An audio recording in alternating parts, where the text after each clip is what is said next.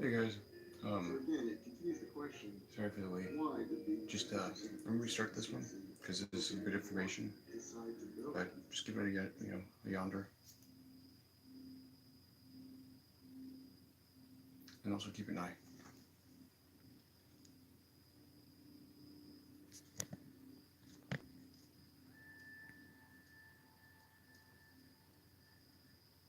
It's often said that life is a journey. We're on a road, many different destinations, and many of us find driving on a road one of the greatest feelings of freedom. We can go anywhere we want to, at any time we want to. But we have to remember that not everyone has these freedoms that we often take for granted. Some of us are locked on a particular road, going to a particular destination, which we don't have any control over.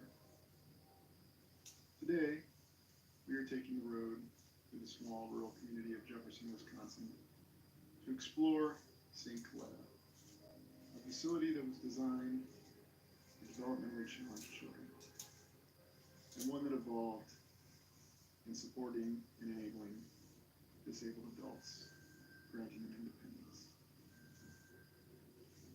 As we approached the facility, I often wondered what went through the minds of children, adults, Sorry, needs all my who found seconds. themselves on the way to St. Coletta. Mm. Jefferson, Wisconsin is a small town. Even today, with a population just exceeding 7,000, it's quiet. It's peaceful. You can feel it reaching your inner core, filling you with serenity. You continue down your path, wondering where you're headed to. Do you know anything about St. Coletta? Do you even know why you're being sent there? I often wonder the thoughts of the children and the adults who were sent to St. Coletta. Did they know where they were going? Did they know why they were being sent there? As you come over the hill on the east side of Jefferson, heading east on Highway 18, you see the facility off to the right. The church on the hilltop overlooking the facility. And suddenly comes up. The size surprises you. You had no idea that a building this large could be near a town this small. And when you step out, you feel a sense of ominous dread. Wondering how long you'll be here. A year or the rest of your life. Welcome. Today we'll be taking a look at St. Coletta, an American castle in rural Wisconsin. Taking a look at the history of St. Coletta. Founded in 1904 in the small community of Jefferson, Wisconsin, United States. The facility was originally founded by the Sisters of St. Francis of Assisi.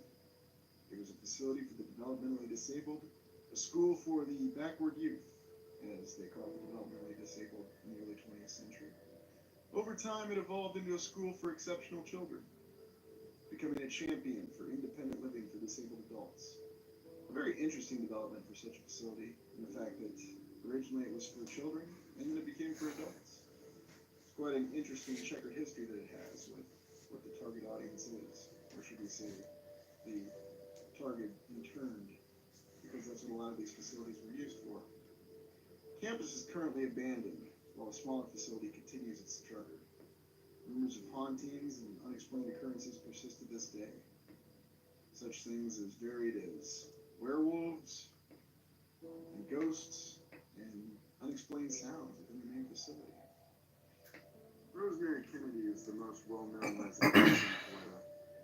She experienced a lobotomy by her father in 1941. Just give me a few minutes to decompress. Everyone and I were just having a disagreement today, so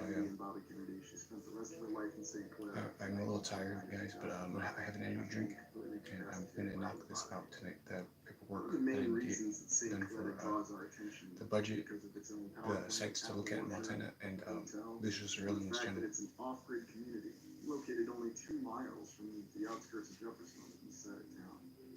Why would such an extensive facility be built here? Why does it have the capacity to operate off-grid? Looking at where St. Coletta is actually located in the greater Midwest area, you can see where Wisconsin, Illinois, Iowa, and Minnesota lay just to the west of Lake Michigan. Looking even closer at the blow-up of southeast Wisconsin on the right, you can see the three major points of interest. Milwaukee, large city in the east, originally starting as a very, very small town in 1840 of 1,700. Milwaukee draws our interest because it's also the location of the Sisters of St. Francis of Assisi, and where they built the Bear complex, which we'll take a look at momentarily. Going west from Milwaukee, we come across the small town of Jefferson, which is where St. Coletta is located. In the middle of many small rural communities that are sandwiched in between Milwaukee and Madison, the state capital. What draws our attention is the 1904 populations. In 1904, the population in Milwaukee was 285,315. In only 60 years, the population had increased by well over a quarter million. Jefferson at the time was only a small town of 2,584, and Madison, the state capital, of 19,164. So again, it continues to question, why did the Sisters of St. Francis of Assisi, located in Milwaukee, decide to build St. Coletta, in a small, isolated rural community? We have a story that we're going to take a look at that's on the official website of St. Coletta. Oh, my ear. Let's take a look at more history, the foundation of the Sisters of St. Francis of Assisi. Their story begins in 1849. A small group of lay third-order Franciscans immigrated from the small rural village of Eppingen, Bavaria, at the request of Archbishop J. Martin Keenan, first Archbishop of Milwaukee, Wisconsin. He had an intention to have missionaries to serve the growing number of German immigrants in the Milwaukee area. Responding to the invitation to become missionaries, a small band of 6 women and 5 men left Eppingen on March 13, 1849 to journey North America. Upon arriving, they settled in the bay of Lake Michigan, on a strip of land owned by the native people as Najoshin. Here, the land pioneered the beginnings of the Sisters of St. Francis of Assisi. Quite fascinating that the original women who came over decided not to stay, as they did not integrate well with the American women. Nevertheless, there appear to be other sisters that remained, 37 of them. What's unclear is, were these other sisters that came subsequently, or were they converts once the original 6 had arrived and worked with the local American population? So what do 37 Sisters of St. Francis of Assisi do? What kind of building do they have when they operate out of Milwaukee and they decide to become teachers? What kind of building indeed? It definitely makes you wonder. Ah, yes, of course. A large cathedral and a very large facility. One thing I know about Franciscans is one of their very traits is the fact that poverty is the God. And looking at a facility like this, it definitely communicates poverty, doesn't it? Although, to be fair, comparing to other buildings and other things, this is rather modest. Although, remember, this was for 37 Sisters of St. Francis of Assisi. Nevertheless, you can see that even with the demolition that is clearly in place right now, this is quite an extraordinary facility. Of course, you can also see the Franciscan commitment to poverty here in the Franciscan convent in Mafra in Portugal. To be fair, this was a palace that was built by the King of Portugal at the time in the early 18th century. Nevertheless, the communicated opulence and remarkable construction.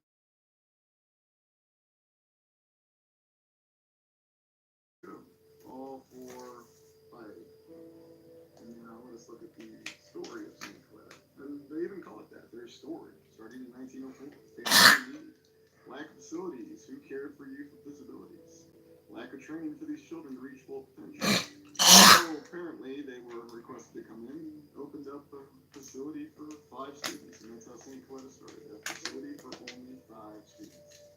And they embraced the Franciscan mission. Eventually they increased over threefold to 17 students and prepared for their first Holy Communion. An initial growth that 70 children were enrolled, and the program was growing quickly. So from 17 to 70, all during that same time frame. And then the story goes on that by 1929, they were testing IQs and had fully evolved into a custodial program and then into a school, building a school building in 1929, although which building that is in the facility is difficult to ascertain. It's quite fascinating when we look at this historical figure of Mother Thecla Thring, clearly one of the influential figures and one of the primary sisters. Obviously, she was one of the future sisters of the Sisters of St. Francis of Assisi, since she was born in 1868. I mean, nevertheless, why is it in Jefferson, Wisconsin? They could have established many small schools in all of the small communities and operated out of their large facility in Milwaukee. So they decided to help a family in need in Jefferson, Wisconsin. And what did they end up building in Jefferson, Wisconsin? What is St. Coletta, and what does it look like?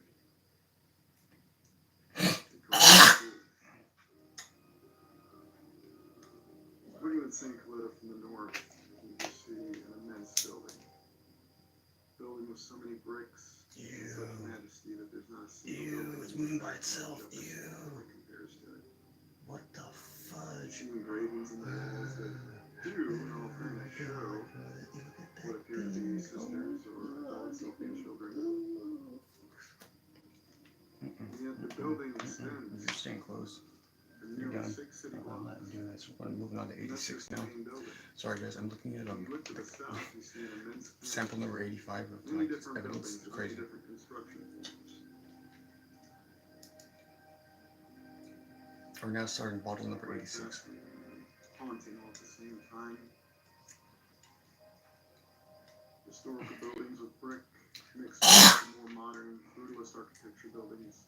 Something that you'd expect to see on a more traditional college campus. And when you walk through the campus, you are left with this haunting feeling. You know that you're walking in a facility that was ostensibly constructed to help people. But you also remember that many mental hospitals, as part of the Kirkbride plan in the 19th century, were constructed to help people. And the vast plethora of reasons that can find them there. I think about the people who were here, the children, the adults, everyone, the people who work here, how it affected their lives. And I say there's a haunting presence here, and I certainly feel it. Walking around, looking through the courtyard. This place is beautiful, but it's haunting and eerie at the same time. So many buildings, so much room for so many different people. Again, a mixture of brick building with brutalist architecture building.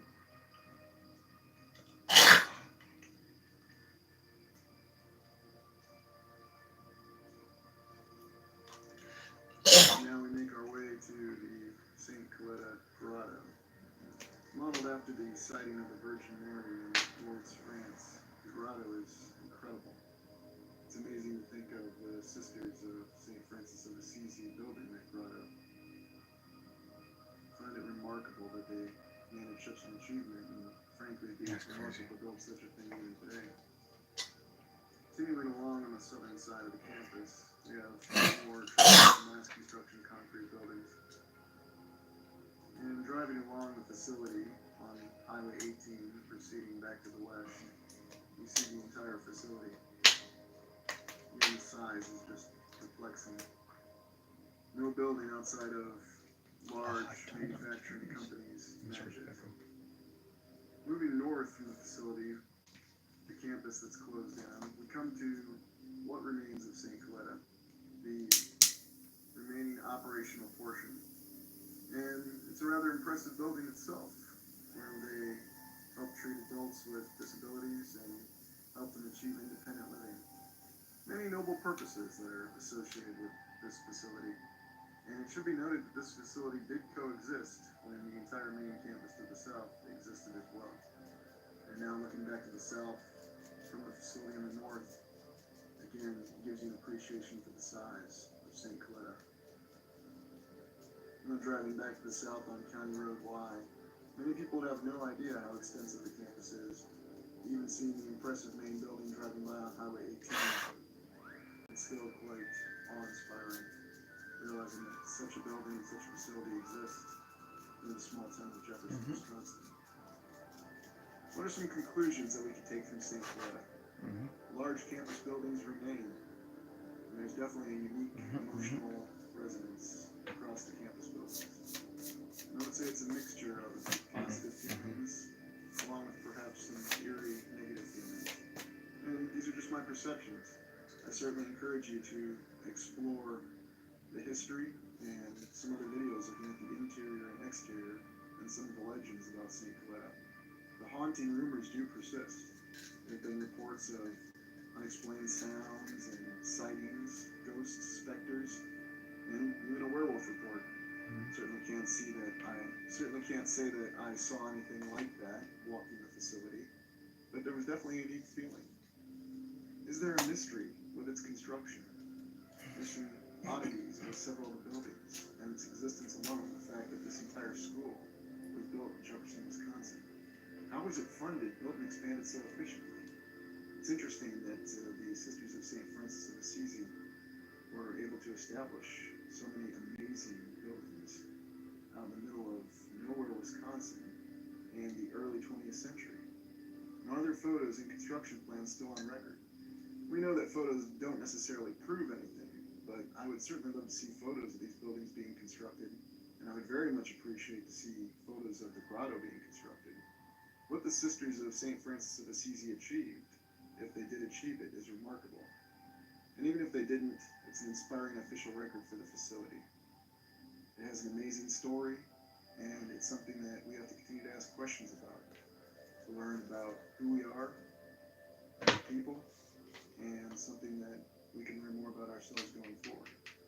Never be afraid to ask questions. Thank you for joining me for this video. Please comment, like, and subscribe, and we'll see you soon.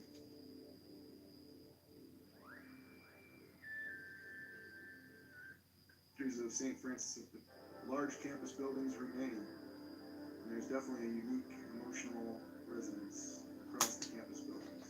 I would say it's a mixture of positive feelings, along with perhaps some eerie negative feelings. And these are just my perspectives. Back to the south, from the facility on the north, again, it gives you an appreciation for the size of St. Cloud. And I'm driving back to the south on County Road Y. Many people would have no idea how extensive the campus is. Even seeing the impressive main building driving by on Highway 18, it's still quite awe-inspiring, realizing that such a building and such a facility exists in the small town of Jefferson, Wisconsin. What are some conclusions that we can take from St. Cloud? Large campus buildings remain, and there's definitely a unique emotional resonance across the campus buildings. And I would say it's a mixture of positive feelings, along with perhaps some eerie negative feelings. And these are just my perceptions. I certainly encourage you to explore the history and some other videos looking at the interior and exterior and some of the legends about St. Cloud. The haunting rumors do persist. Semi-magic. There have been reports of unexplained sounds and sightings, ghosts, specters, and even a werewolf report. Certainly can't say that I saw anything like that walking the facility, but there was definitely a unique feeling. Is there a mystery with its construction? There's some oddities with several of the buildings, and its existence alone, the fact that this entire school was built in Jefferson, Wisconsin. How was it funded, built, and expanded so efficiently? It's interesting that the Sisters of St. Francis of Assisi were able to establish so many amazing buildings out in the middle of nowhere, Wisconsin, in the early 20th century. And are there photos and construction plans still on record? We know that photos don't necessarily prove anything, but I would certainly love to see photos of these buildings being constructed, and I would very much appreciate to see photos of the grotto being constructed. What the Sisters of St. Francis of Assisi achieved, if they did achieve it, is remarkable. And even if they didn't, it's an inspiring official record for the facility. It has an amazing story, and it's something that we have to continue to ask questions about, to learn about who we are as a people, and something that we can learn more about ourselves going forward. Never be afraid to ask questions. Thank you for joining me for this video. Please comment, like, and subscribe. And we'll see you soon. So that was Lucius Aurelian's St. Coletta video, guys. I hope you guys liked it. I'm going to put another one on of Lucius. Trust me, a lot of knowledge, guys. Sit back, play it on. I pay for this. I'm going to throw in extra money when I get one of my checks sometime soon. This is crazy. The Peaks of Infinity Mountains. Welcome, Prime Explorers. And for the longest time, I've wanted to talk to you about mountains and the peaks of infinity. Now, mountains are one of those things that we tend to take for granted because they're everywhere. There's major mountain ranges on all the major continents, and maybe even the continents we don't know about. And it does seem as though that mountains are something that are limited to the concept of can we scale the mountains and when did we actually get to the top of the mountains, and it's all about us climbing the mountains. But, going back to that joke from Star Trek V, when William Shatner said Captain Kirk is climbing the mountain, why is he climbing the mountain? And then he said some other rather bizarre things. Look, I know William Shatner was The Satan Bug, 1956 or 1966. At least it still had some Star Trek moments in it, even if the resulting film was not the best. I mean, I'll still watch it anyway. That's just me. Okay, so off of that little interlude, looking at Mount Everest, have you ever really thought about what the real nature of a mountain actually is? I mean, we understand Mount Everest is the tallest mountain that we have on the land, and it's also the highest elevation point. And in that less than acceptable film, okay, I'm not going to refer to it. No more film references. Let me just get right to the point. We don't need to talk about 1990s films with Kevin Costner. Mount Everest has always interested me, though, with its overall structure. There was always something that seemed a little bit more, how shall we say, artificial about it. Now, am I suggesting that the tallest peak in the land is something artificial? No, merely that there seems to be something artificial about it. And where do you find this? It's actually when you look at some of the images that we have of the shadow of Mount Everest.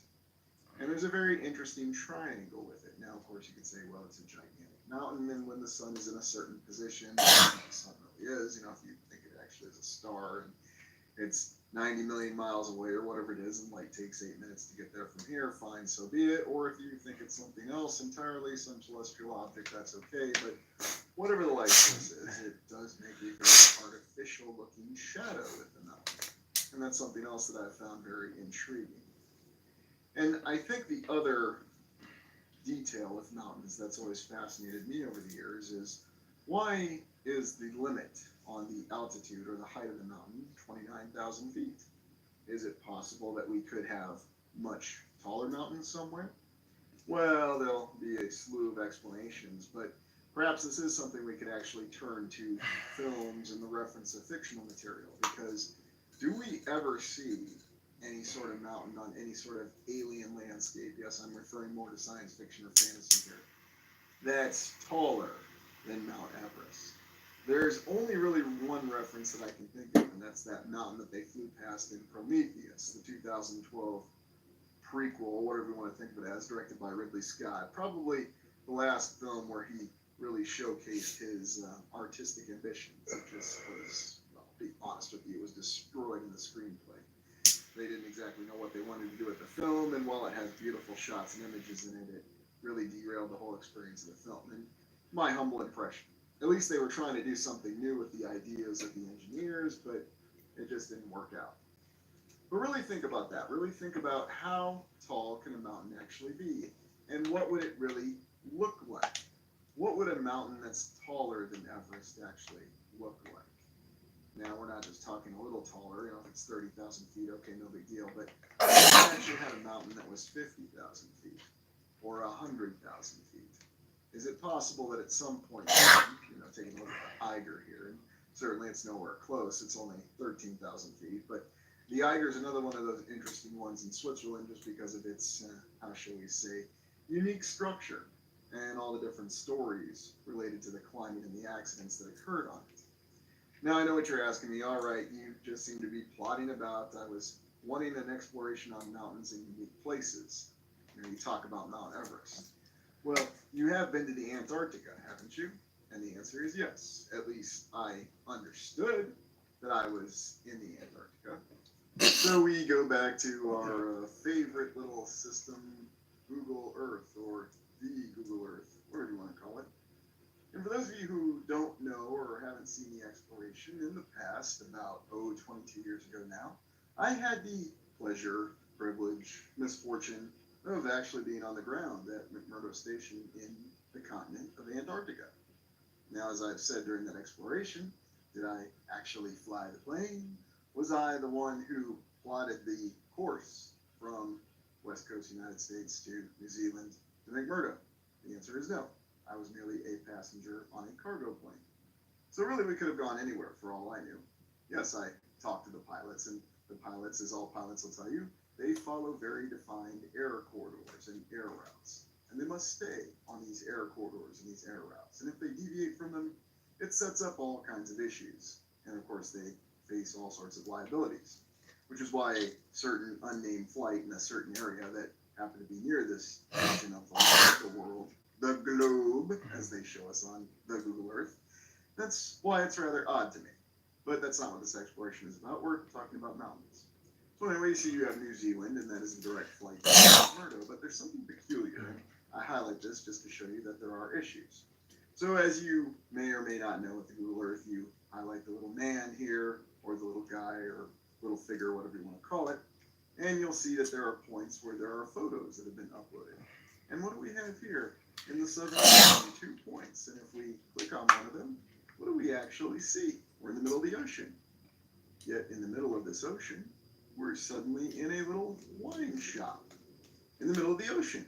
Is there a wine shop that exists in the ocean? Is it under the ocean? Is it on a little atoll, such as on that Less Than Sufficient Waterworld movie? I'm not sure. Or is it just simply a glitch? Well, our natural explanation would be to think that it is merely a glitch. A glitch that someone has uploaded a photo, and it's in the middle of the Southern Ocean here. Basically, in the middle of what we would think of as nowhere, at least to actually be able to establish a wine shop. What's on the other one? Well, if we zoom in on this one, you can see why I'm not a fan of Google Earth and why I don't appreciate its capacities, because things like this can happen. Oh, look, we appear to be in a tile shop, a paper shop, I'm not really sure. Very, very intriguing. It makes no sense whatsoever. Oh. Yeah, just those lovely comments. Maybe I'm just making a little bit of a joke here. So what am I getting at? It's merely highlighting the example that when it comes to a digital interface, anyone can do anything. Yes, of course, there is nothing out there. It's the Southern Ocean. But could there be something out there that we don't know? Is this really just an engine that doesn't necessarily represent what reality is? I'm not causing you to question reality. That's ultimately your decision if you want to make it. What does it really mean? I'm not sure. But when you look at McMurdo Station and you recall my experiences there are some highlighted areas. And people really wonder, what's the topography like in Antarctica? Well, oddly enough, when you go trumping around, you'll find that the terrain that they depict is not what we expect to find. This almost looks like this could be anywhere. And again, I highlight that whole mentality of the Antarctica potentially being anywhere. Because if it's anywhere, then that means that the geography does not unfold in the way that we'd expect it. Now, once again, you can say, yes, but the geography is what I have in my mind, and it's based on maps. But I want you to really think of something. What if none of the maps are actually correct? What if there's really no way for us to get an idea of what things look like out here? Now, what you'll see is that it's very well documented that we know what the layout of McMurdo Station actually is, and of course you can zoom in on it and take a look, and yes, I've actually been in this location, and yes, it does actually look like this. It's really your transient base that you see anywhere and everywhere across the land. Well, what's its actual physical location? Why is there a rock face, and yes, this rock face there, that has a very, once again, artificial shape to it. And it's not artificial, it's natural, and that's what I'm going to tell you. And climbing up to the top of that was no fun. But it causes us to question what's what and where's where, because if we don't really know that for sure, we're looking at a map, and yet we just proved that this map, this representation, this engine, may not necessarily give us the accurate geographical picture. But on to the crux of the story, the mountains. You want to know about the mountains. What kind of mountains are really over there in Antarctica? What do we really have? Well, there's actually a spot here where you get a little bit closer to representing what it really is. And you do see some very interesting anomalies that are reflected. Now, is this particular terrain real, wherever this may be? Because, as I said, even though I didn't know for sure what the course was and where I really was, I was assured that I was at Antarctica. I was assured that McMurdo looks like what you see here, and it does in these images. But what about these mountains? Well, there are certain areas where you have mountains that go up to the very clouds. And I recall seeing things there that made me seriously question it in many ways. It's very, very fascinating how everything seems to want to stop me from completing this exploration. And I wonder why that is. It's almost as though I'm not supposed to just tell you what the real secret is. And I'll just go ahead and tell you what the real secret is. Where I was and what I saw, and there's no imagery that'll reflect it. There is no film that'll reflect it. There's not even descriptions in books that'll adequately reflect it. There were mountains there that seemed like they were much higher than Mount Everest ever could be. Now, I don't know this for sure. I didn't measure the altitude. Maybe I really wasn't even there. Maybe I was just told I was in some location that wasn't even on Antarctica. Maybe we'd actually gone to the Himalayas for all I know. Although I have been to the Himalayas and it didn't look like that. It just shows how different things can really play with the mind. So is it possible that there is actually an area on the land, the physical land, where you can really go and see rather strange and puzzling images? And that's what you'll get. It's almost as though someone is trying to cause us to question things in ways. Are these the real, actual images here of Antarctica? Or is it something else entirely? Are you really looking at what the terrain looks like? Is Antarctica where we think it is? Is the land really shaped in the way that we think it is? And I'm going way beyond the whole sphere flat argument.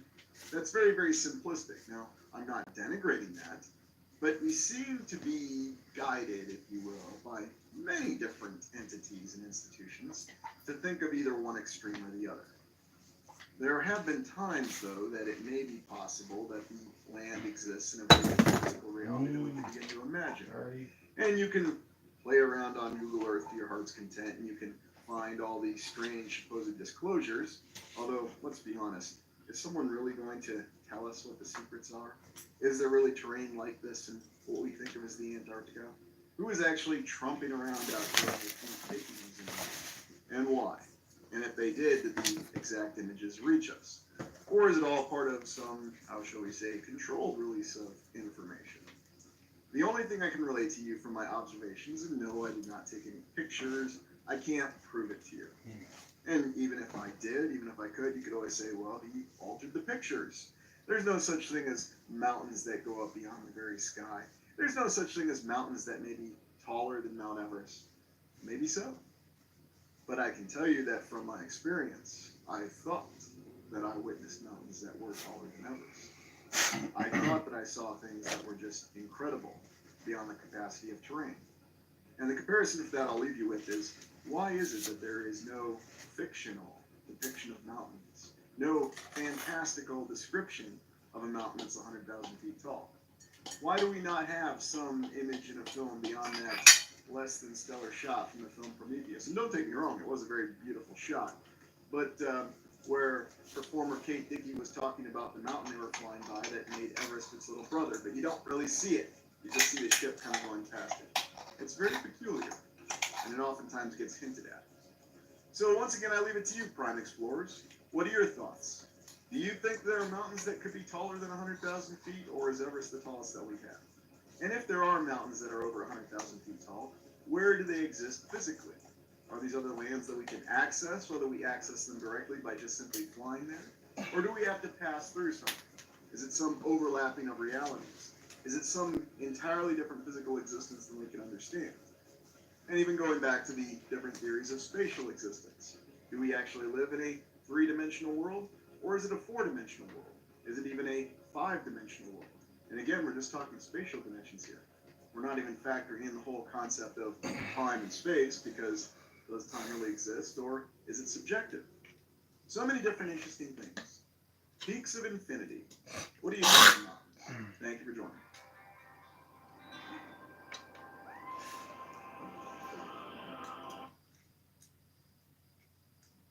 Been dropped in many locations. It's very difficult to find a lot. This is one rare exception, and I share it with you.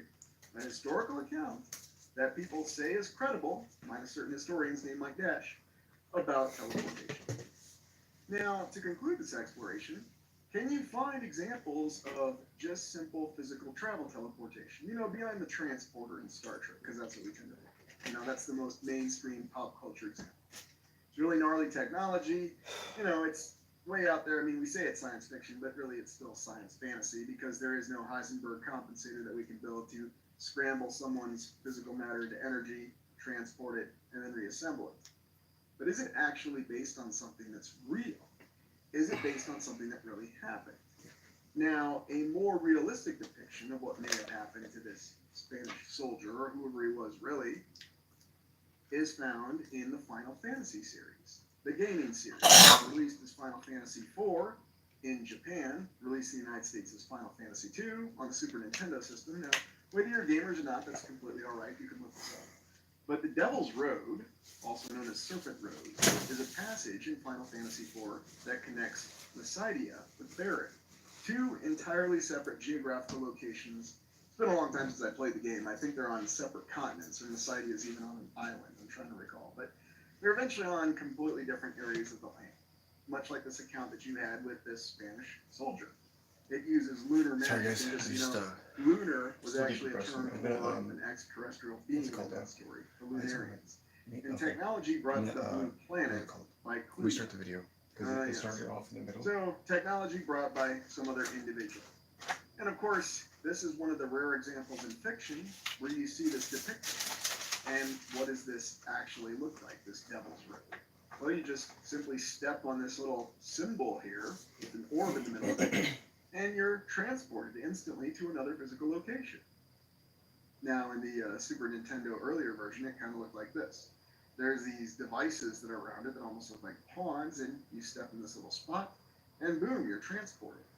Now, as I recall from the game, the Elder had the power to actually seal this road somehow, even though this was technology that was brought by a more advanced species. And so I leave it to you. Is this an example of actual technology? Is there still a Serpent Road, or Devil's Road, funny that they call it that? Of course, it's the work of the devil, it's advanced technology, much like we ascribe to all alchemy and quote-unquote magic. Although what's really the difference between magic and technology? Don't talk about it really, and you're going to get in more trouble. But yes, what is really the difference between magic and technology? And this is one of the rare examples that you actually find of this, because the acceptable example is, of course, beaming transporters on Star Trek. Oh yeah, yes. You know, science fiction, technobabble, way out there in left field. And, you know, of course, here in the 21st century, we really don't even take science fiction seriously. It's really just kind of a big thing. I mean, look at what they did with the Sci-Fi Channel when they changed it from the old letter into the SYFY, or the SWY channel, quite derisively. And let's not forget what they did with all the quote-unquote sci-fi movies. The last great sci-fi movie they made, in my humble opinion, Children of Dune, and then after that, they started churning out all these unbelievable cheapy movies about monsters of the week, about zombies, and about angels. And that's sci-fi shit. I'm not even going to talk about the Marvel Cinematic Universe. I don't need to. It's a comic book. But what do you think? Why is it so difficult from any time frame to actually find a depiction of this Serpent Road, even in fantasy, as it really operates? We have to find it in a video game, in the distant past, even our distant past, a couple decades ago, because, you know, the early 1990s is not exactly yesterday. It's already well over 35 years ago. Frightening, isn't it, how fast time can go by? Although, maybe it's not going by fast enough, I don't know. Time's a crazy perception. Some days I wish it would go by faster. And you can look and see if you can find some other examples of these stories. And if you know of these stories or these actual historical accounts, whatever you want to attribute them as, share it in the comments. Well, I hope you enjoyed this exploration. This is Lucius Aurelian signing off. Sorry guys, I've had it.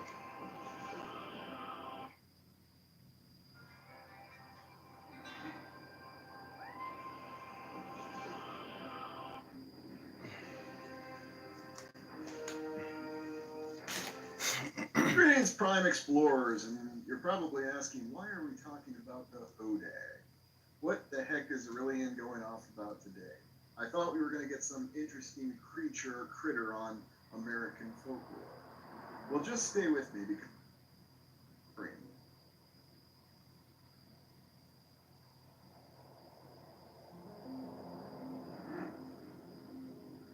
skyscrapers of New York City, the incredible, impeccable megalopolis on the east coast of the United States.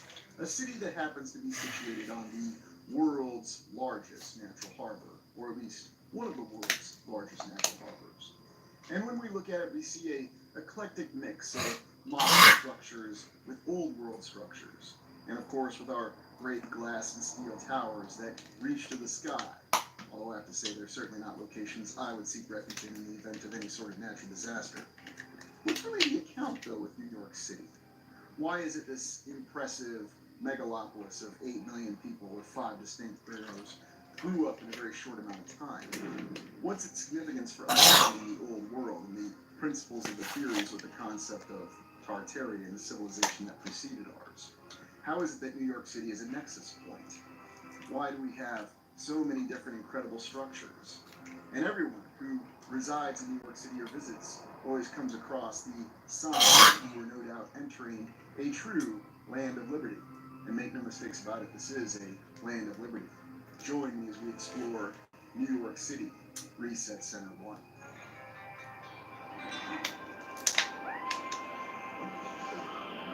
New York City's status as the largest natural harbor in the world, or at least one of the largest, is no doubt one of its main points to understand as to why this would be a great city. Indeed, it is still the greatest city in the United States, the most populous with over 8 million people, nearly 2 times the size of Los Angeles, or the City of the Angels, a very apt name for the city in Southern California. But how exactly did this come to be? Most people think of Manhattan when they think of New York City, although there are 5 distinct boroughs: Manhattan, Queens, Brooklyn, the Bronx, and of course the often forgotten Staten Island. What was the origin of New York City? We understand that it was originally a Dutch settlement, and Fort Amsterdam from the original maps.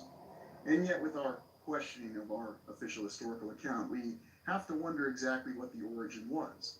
Why is it this particular city constantly comes up as the center point for understanding the United States? There are many overlapping coincidences for what makes New York significant, beyond the fact that it is the main port of entry, if you will, for the United States, always has been, and it seems like it always will be.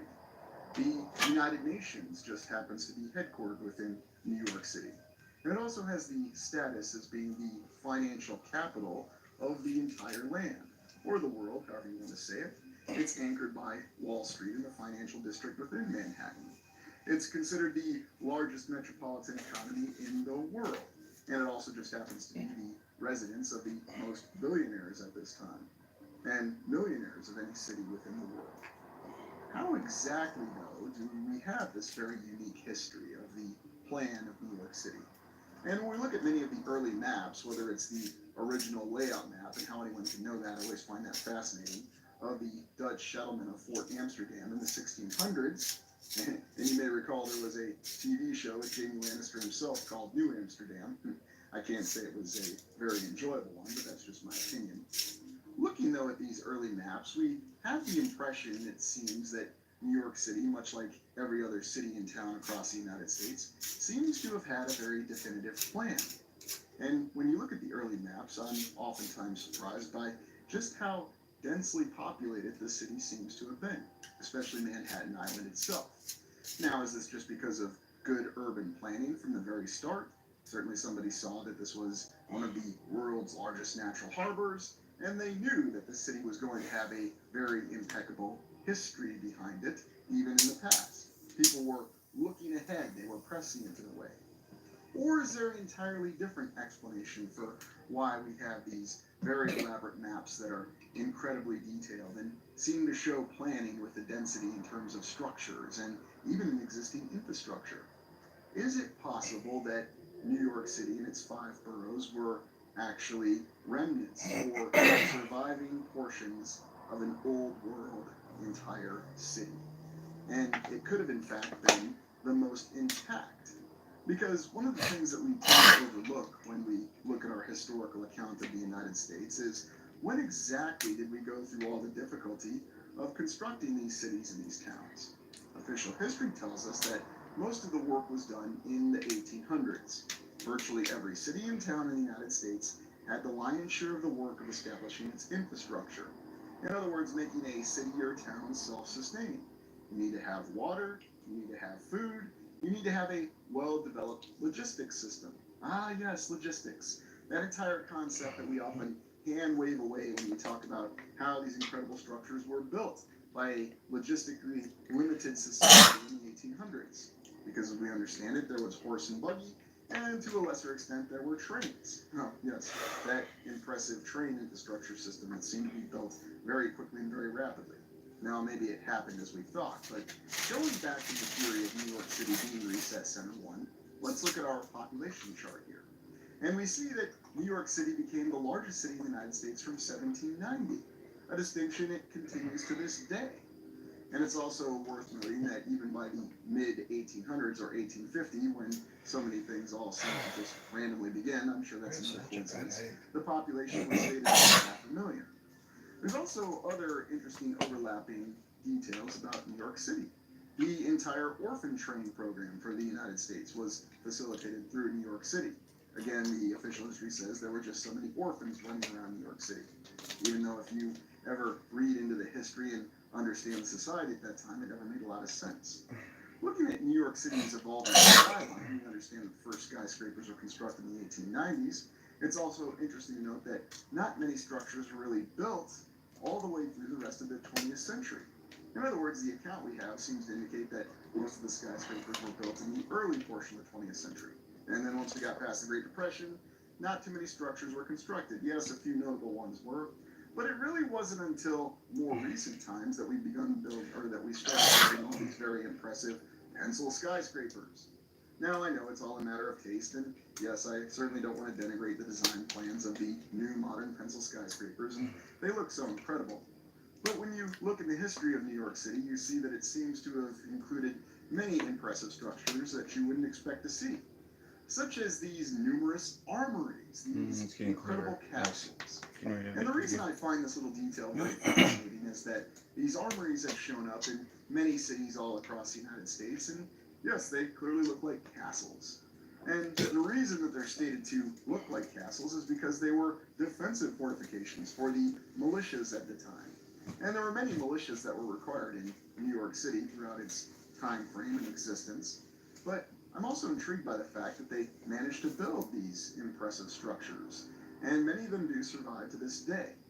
They include architectural detailings that seem to go beyond what we'd expect to see in a very densely packed city. And whether we're saying it's a densely compressed population or just simply dense urban structures that had a more vertical nature to them. And of course, if you live in New York City or visit it to this day, that's one of the first things that you'll notice. It is very much a vertical existence. Even Los Angeles, despite the fact that it has about half the population of New York City, does not share its same vertical nature. And of course, it does not have its infrastructure in terms of having a subway. Yes, Los Angeles has a subway, but it's certainly nowhere near as extensive or as accessible as the subway in New York City, which you can ride to visit these very armories that still exist in many places to this day. Now, who actually went to the effort, and how did they go about building these armories?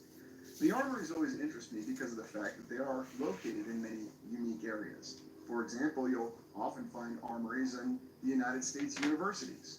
For example, the armory at Iowa State University in Ames, Iowa. It's where their basketball team used to play their basketball games, and the building still exists to this day. You even remember the example at The Ohio State University with their impressive castle armory. And yet there are many castle armories, such as this one in New York City. Look at that nice M60 main battle tank out in front of it. Isn't that just a wonderful overlapping of history right there? But it really gives you the impression that there had to be something more than what we understand with the official history of New York City. Why are there all these castles? Why would anybody go to the trouble of building these castles that seem to be right in the middle of the city? If the desire was to defend the city, wouldn't you want to build the castles at least on the perimeter of the city? Oh no, we're going to build it right in the middle of the city. And of course, you can try to explain it by saying, well, it was during the time of expansion. But yet we look at the earlier maps and the earlier plans, and it gives us the impression that this was already a built-out city. Just looking at Manhattan Island. I got the no, it's not food. It's just I have a headache. So what's really the history behind it? Why is it that we have these impressive towers with these very unique parapets where if Oh my gosh, I'm so sorry if you guys saw me do. Oh my gosh, I'm sorry. I'm gonna go use the restroom, guys. Keep listening. I gotta rest my towel too. I have a really bad headache. Who exactly would go about building a tower like that just for an armory in the middle of the city anyway? Trying to consider all military applications for it doesn't make a lot of sense. Some of the interior images that we have of these armories are no less impressive.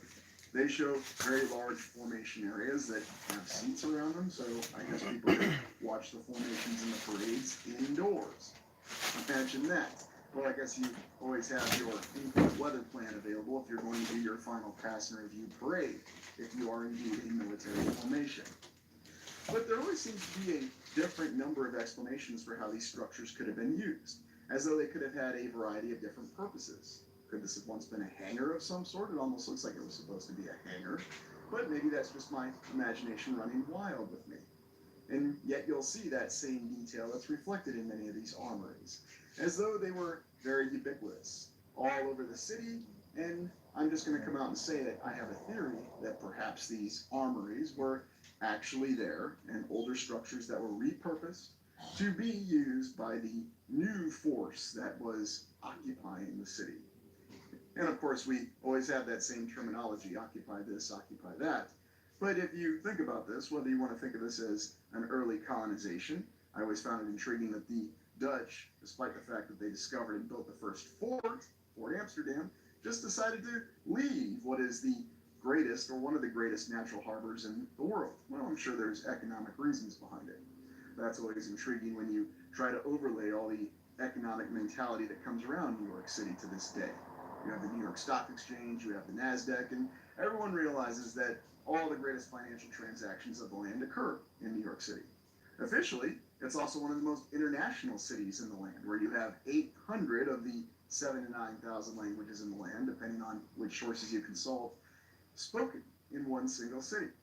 And so its more international character is something that if you don't live in New York City, you don't interact with every day. And yet it's very much there. Deconflicted with the fact that we have all these armories. And so these details alone give us the impression that there is a lot to this theory that this really was Reset Center 1. That New York City, its entire infrastructure and whatever name it originally had, and that's certainly not relevant now, were actually a series of surviving structures with the supporting infrastructure from before the last reset. Therefore, it was very, very easy to reestablish a civilization in this area where it was already existing, that already had the infrastructure that was capable of sustaining the population. And when you look at the fact that there were many different orphanages, asylums, all the institutions and structures that were required to support this mentality or this process of conflict, assimilation, indoctrination, the same process that we've seen repeated throughout all of our explorations.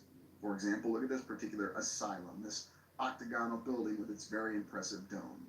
How exactly could anyone actually explain or justify constructing a structure as elaborate and detailed as this, just for the sole purpose of being any sort of asylum? And of course, our official history tells us that asylums had a multitude of purposes in the 1800s. Yes, of course, we're well aware of how they were designated for the mentally ill at the time. But when you look at all the reasons, the official reasons for why one could be admitted to an asylum, it varies from everything of spousal difficulties to someone just simply not liking you. Or maybe somebody just wants to get you out of the way and they could send you to an asylum. And that's not me being facetious. You can actually look up the reasons for people being committed to asylums, and you'll see that it includes everything.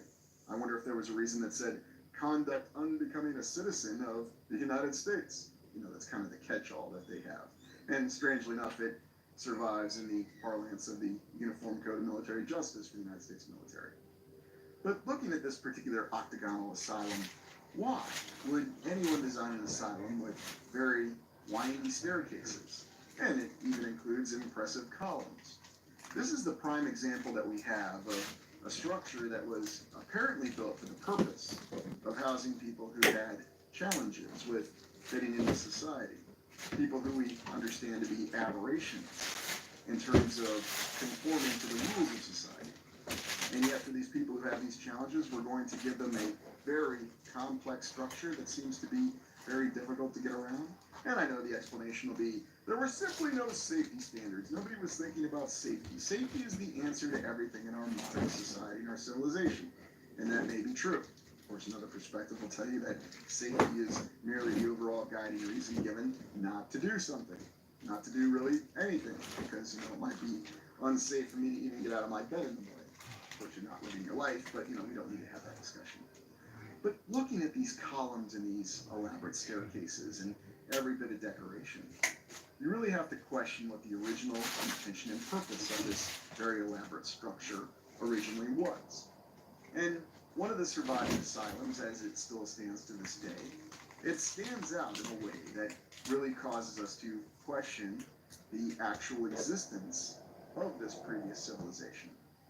Because how could you really defend this during this time when you have a new nation, a new state, and what we're informed is a rapidly expanding city?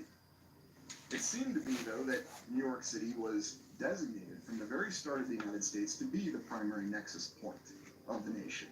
And you could even argue that it's the primary nexus point of the entire world. The financial system is here. And whether we want to say that the financial system is merely an implement of control or it's just the means of facilitating our current civilization, was it different in previous civilizations? We really don't know. Official history tells us that there's always been money, and even before money there was the barter system, and there's really no other way to think about things. That may be true or that may be highly questionable. But we can certainly see in the remnants and the ruins of these structures that, once again, they've gone through a process of renovation. And so can we really take what we see at face value?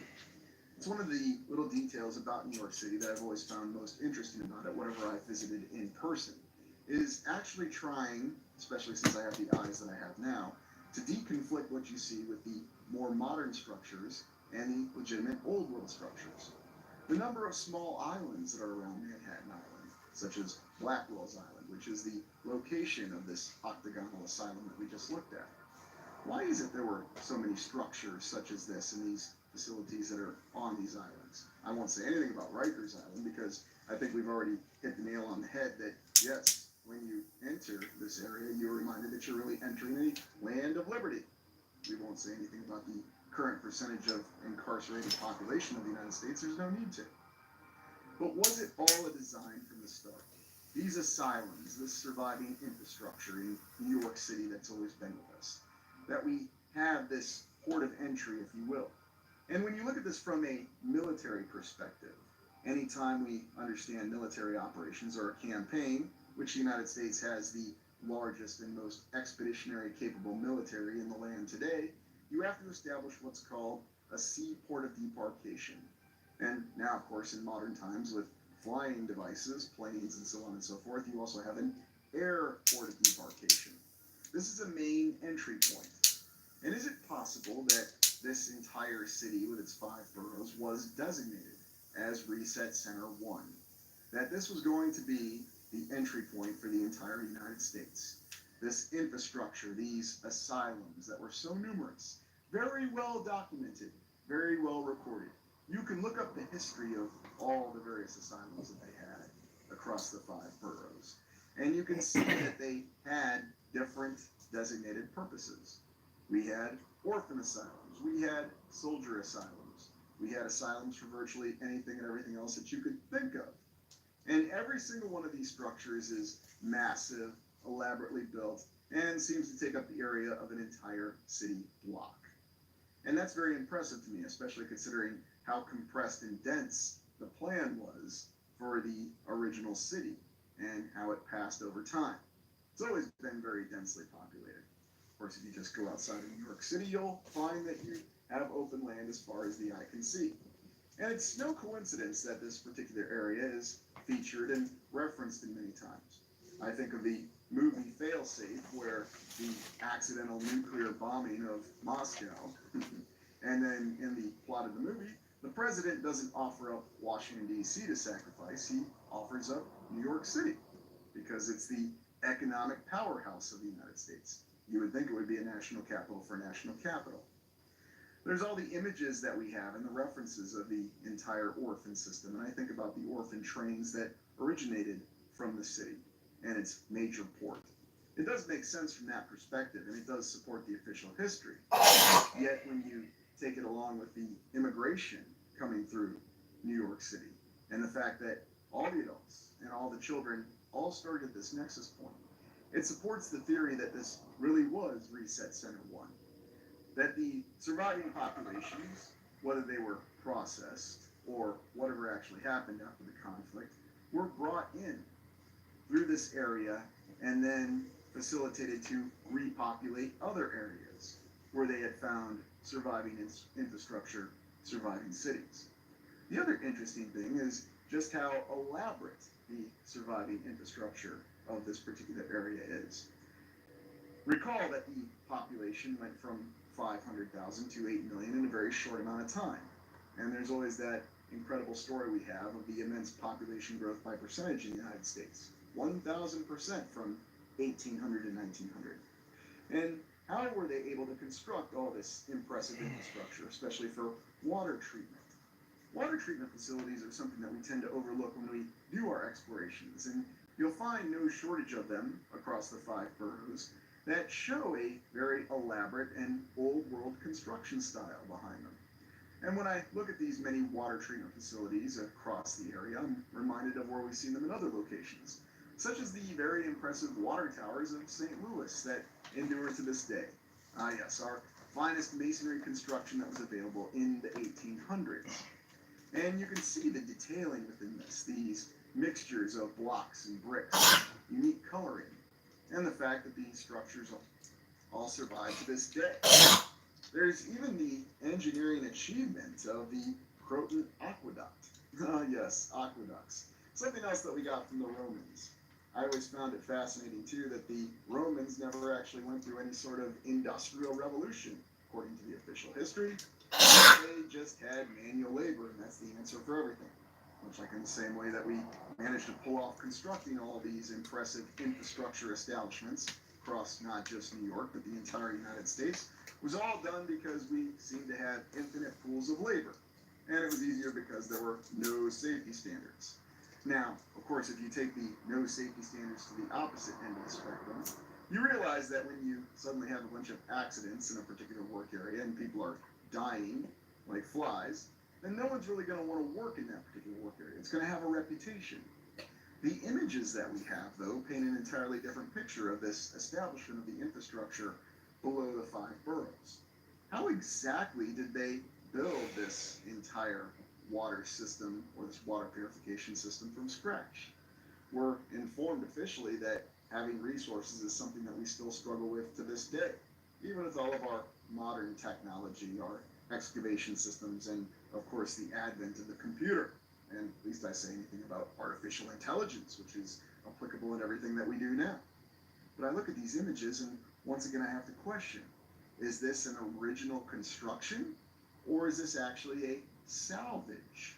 In other words, they found all these facilities, albeit in a state of disrepair and damage from the previous reset event, and they had to be repaired. They had to be established and pressed back into service. And would that make a lot more sense with what we have with our current timeline? Of course, we don't really have any idea for what the timeline actually is, and I have no doubt that oftentimes it's one of the most deceived process, which is understanding our chronology. But you look at all the images, the actual photos, and the artwork of this impressive water treatment system that was required to care for this massive population. If you don't have water, then you can't have a city. It's relatively simple. I recall when I was still teaching medieval classes about how there were water carriers in the great cities of Europe. And I always found that very difficult to believe, even back then. Why would anybody lay out a city where you actually have to carry water miles just to provide people with water? It didn't really make a lot of sense. It's always very interesting to see these elaborate stones, these building blocks of these structures that are part of the water treatment system. Why would anybody go to the effort or the trouble of making this decorative at that point in time? You would expect these buildings to be as functional as possible, and yet certainly our modern buildings look a lot more functional than this does. I guess somebody was still so focused on artwork at the time, they decided to engage in this process that official history tells us is rustication, building the structure to automatically look old from the moment it was already constructed because it's more stylish. You go around the entire five boroughs, you'll see signs of this water treatment system, this original aqueduct. And these stones are very, very impressive. Once again, I'm reminded of many other sites that we've seen across the land, such as the gigantic retaining wall that we've explored in Dubuque, Iowa. A retaining wall that no one really seems to know who originally constructed, and one that we certainly can't replicate today, or at least it would be prohibitively expensive.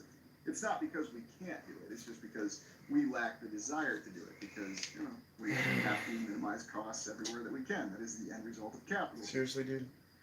But looking at these older water treatment plants and these centers for how this was carried out, we see signs of a much more advanced technology, a much greater Are you capability. pressing that? Certainly, this is not a structure you would expect to see from the 1800s, designed to facilitate and treat water for the entire population of the city.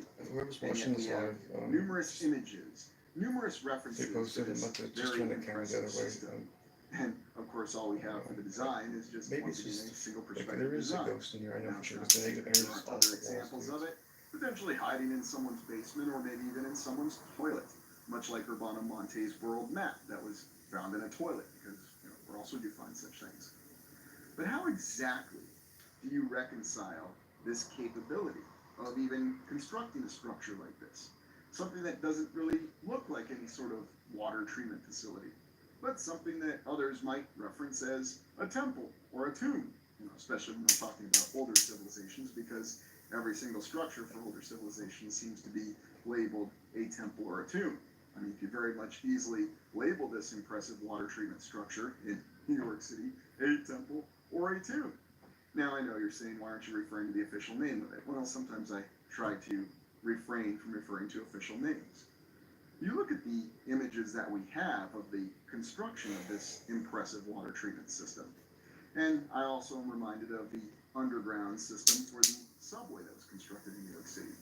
What kind of effort did this take? Once again, the official history tells us that the city was already there, but they had to dig out in between the streets to establish the subway. And no doubt in this image you see that they had to dig out and lay these gigantic pipes, these incredible systems with tremendous diameter to where you could fit several individuals shoulder to shoulder for this photo. How difficult would that have really been?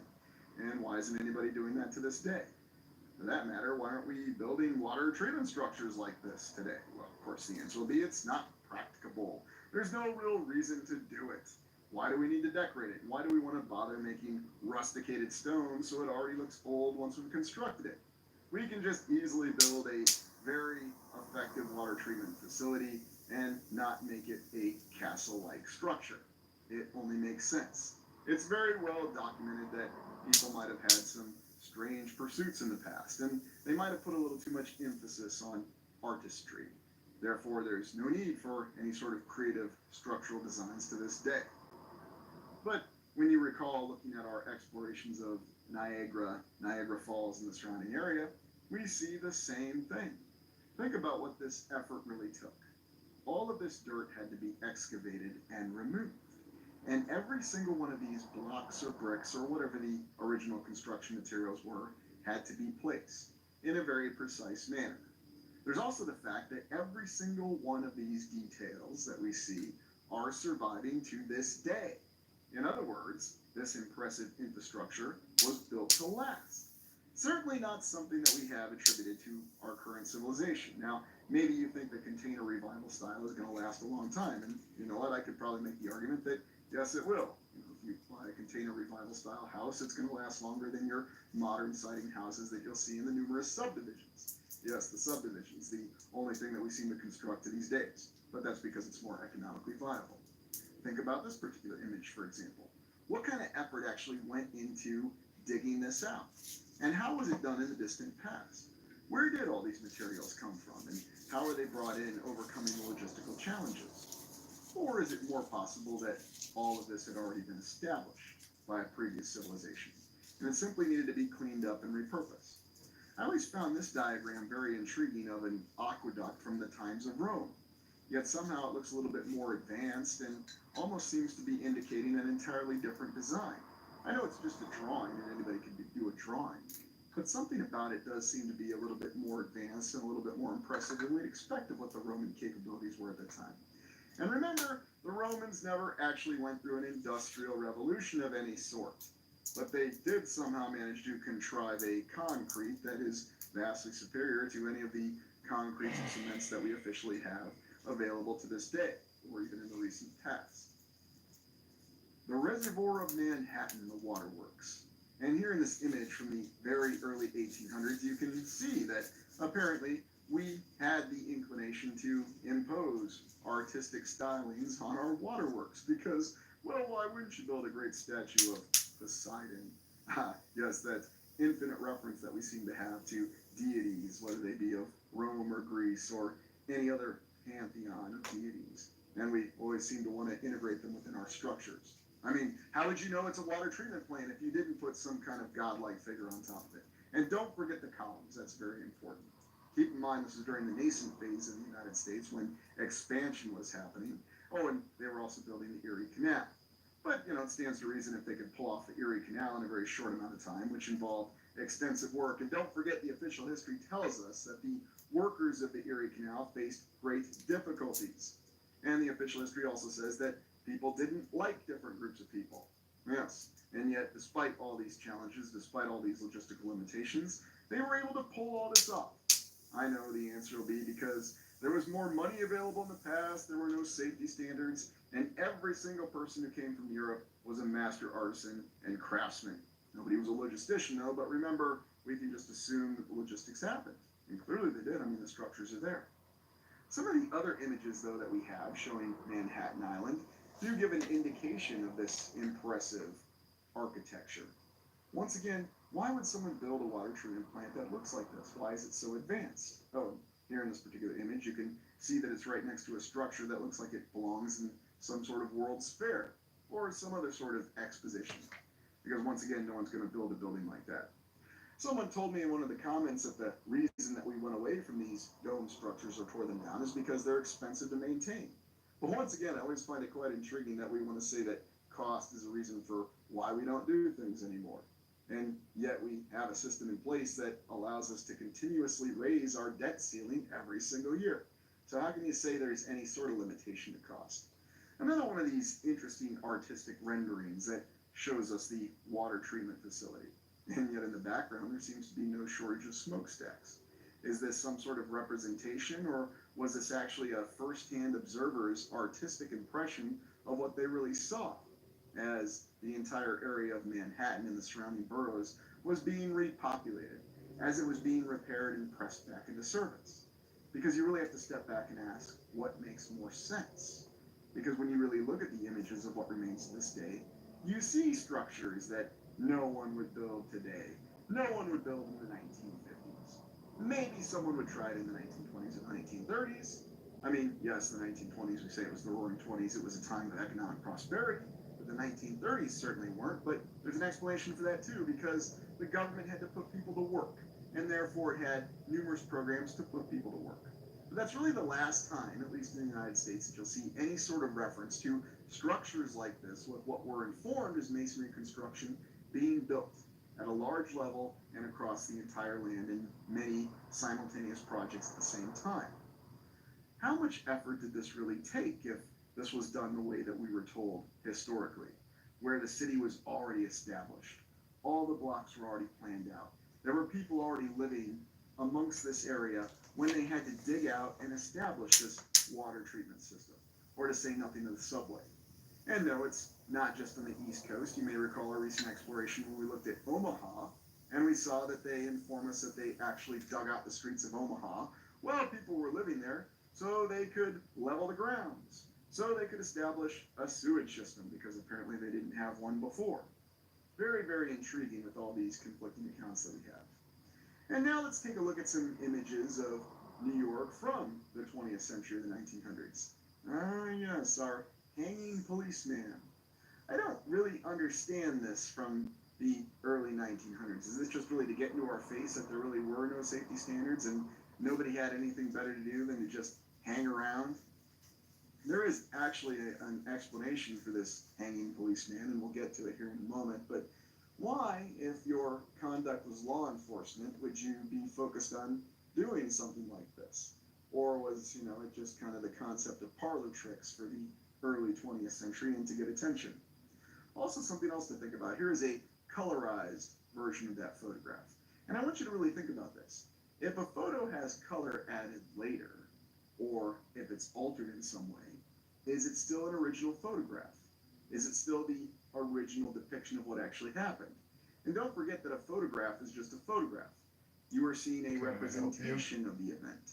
You are not seeing the real event with your own eyes happen. What is your problem? It amazes me how often we tend to forget that because, well, we see so many photographs and we see so much video that we just accept everything we see at face value.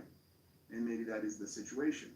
Now, what's the story behind this police officer? Performs on the edge of space. It takes something strikingly unusual to startle the hundreds of thousands of people who rush along Broadway. Charles N. Fitzgerald, in command of the air police of that city, recently made multitudes gasp in amazement. And he would perform this way, doing these thrilling stunts by hanging off of girders and doing all sorts of parlor tricks and flips. Maybe he did cartwheels on the top of these girders, who knows? But did this really happen?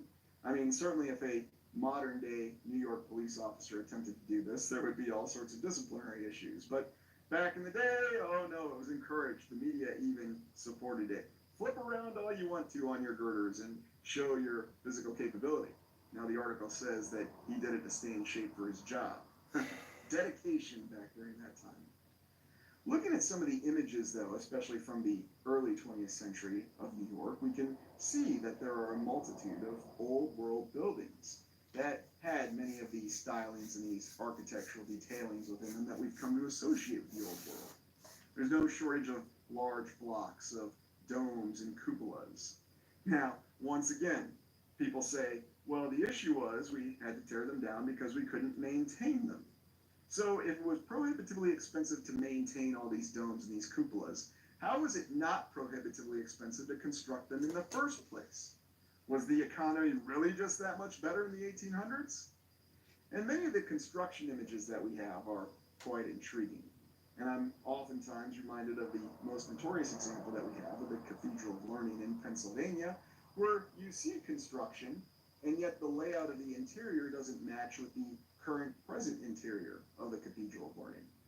And I'm not even going to say anything about these counterbalance cranes, and maybe someone really needs to get around to actually patenting that human hamster wheel crane that we've always wanted to build. Now, we don't really have many working examples of it, but it is very well documented in artist pictures and renderings. We've explored many of the towers of New York, and we've seen that there is a variety of architectural stylings. Now, you would expect this to be very difficult, especially with the compression and the constraints that you have of a large existing city with a very large population. Remember, one that was already over 500,000 by the mid-1800s. But that didn't stop people from building these incredible structures with all these wonderful artistic touches on them.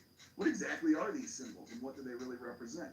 Well, I guess it was just the United States and New York City in the 1800s, and I don't need to ask any more questions. An image such as this, where you see this interesting variety in these structures. You see columns that are integrated into the walls. You see design decorations on the rooftops. You also see the very unique way that the structures seem to fit together. Now, a different perspective might indicate that this could have been a dystopian nightmare. And one of the things I've always said about the old world, or Tartaria, the previous civilization, is that it certainly wasn't always any sort of balanced civilization. There's no doubt in my mind that it went through its dark days or its challenging time frames, just as everything seems to. And perhaps what we see with some of these structures that are very compressed and cramped together, this is exactly what happened. So why was it that New York City became Reset Center 1? Simple. Because it seems to have had the most surviving infrastructure. It had systems that were already in place that with a minimal amount of effort at the time were able to be salvaged and brought back into service. And because of that, because of the existing natural harbor, and whether we want to say it was natural or not, or have different theories on that, it facilitated the rapid redistribution of population to support the post-reset efforts. of imposing the process of conflict, assimilation, and indoctrination. We look at the many images that we have that show a city that seems to give a completely different character than what we'd expect. And there's no shortage of images that show the presence of airships. There's also the fact that many of the structures, most famously the Empire State Building, seem to have been designed to facilitate a docking area for the airships. And don't forget the armories that we looked at earlier. That also seemed to have some sort of area that was designed for airship docking. And imagine if you had a transit system that wasn't just reliant on ground transportation, but was more reliant on air transportation. Then suddenly this vertical society of building these structures, these skyscrapers, makes a lot more sense. Because if you think about the limitations of the 1800s, why not just simply expand? Expand the boroughs. Keep expanding the city and utilizing the land that surrounds it. Continue to expand it on a two-dimensional plane. But that's not what we see that's happened in New York City. We see these skyscrapers that have been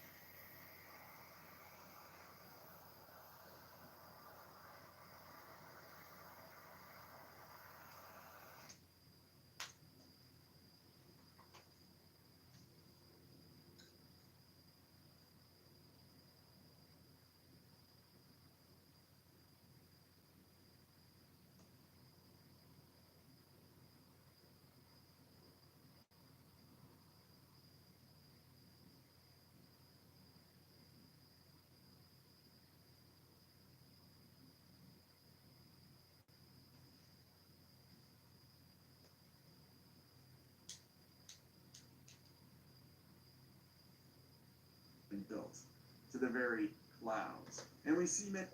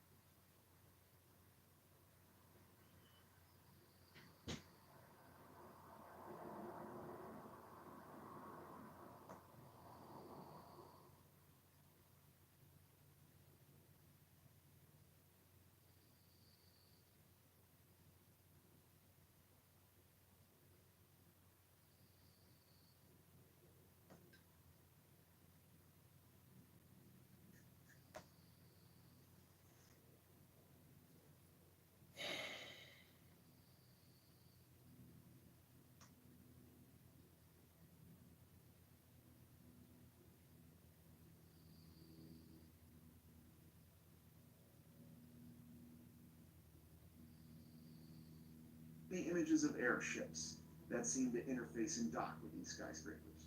Is this just all an elaborate coincidence? There's also the presence of the fact that you do have the city that seems to have been built from the ground up to consider all these various transit systems. The fact that perhaps this being the surviving city of the previous civilization, it did have these transit systems that simply needed to be salvaged and pressed back into service. Now, it should be noted that there are accounts, especially in the 1890s, of the horse and buggies overwhelming Manhattan, especially that they had to be banned. Because what happens when you have tens of thousands of horses in a very cramped urban area?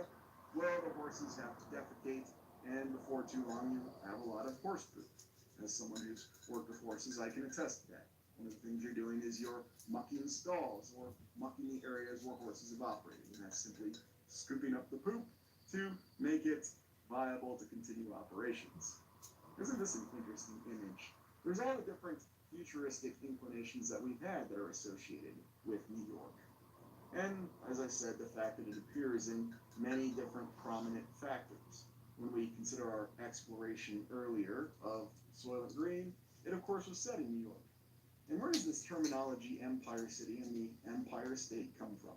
Were they originally intending New York to be some sort of new empire? Or is it some sort of reference that merely survived in the vernacular at the time?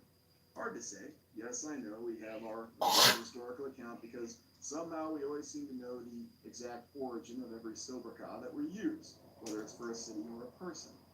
And here you can see it in this image, all these horses and buggies that were operational at that time.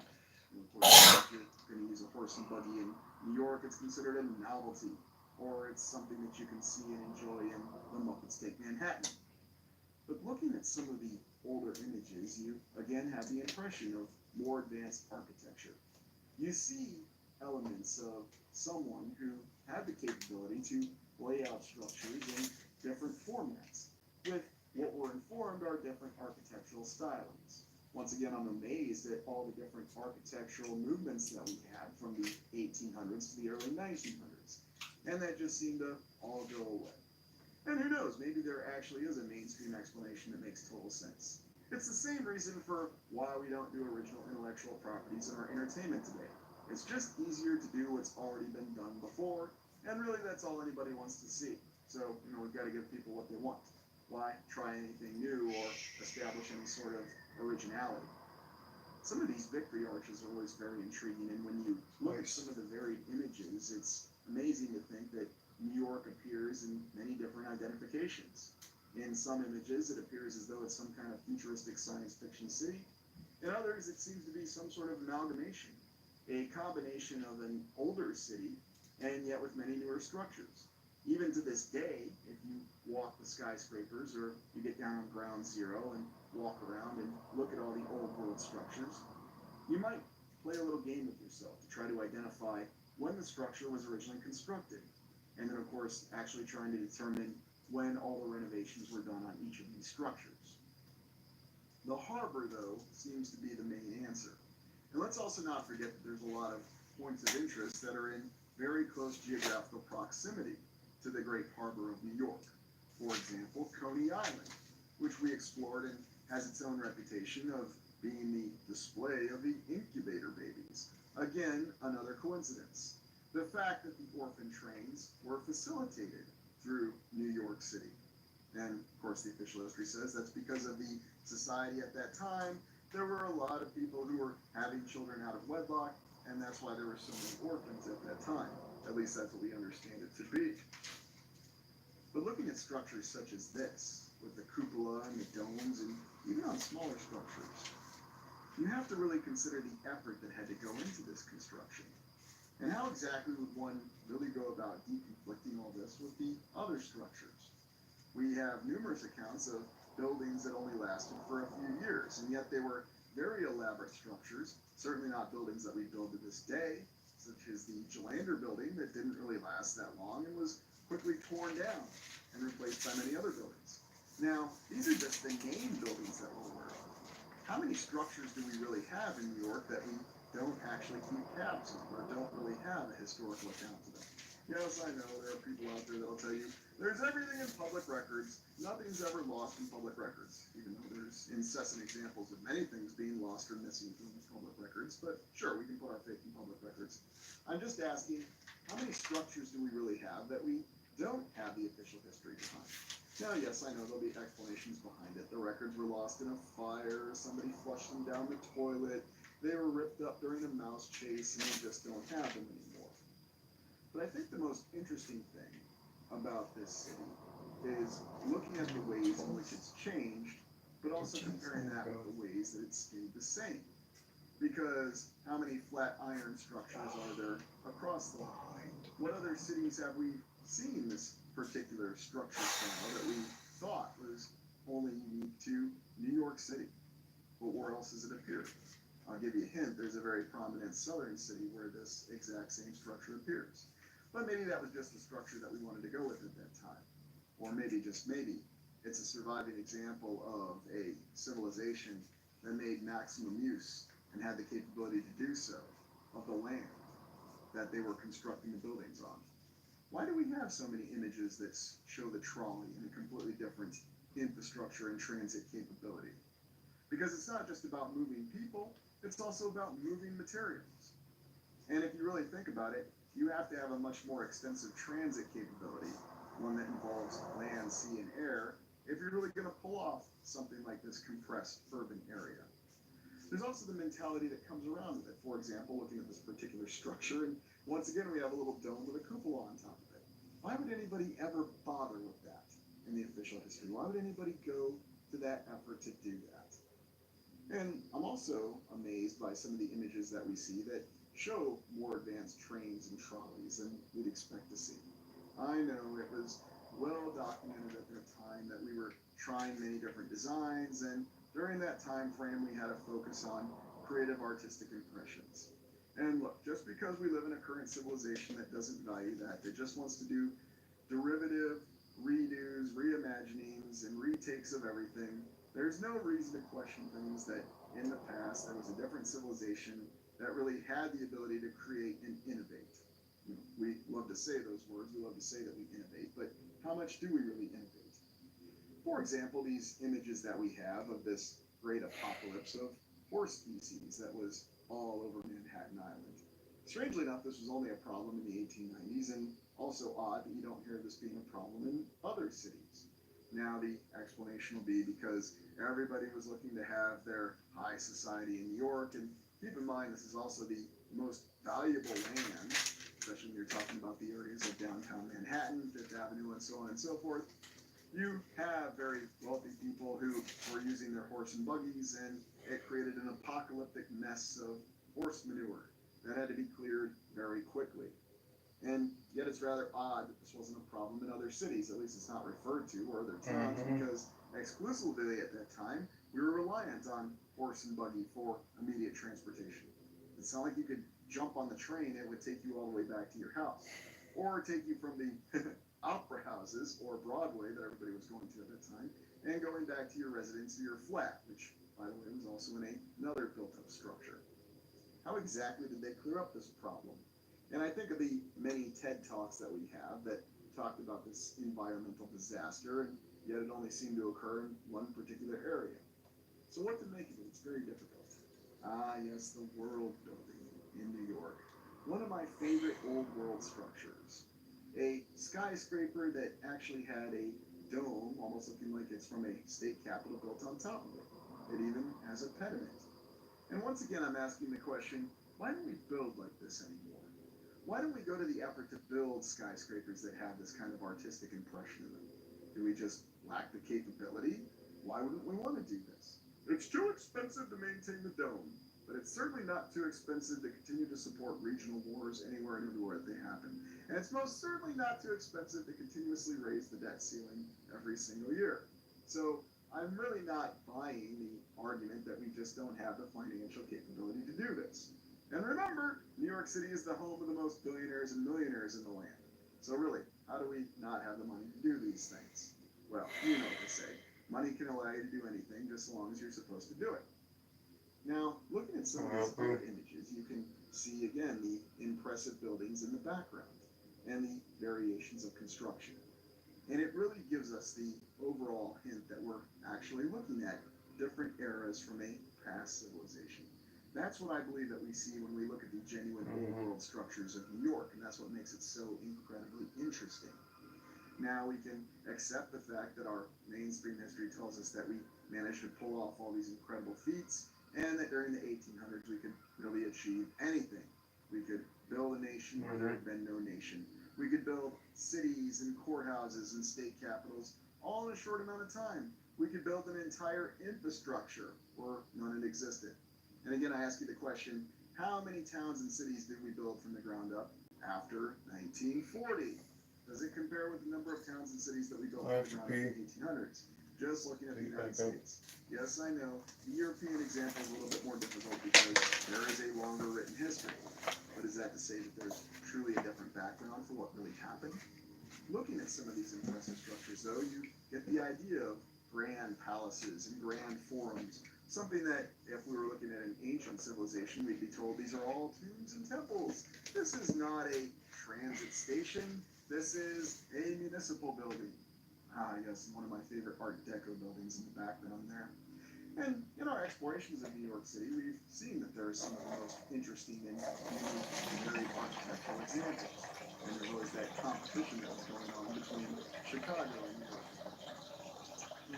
Yes, the lovely Federal Hall and the lovely New York Stock Exchange and all the other intricate buildings that, once again, don't seem to reflect a very what we think of as American nature with a lot of these structures.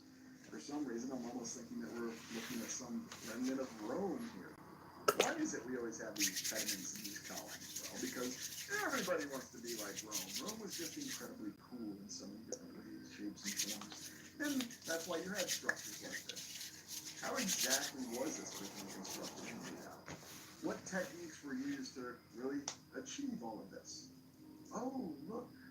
Yes, it's the location where Solidus Snake finally died after he fell off the top.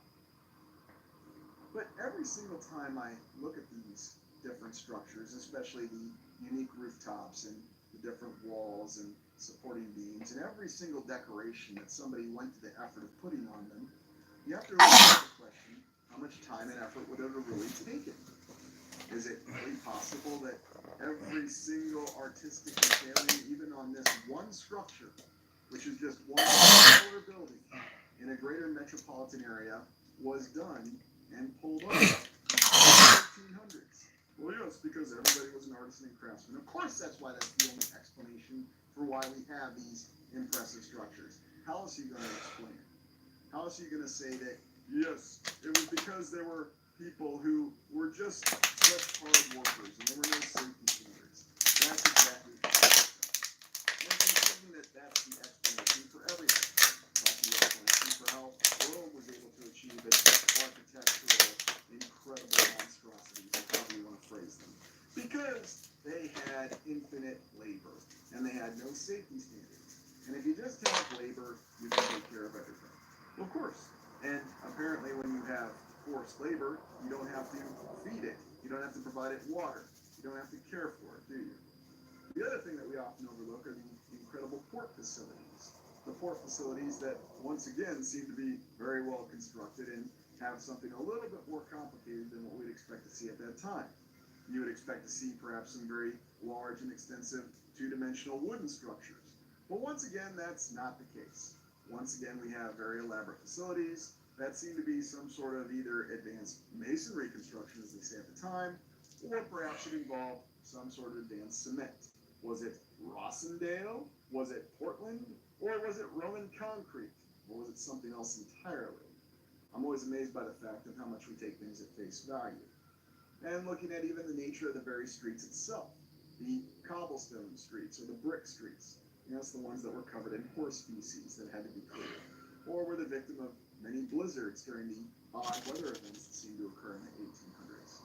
So really we've had everything here that's transpired in these 5 boroughs in Manhattan Island. So overall, what are your thoughts on New York City being reset Central 1?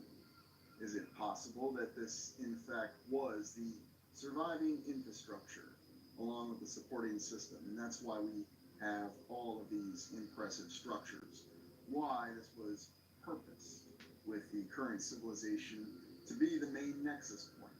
And you can even make the argument that this particular area continues to survive as the main nexus point for this current civilization. The United Nations is headquartered in this area. We have so many different civilizations and societies that overlap in this particular area. And whether that's going with the alternative theory of there being other civilizations in the more immediate past that we're not aware of, or just simply the existence of different societies that we can see by the different spoken languages. Over 800 official languages that are spoken within the city. And if you travel it today, you will certainly see that's the case. There are many different cultures that are represented here. And was that always by design? Was this always supposed to be the area that we have our main facilitation point, our seaport of debarkation, our main point for resetting an entire civilization, for facilitating the process of conflict assimilation indoctrination? All the immigrants to the United States came through New York City. All of the orphans originated in New York City, or they were brought there. There's also so many different examples of the impressive architecture of the past. Columns, pillars, pediments, and obelisks even, along with the great triumph arches that we have. Everything seen in one particular geographic area. Is that because it really was a city that did happen to develop in the way that we understand with the official historical account? Or is it because of the fact that it's actually one of the most intact surviving examples of an entire old world urban area? One that continues to endure to this day. And whether you're looking at the older images of New York or you're actually just walking through the streets present day, I suggest that you take a look and pay attention to all the different symbols, all the different representations that you see, and really try to understand, try to deconflict your understanding, especially your official historical understanding, of the development of this impressive city over time, and even the very identity of the United States itself. Do the symbols that you see, do the representation that you see in each of these structures actually reflect what your understanding is? And also understand the fact that here in the 21st century, we've seen the development and the establishment of these great pencil skyscrapers, something that from a distance tends to draw your attention. And if you think about that, is that another means of obscuring or hiding what remains of the old world in plain sight? Because our eyes will always be drawn to the shiny skyscrapers. And even though when we actually pay attention to the detail, they don't possess the detail that are in the old world structures. They don't have all the incredible artistic renderings that we have. The faces, the designs, the leaf motifs, and all the other symbols that we don't seem to know exactly what they stand for, that are present in every single structure that are across the land, and every single legitimate old world structure that still exists in the great city to this day. Why don't we build flat iron buildings anymore? Well, we just don't have the desire to do it. But as always, I leave it to you. Let me know in the comments. What do you think? Did this city develop just as we're told it did historically? Or does this theory of this area being Reset Center 1 actually hold weight? And if you live in the city, I suggest you walk around and pay attention to where you still see the examples of surviving old world architecture. You might be surprised to know that it is a lot more prominent and a lot more present than you like to believe, once you look past the beautiful, shiny skyscrapers and the newer ones that we've been establishing. Well, thank you for joining me. Please like, comment, and subscribe.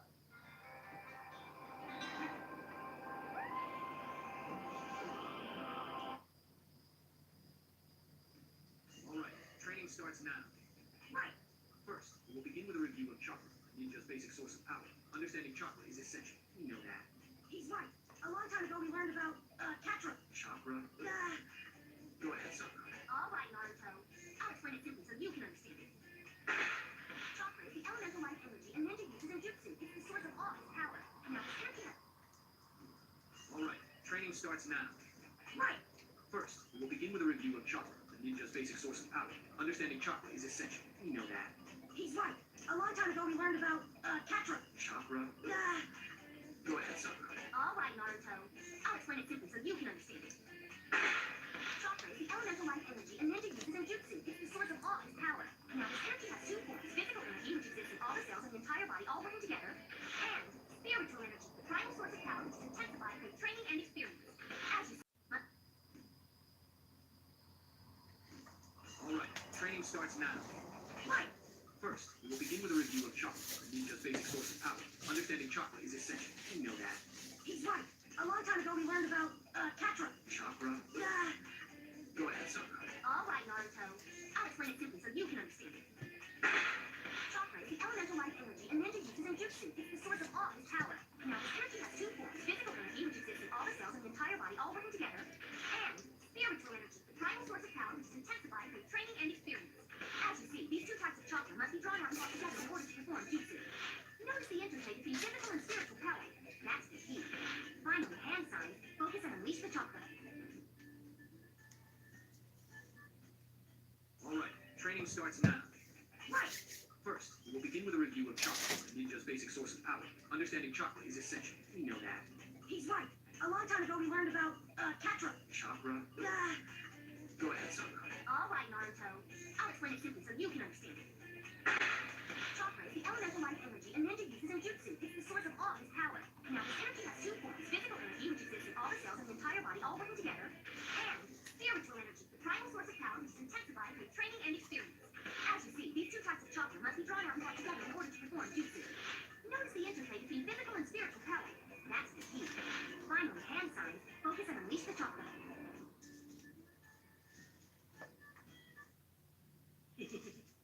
なんだ。いやさ、なんか、かかし先生との修行わかんねえんだけど、嬉しいんだってばよ。そうか。ね笑ってられんのも今のうちだぞ。それには、チャクラの性質変化と形態変化の2つのテクニックが不可欠だ。螺旋岩を超える術だ。はいはい、一度に2つはわかんないね。先生悪かった。ごめんごめん。いやじゃあ、まずは形態変化の説明からいこう。ー、わっ And anyway, you don't know how to do it yet. You don't even know the nature of your own chakra. Huh? It's got a nature? There are 5 basic types or natures of chakra: fire, wind, water, lightning, and earth. Most everyone's chakra falls under one of these 5 natures. Members of the Uchiha clan have fiery natures. Wind nature leads to wind-style jutsu. Wait, so that means that someone like Sasuke has 2 natures going for him, with fire and lightning? That's right. We don't even know which nature you're predisposed to yet. So we're going to find out using these slips of paper. How are we gonna do that? If you have a lightning nature like me, then the paper will wrinkle. If you have wind nature, it tears. Fire nature will make it burn. Water nature, the paper becomes wet. And earth nature, and it crumbles away. These are litmus papers that react to chakra.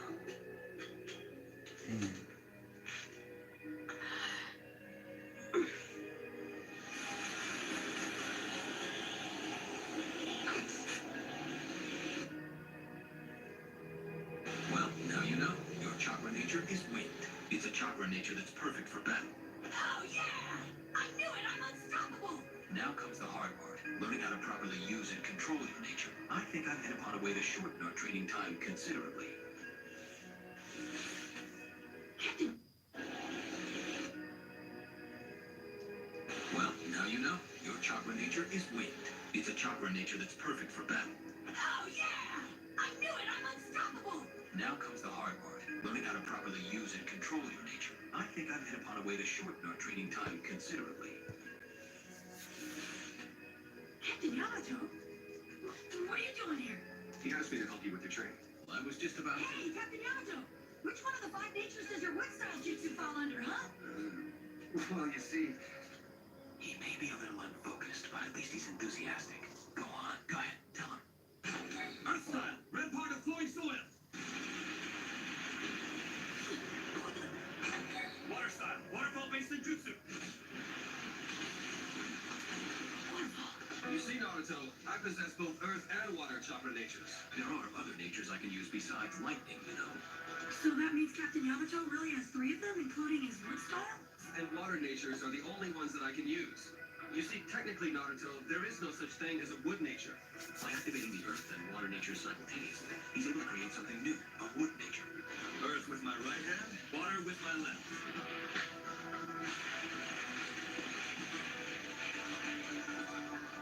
Amazing. When one possesses 2 chakra natures, it's not that difficult to use each of them independently. This ability to activate 2 chakra natures at the same time in order to create a new nature is known as Kekkei Genkai. You remember our battle with the one called Haku? Well, Haku had an ice-style Kekkei Genkai. He was able to manipulate water and wind changes in chakra simultaneously to create ice. Haku too, huh? That's why I couldn't copy his jutsu with my Sharingan. What about Shikamaru's Shadow Possession Jutsu and Choji's Expansion Jutsu? To explain all that to you would take more time than we got. Forget it. You wouldn't understand now anyway. Oh, yeah. You said you knew a way we could cheat and skip the training time.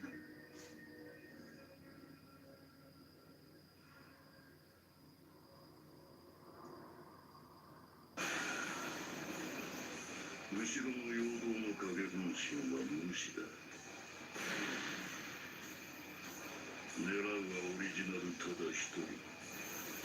あの術さえ潰せば怖くない。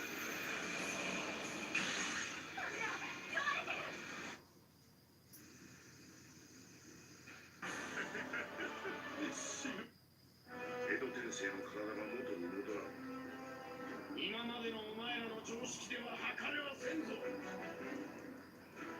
う二度と深手は負う。さて修行だ。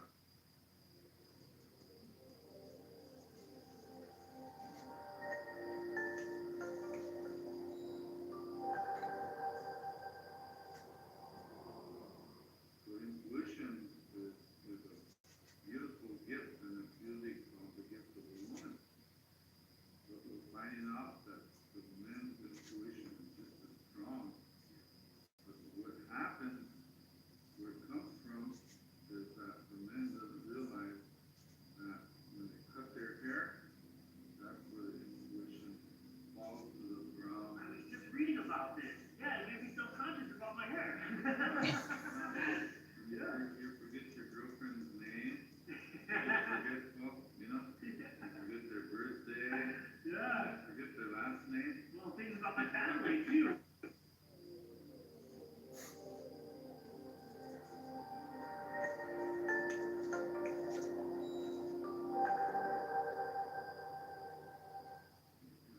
So intuition is a beautiful gift, and it's usually the gift of a woman. But we're finding out that the men's intuition is just as strong. But what happens, where it comes from, is that the men doesn't realize that when they cut their hair, that's where the intuition falls to the ground. I was just reading about this. Yeah, it made me self-conscious about my hair. Yeah, you forget your girlfriend's name. You forget, well, you know, you forget their birthday. Yeah. Forget their last name. Well, things about my family, too, you know, and appointments, things like that. I mean, it's... Yeah. So animals, yes, animals have a lot of hair, a lot of fur. They're really intuitive, you know. Yeah. So if those of you that are hunters, you can watch these animals. They're little frolicking little guys on the field and eating this and that. Yeah. The day of the hunting season opens up, they're all gone. Yeah. You know, Yeah. they feel the energy. Yeah. And your energy is very, very strong. And it doesn't matter if you're voicing it in this manner, it still carries energy.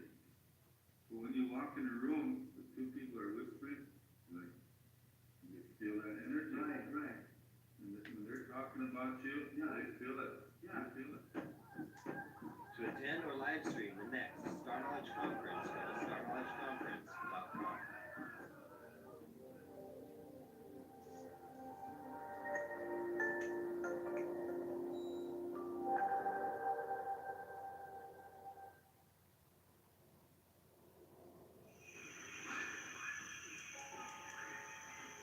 It's a hexagon. It doesn't seem like normal rock. It's not made of earth. This is so strange. I wish I had some help right now. I wish I had Roku. I do have Roku.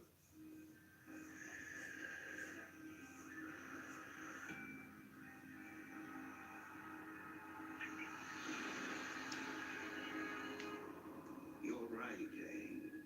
All the past avatars, all their experience and wisdom is available to you if you look deep inside yourself.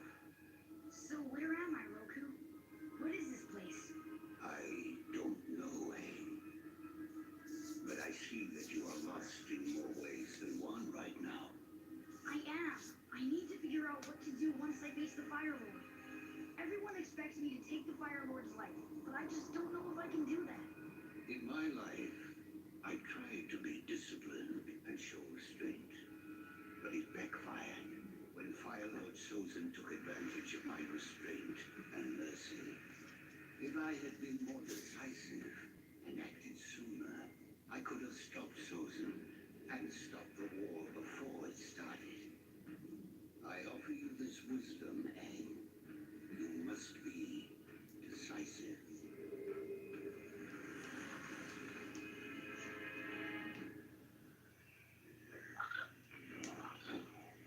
Avatar Kyoshi, I need your wisdom.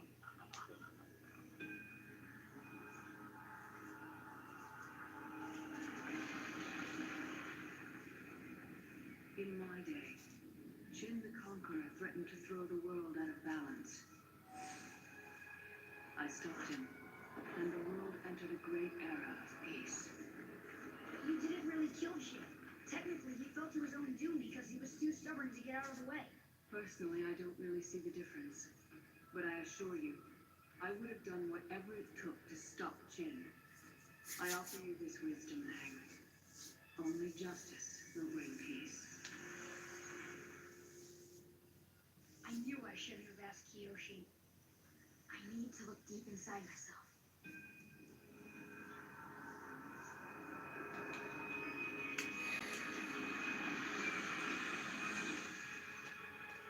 I am Avatar Korra. When I was young, I was always a go with the flow kind of avatar. People seemed to work out their own problems, and there was peace and good times in the world. But then, I lost the woman I loved to cold, the face stealer. It was my fault. If I had been more attentive and more active, I could have saved her. Aang, you must actively shape your own destiny and the destiny of the world.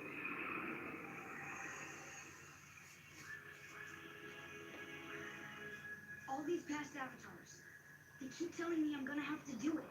They don't get it. You're right. Maybe an air nomad avatar will understand where I'm coming from. I know you can't really talk. Pretending you can just helps me think. I'm going to pretend I didn't pretend to hear that.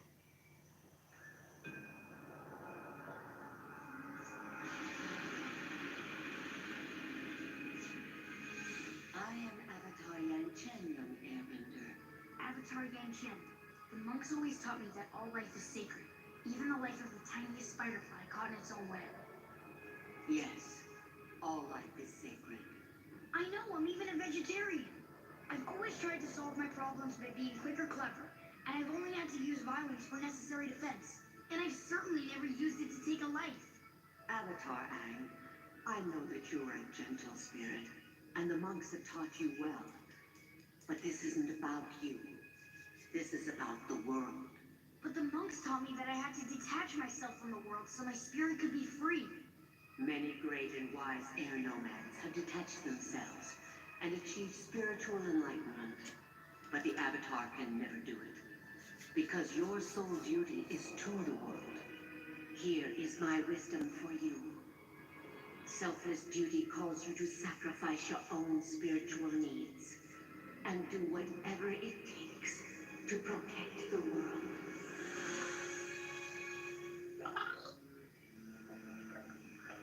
don't have a choice, Momo. I have to kill the Fire Lord. In order to master the Avatar state, you must open all the chakras. And tell me everything you know about chakras. What are chakras? Oh, I see. I guess we'll start with the basics. The water flows through this creek much like the energy flows through your body. As you see, there are several pools where the water swirls around before flowing on. These pools are like our chakras. So, chakras are pools of spiraling energy in our bodies? Exactly. If nothing else were around, this creek would flow pure and clear. However, life is messy, and things tend to fall in the creek. And then what happens? The creek can't flow? Yes, but if we open the paths between the pools, The energy flows.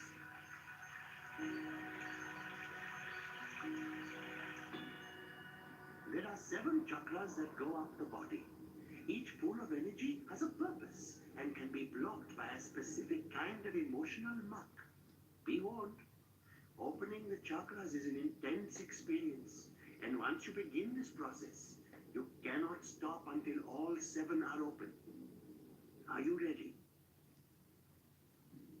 I'll do whatever it takes.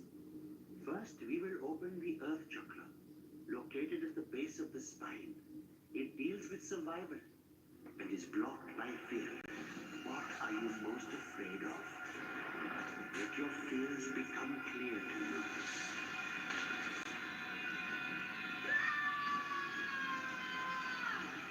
And your vision is not real.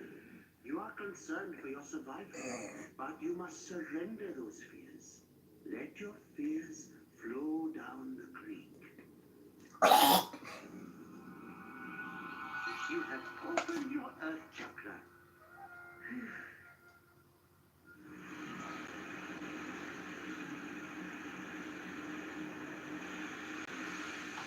Next is the Water chakra?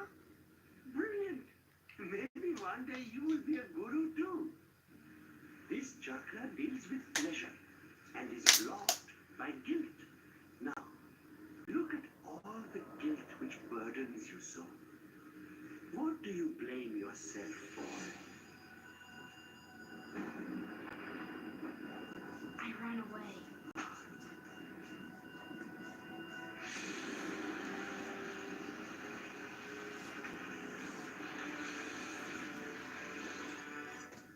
I hurt all of those people. Accept the reality that these things happen, but do not let them cloud and poison your energy. If you are to be a positive influence on the world, you need to forgive yourself.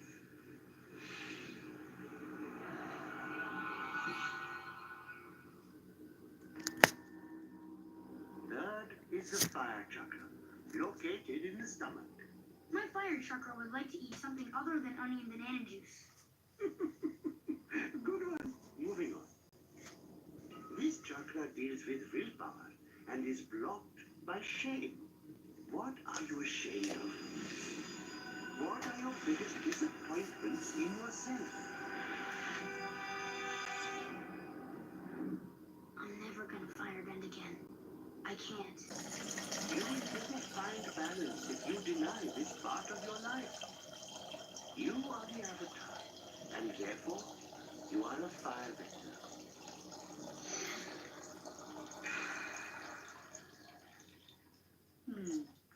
That chakra opened less like a flowing creek and more like a birthing bison. Tastes like onions and bananas, but strangely something else. Pickles? The fourth chakra is located in the heart. It deals with love and is blocked by grief. Lay all your grief out in front of you.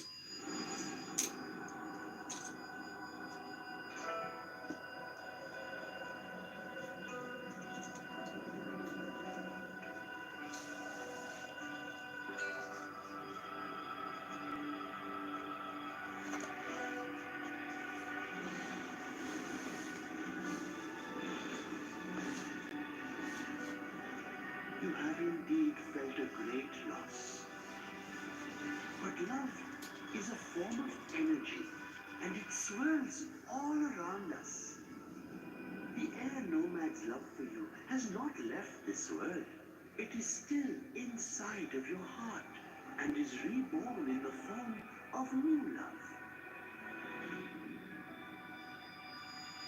Let the pain flow away. Very good. Can I have some onion banana juice, please? The fifth in the chain is the sound chakra, located in the throat. It deals with truth and is blocked by lies, the ones we tell ourselves. Why didn't you tell us you were the Avatar? Because I never wanted to be. You cannot lie about your own nature. You must accept that you are the Avatar.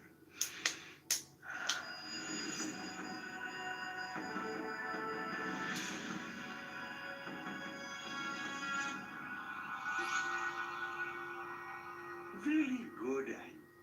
You have opened the chakra of truth.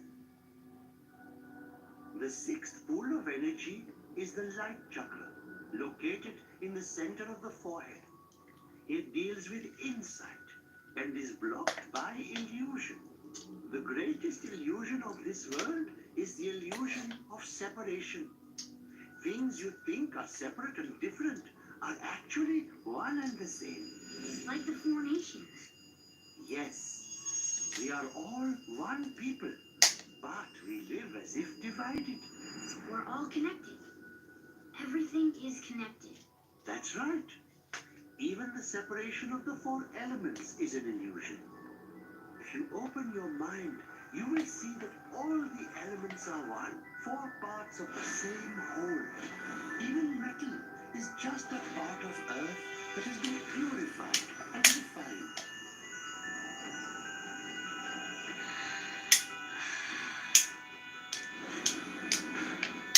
Come on, metal fudge.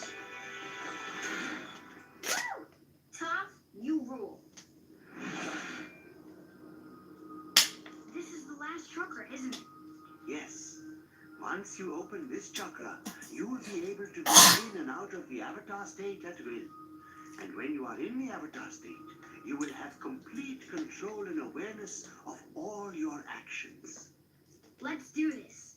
The thought chakra is located at the crown of the head. It deals with pure cosmic energy and is blocked by earthly attachment. Meditate on what attaches you to this world.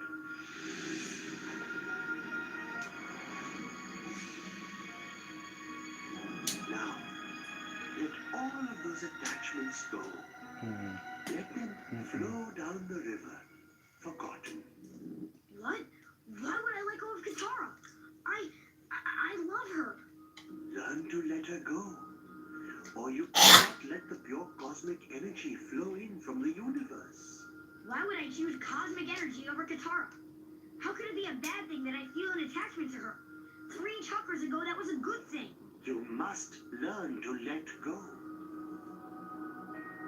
And to master the avatar state, you must open all the chakras. Surrender yourself.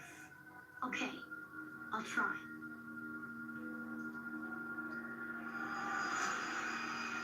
Now think of your attachments and let them go.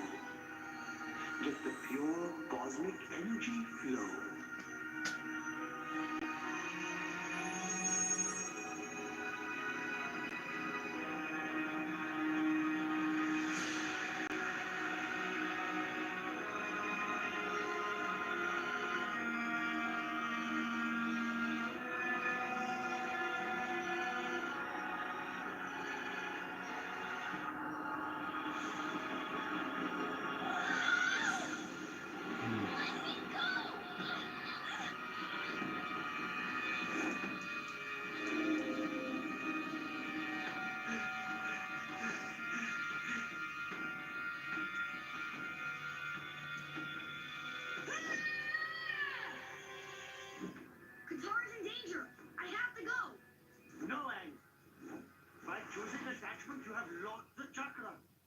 leave now, you won't be able to go into the Avatar state at all.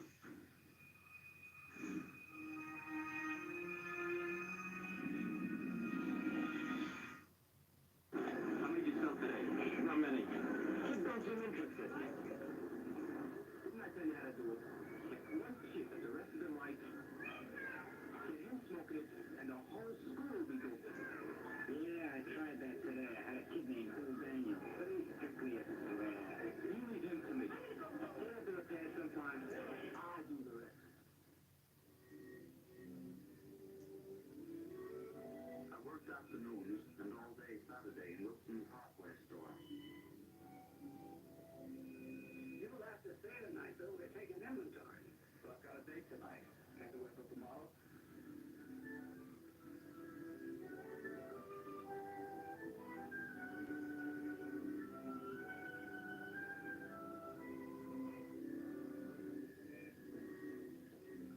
By the time I finished, it was late. The words is done. Bill, I'm sorry I'm late. I got tired of work. Now, it's not curious. Let's give it to a movie that the girls did. That's the bad. I'll tell you that we're here. Okay, bye.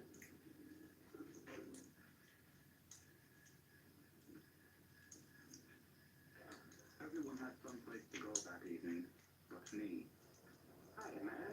All on? Yeah. I loaned me his car. Going to a party. I took a couple of girls. Wanna come along? Sure, I've got nothing better to do.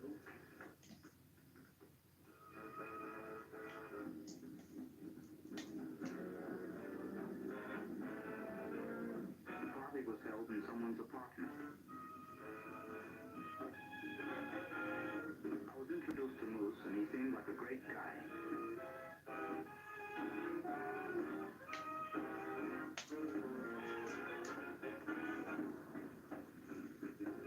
Everyone was laughing and having a good time.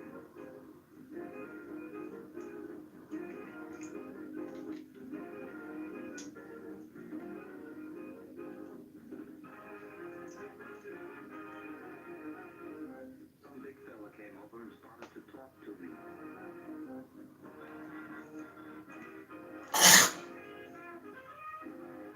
He offered me a cigarette. It seemed like a regular pack.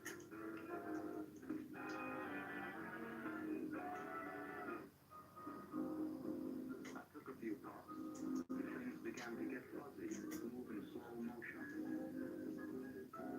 The big guy and everyone else was laughing at me.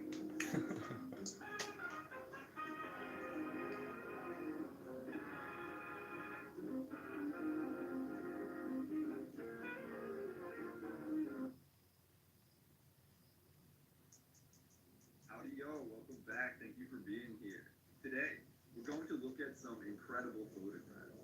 What profound visual stimuli could be captured as the first photographers entered the longest cave in the entire world in the year 1889?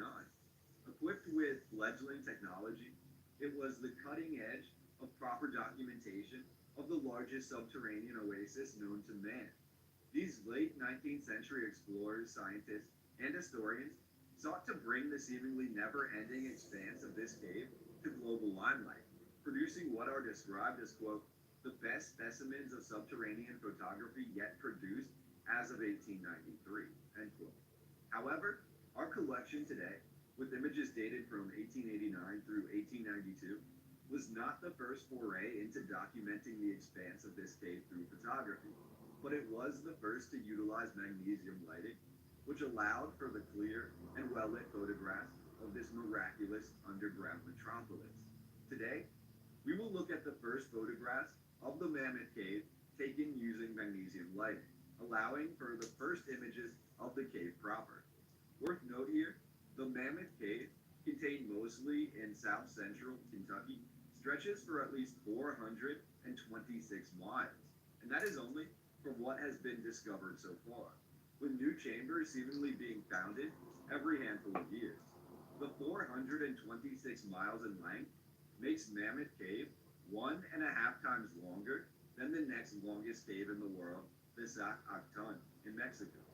However, the real meat and potatoes of this video, and the most intriguing aspect, is perhaps the names of the different I had locations, money. monuments, and man-made structures within the Mammoth Cave. As you'll come to find, and I have included the title for each image, A lot of as money well for as my house the got overall robbed. reference cover page from when these images Oh were my first God. published in 1893. But what you'll notice very quickly is that just about every structure or formation in the cave is named as if it was once a living thing, or as if it were man-made. Again, I've covered this a lot on my channel in other locations, from mountain ranges known as the Fallen Giant, to rock formations known as Elephant Rock, to massive, quote-unquote, naturally occurring geology, which resembles petrified things like tree stumps. We've been through an abundance of history, which makes it clear that our ancestors, even as recently as 200 years ago, very much so believed in the supernatural and the unexplainable, as echoed in the titles of these locations here in the Mammoth Cave. Today, a slew of different explanations are given, but nearly all of them land on the fact that these names are tongue-in-cheek references to what the formations look like, and in no way represent I what can't the wait to release historians the at this time final actually believe. version of my Yet it does first song. make you think, and I've honestly not seen a better example of that I had than to here in see the it, Mammoth Cave in Kentucky. where it would In this narrative, we will see unexplainable things because of the photographed copyright. and named, such as the Giant's Tall, Frustrating. the Gothic Avenue, Martha More famous Washington people get more statue, precedence the than Bacon Chambers, uh, and the Pillars of young artists. Hercules, just to name a few. There's also a multitude of different flowing bodies of water within the Mammoth Cave, including the River Styx and the Dead Sea.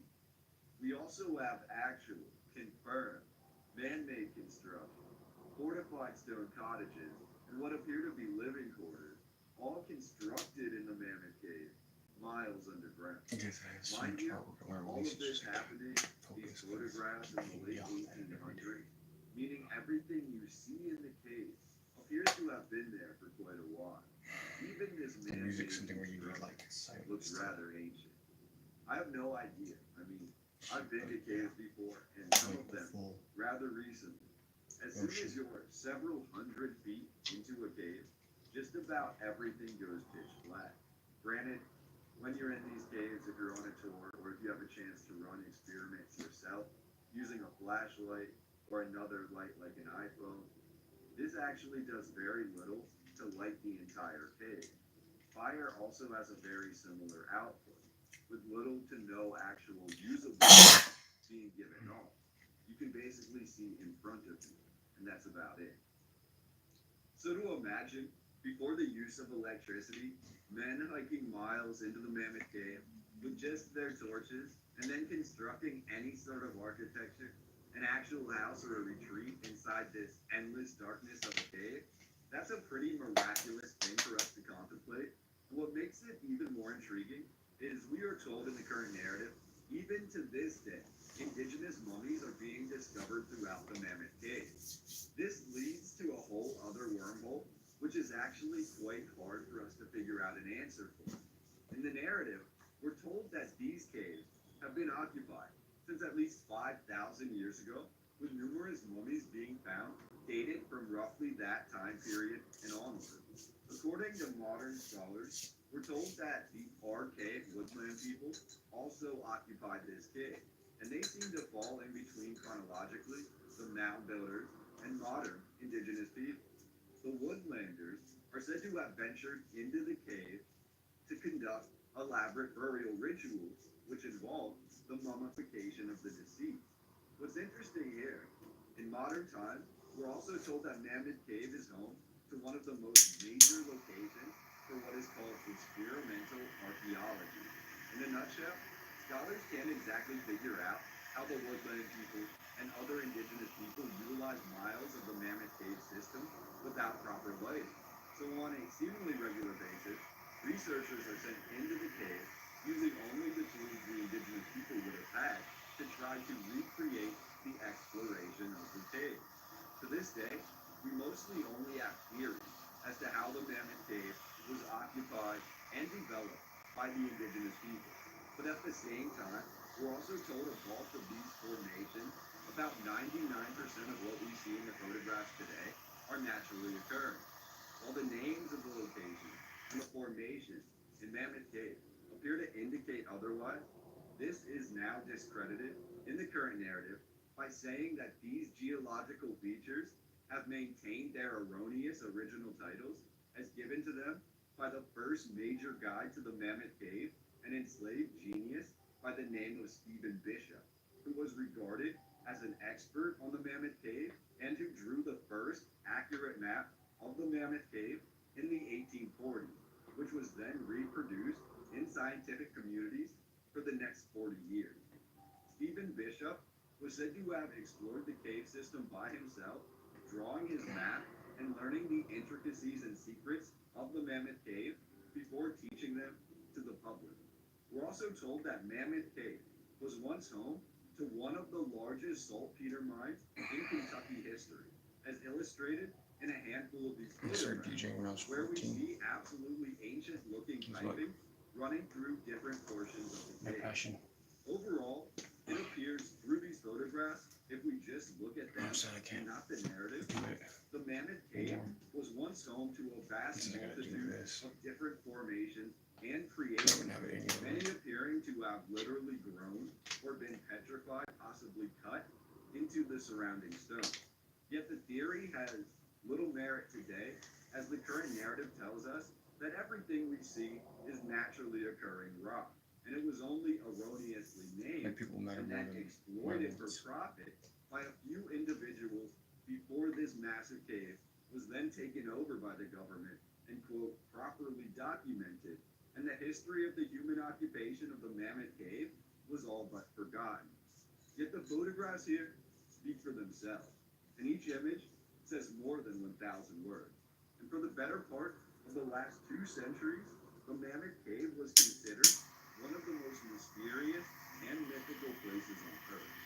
But I'd love to hear what you think in the comment section down below. I can't wait to get into this discussion with you.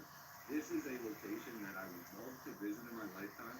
If you have been there before, I would love to hear about it. And we will talk about this more on the next video.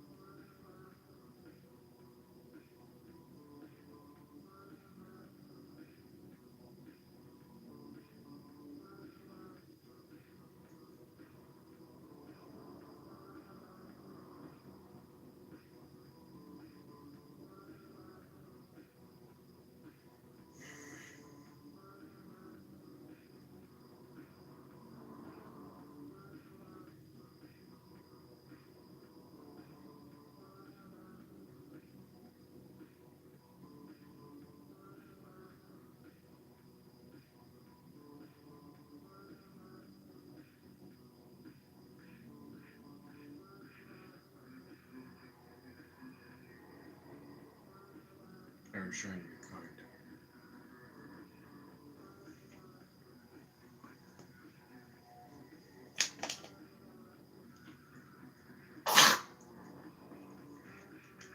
The fact that you guys continuously disrupt the ceremony, it is still has not ended.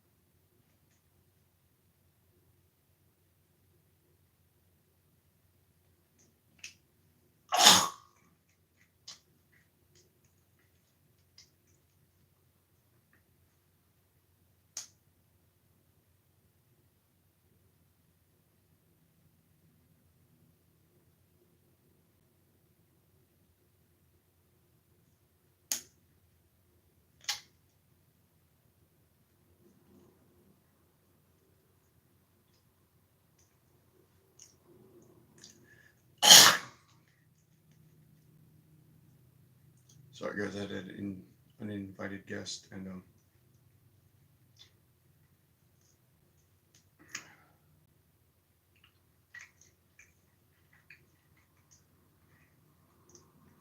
guests and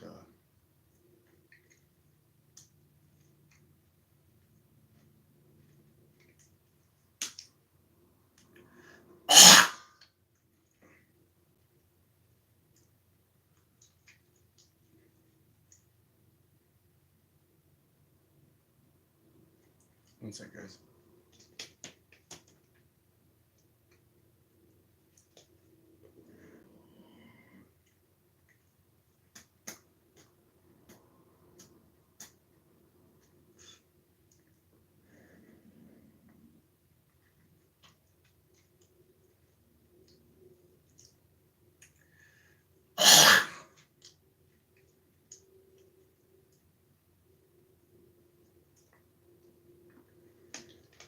You know, being an Indian, it doesn't really have to do with people think it is, you know, being a race or whatever.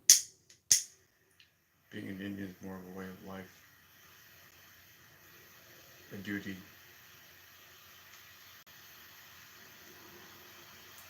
I personally, I was listening on a YouTube. Personally, I would say it is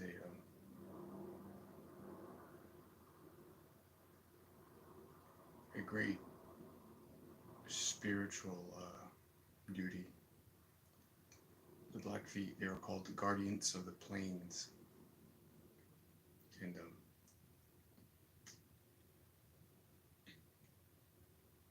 I'm sure if anyone that's listening is too educated on the planes topic, but there's different planes of existence that we operate in and whatnot.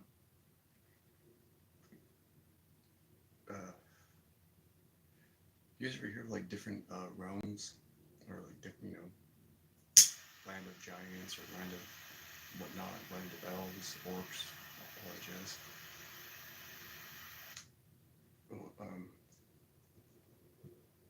There's a lot of credible evidence and data collected that correlates to those stories being real.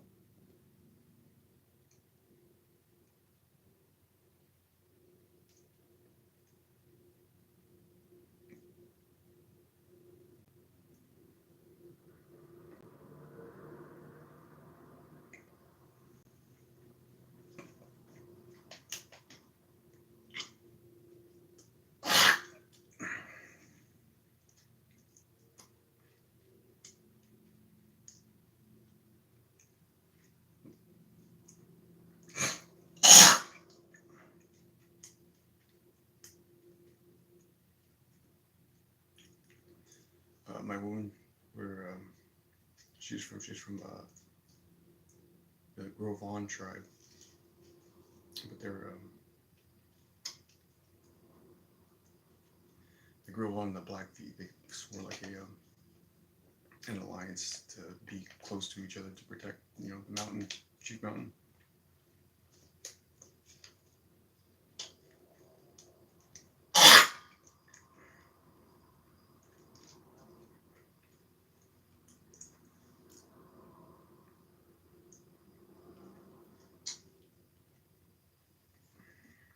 It said that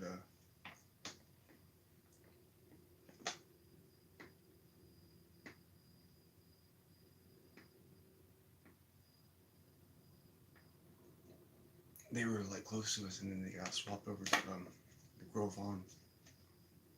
Her tribe is Grovan. They got swapped over to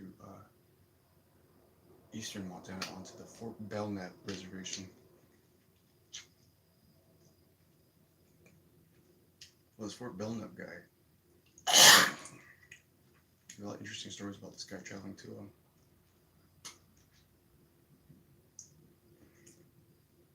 different parts and making forts in different parts of the world.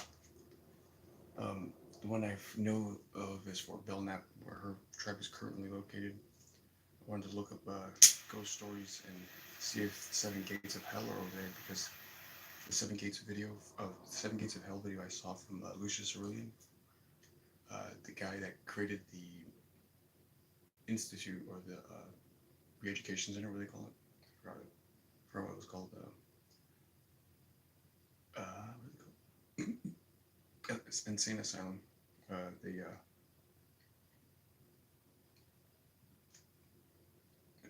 The one that's in Ohio, I forgot what it was called. They have a 7 gates of hell, and apparently, if you make it to all 7 gates,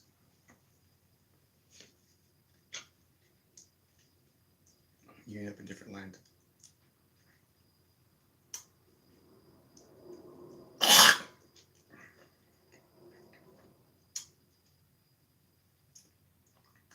So I want to see if the Fort Belknap Reservation has an area where there's 7 gates of hell, and I'm wondering if that Fort Belknap connects to the the Belknap mental asylum in Ohio, or wherever it was. That's pretty crazy, guys. There's a lot of this world that we do not know, in the reality we live in.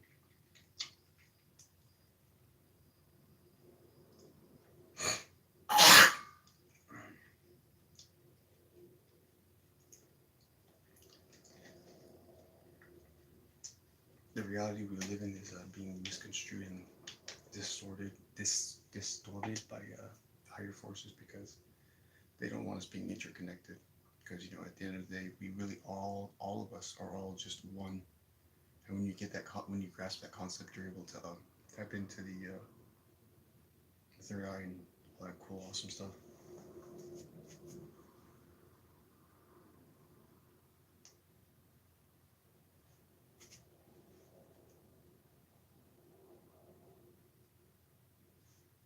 So I wanted to share that with you guys. before I start these videos. I am putting on my war paint right now, but it's mostly because I have a headache and I feel like it just helps sometimes to have this paint on because I know it's a spiritual.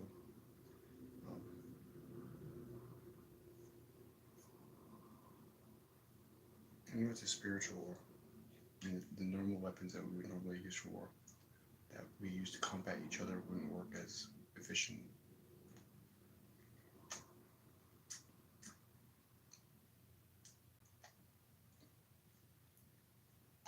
That's all I have to say right now.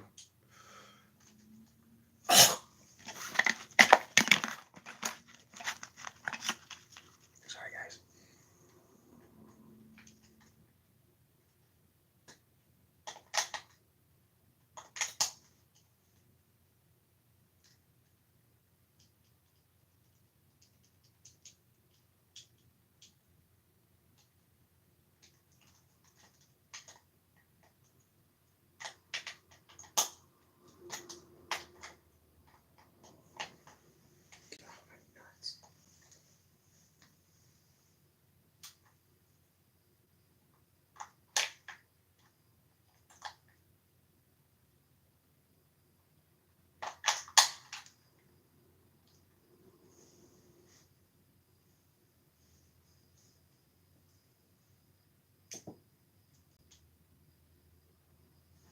Berlin, early July 1945.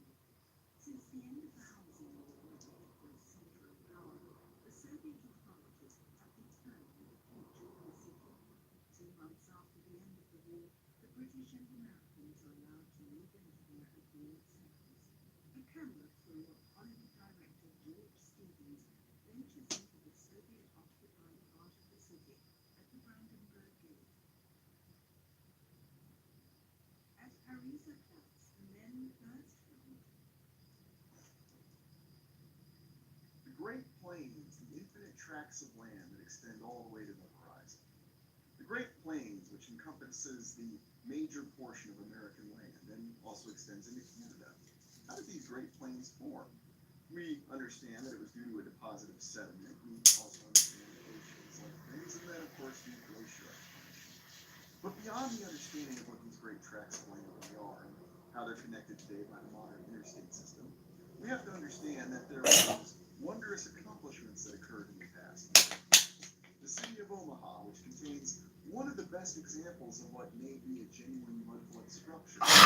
We also have other examples within the city of Omaha. And regrading, another example of something that accompanies fires and destruction. Did this regrading actually happen? Hundreds of thousands of excavated tons of dirt. And a World's Fair, because why not? A couple, in fact. And in the nearby cities of Sioux City and Sioux Falls, we've had corn palaces. What's the story behind this? Why do we have so many high schools that look like castles? Join me today for Mud Flood Detective as we try to unravel these mysteries.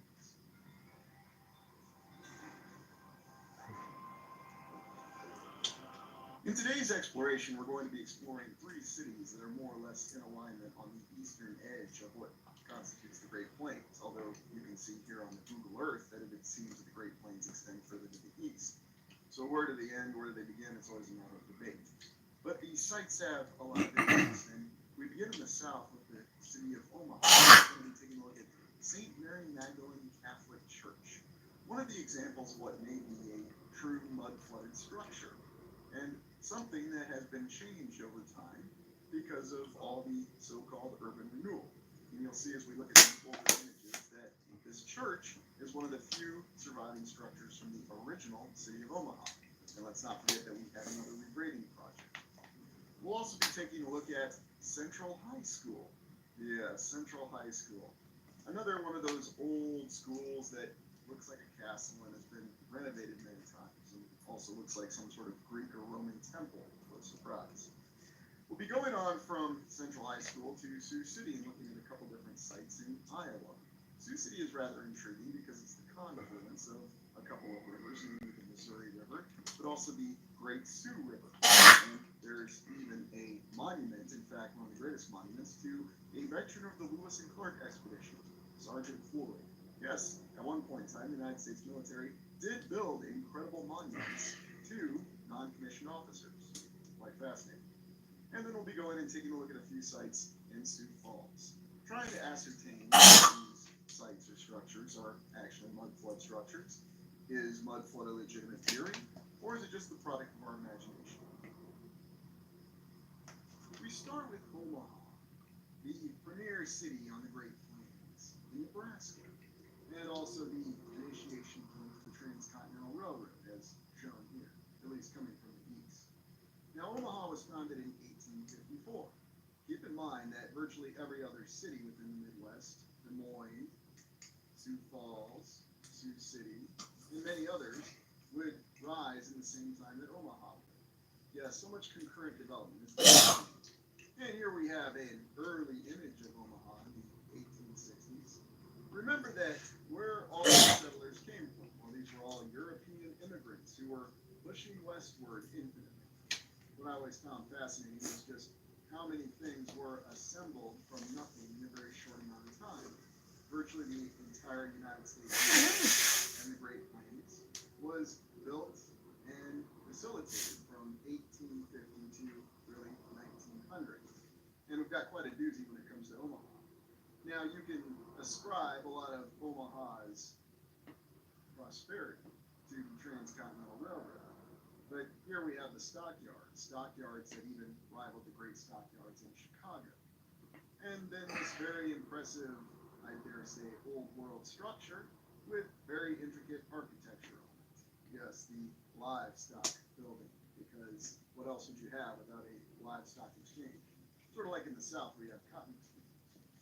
And this early panoramic image of Omaha in the early 1900s.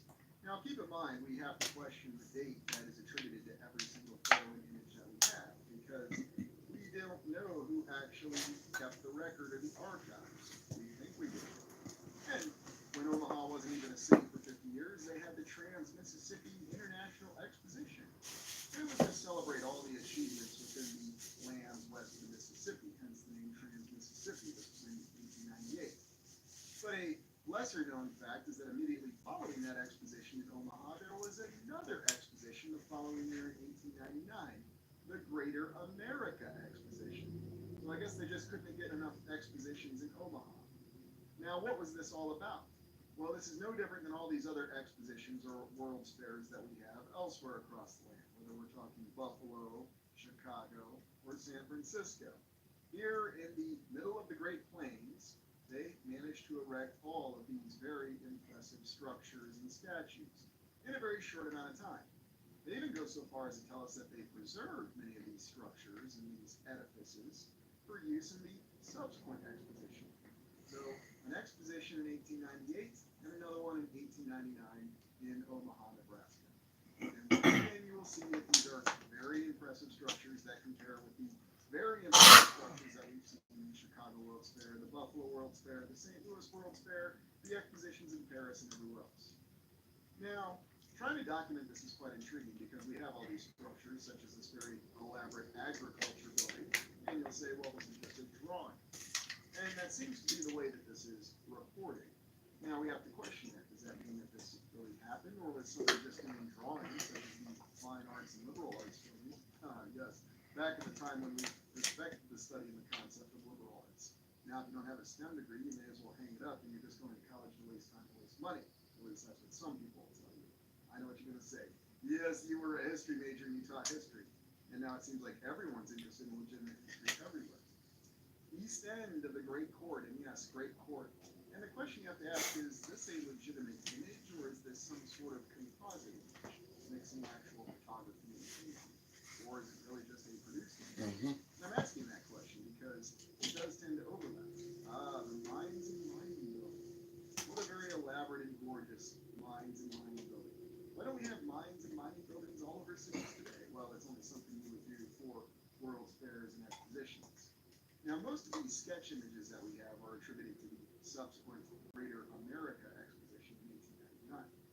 But they do inform us that the same structures persisted through both expositions, the Trans-Mississippi in 1898 to this 1899 exposition. But which is which, I'm not really sure. The photos, though, are attributed to the Detroit Photographic Company, copyright 1898. Oh, that makes sense. the horticulture building.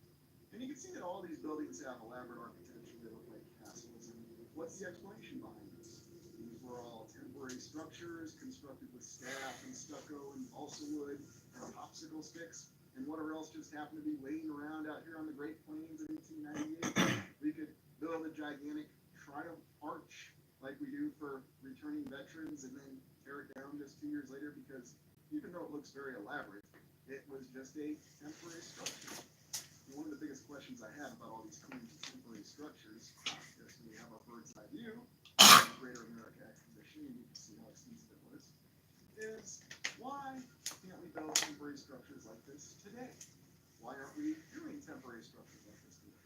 Well, perhaps we'll get our promised World's Fair in Des Moines, Iowa, and we'll get to see. Maybe we'll have a colonial exhibits building such as this. Can you imagine how a title like that would go over today if anybody called a building a colonial exhibits building anywhere? Now, it stands to reason to question the actual existence of all these elaborate structures, such as the United States building. We have the length and the depth, but I guess the height really wasn't that important. Maybe we're just not supposed to know how tall this allegedly temporary structure was.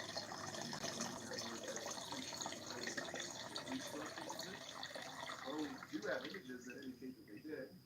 Machinery Hall.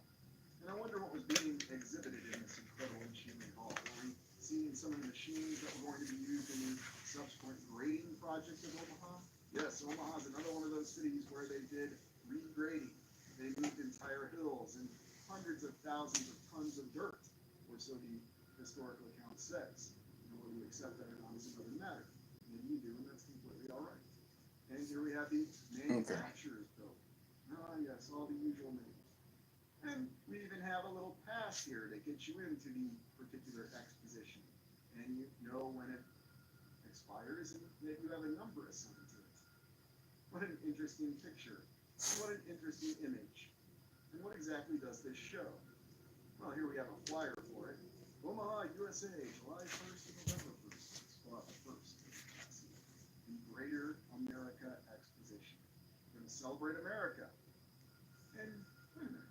What exactly is going on here in this illustration of this globe? Where's Canada? Why does Hawaii decide for cotton? That's really strange. I guess that's the Northwest Passage after all. They just cut it right through Canada or flood Canada. There are some photographs that show us that these elaborate structures with all their unique names did exist. Again, if we take the photographs at face value, although it's very well known that every single one of these images that we have in the structure. Here we have this image after the second exposition in Omaha, Nebraska, where they tore down the structures from the Greater America Exposition, or was it Trans-Mississippi Exposition? I don't know. It's intriguing to think that there were two. And here we have this other early image of Omaha, where it seems like everything is very overgrown and unkept.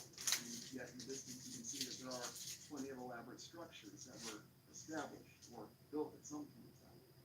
Here we have a postcard of the City Hall and the County Courthouse. Now, keep these in mind because this is not the current City Hall nor the current County Courthouse, but they are going to go through this interesting regrading project in Omaha, which is very well documented with many photographs, which I find quite fascinating. Yes, these are the structures we could build in the 1800s, again, out in the middle of the Great Plains. In some of these images, you'll see the efforts that we have to regrade the terrain, as we understand it. They wanted to remove the hills. Very similar to the story that we have in Kansas City and Seattle, and even Ashton, where we could actually easily regrade terrain. For example, when they did it in Boston, they didn't have any kind of heavy machine. Now, they tell us that they regraded Omaha at various points in time from 1890 through the 1920s. But it always seems to be a bit of a hand wave. When exactly is this image from? Because a lot of these images, even from the Nebraska Historical Society, are a little undated, or they have a circa date assigned to them. Is this from the early 1900s? Is this from the 1910s, the 1920s? What kind of machinery are they using? Well, in the images, we tend to see some very rudimentary steam-driven excavators, as we understand it. And if these machines were so effective, and they really were this capable of moving this many tons of dirt in a short amount of time, why did we ever go away from this? And yet, when you look closely at some of the old structures, many of which no longer exist in Omaha, you still still get the impression of, how shall I say, slant construction. Now, is that what's really going on? Or is there something more behind these images? Why do we have this very fine and smooth grade here behind this structure, or in the ground below it, that's been removed? How exactly did they achieve that? Very impressive. Why does it look like it's on a concrete slab? Or this particular image here of this house that seems to be teetering on the brink of collapse, or just simply tipping over this hill that was apparently created by this regrading project.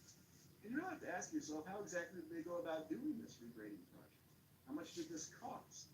Houses needed to be lowered. Some municipal buildings were left up on hills, such as the county courthouse, most famously. Yes, they just left the county courthouse up on a hill and built stairs up to it. Doesn't that kind of defeat the purpose of the regrading project? You look in more depth in some of the Nebraska Historical State Archives, and you'll find other interesting images that apparently show you how they lowered these houses with the grading. Although what you'll notice is you'll never actually see any lowering of the houses. You'll only have it implied in the images. Now, we can certainly assume that everything went off easily as we're informed, but how exactly did they go about doing this? I mean, why aren't we regrading cities to this day? And here we have our first look at St. Mary Magdalene, the Catholic Church. And this is one of the most definitive examples of what may potentially be a mud flood structure. Or maybe it's not. I suppose it depends on the perspective. But here we have it, just infinite amounts of dirt that are being removed. And yet nearby we have very elaborate structures that are certainly not made out of cheap wood. I don't know if there's any issues with this particular image. It's rather intriguing. Many people would just simply take this image at face value and accept it as definitive evidence of the regrading project going off according to plan. And maybe that's how they did it. Not exactly sure. I also know, though, that there is a photograph of my grandfather's family from the 19-teens where the last member of the family was superimposed in the image. And so in the middle of the family picture, there's a floating baby. So could babies float in the 19-teens, or was it just an example of image manipulation from the 19-teens? Now, St. Mary Magdalene here was constructed originally in 1903, and then according to the historical information, it was regraded in the 1920s, and then they built the bottom portion of the church. That's right. The official historical account tells us they built the church from top to bottom.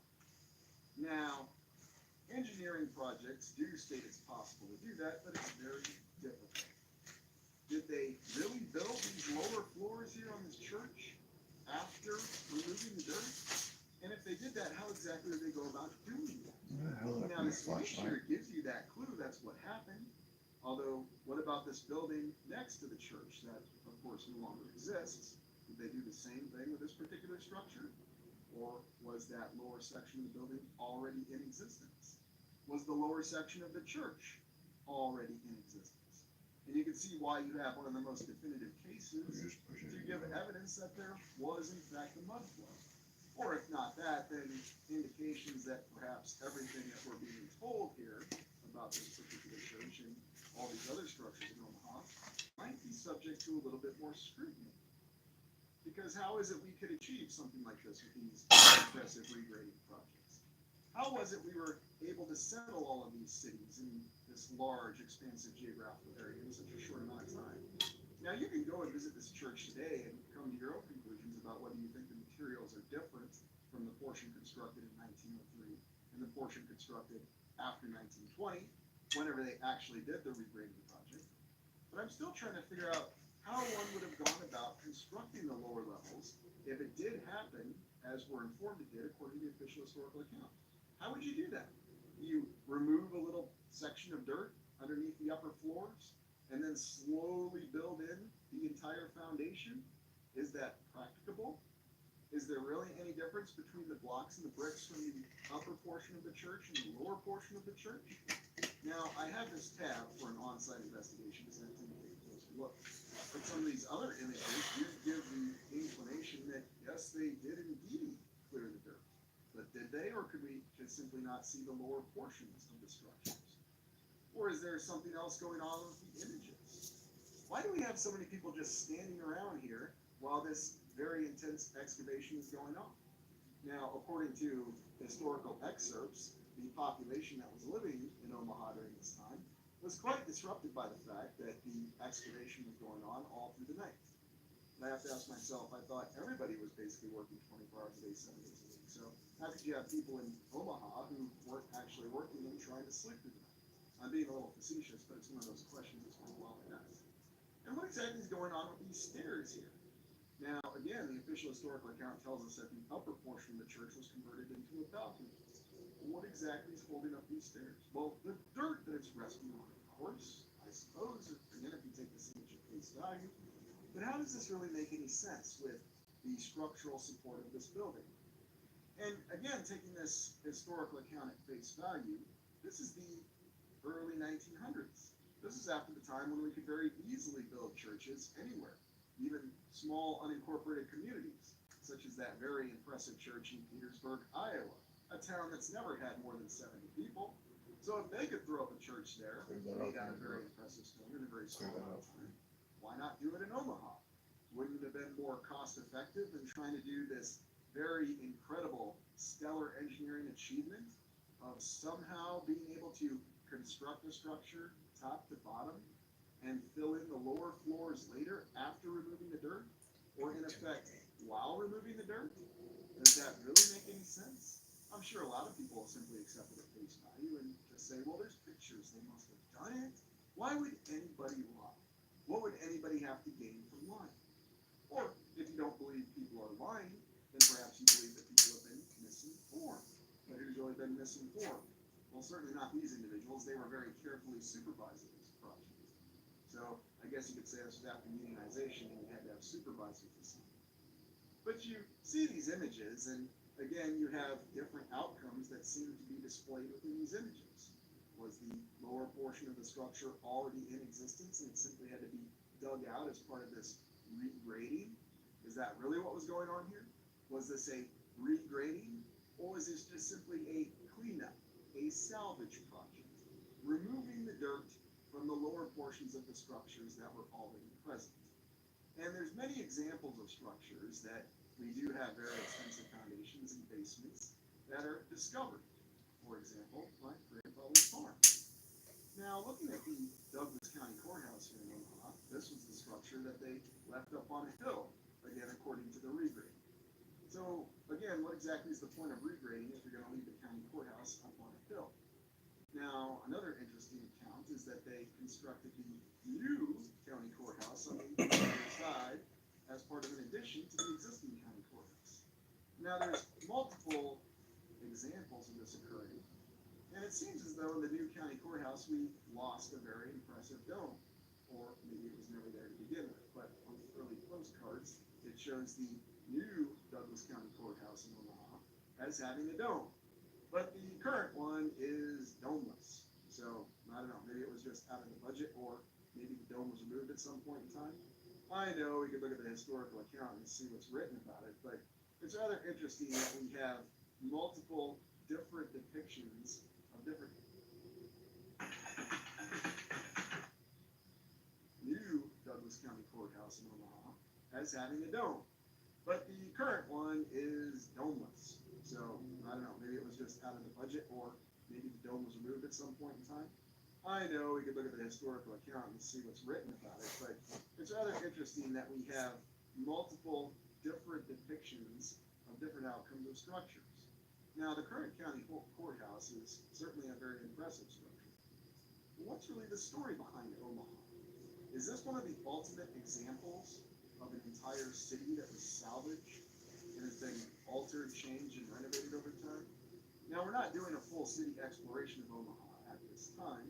We're simply looking at some choice examples and just considering the account that we have of this regrading.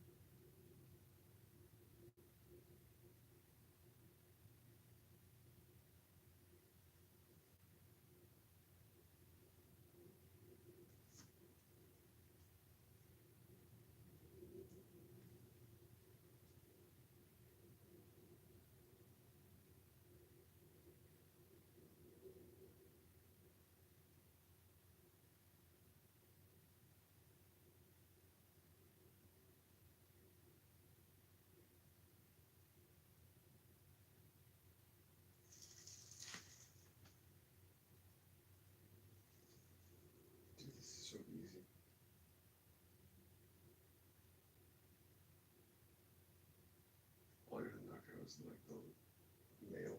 It's like so. Like 1, 2, 3.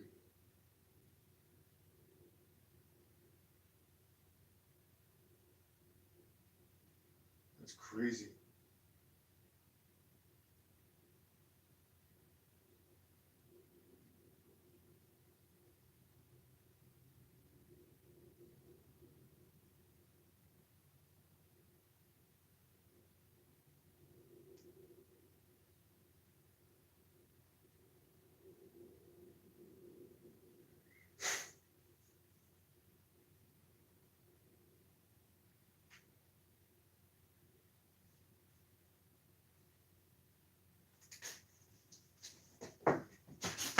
Oh, dang it.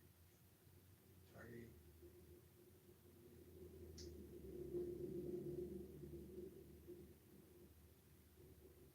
There's male. Male and that's about it.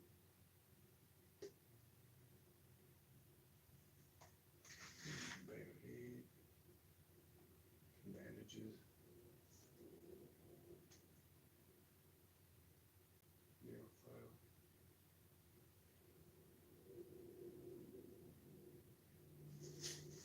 It's so easy, dude. Yeah. Like, Kathy, why you act like it's so hard, bro? It's so easy. You're tripping. Like, dude. I mean, this is mostly grandma's clothes, honestly.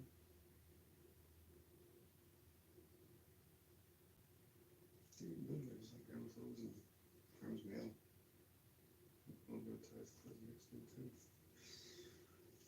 Dude, I've been off this on like 45, 50 minutes for all you guys. Oh my gosh, please do not yell. Oh my gosh.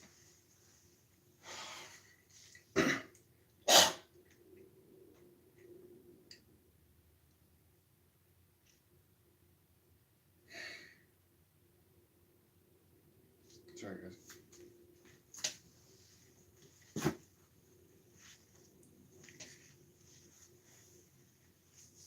I'm always on like a warpath and I'm just like I'm exhausted from it, guys. So sorry, I apologize.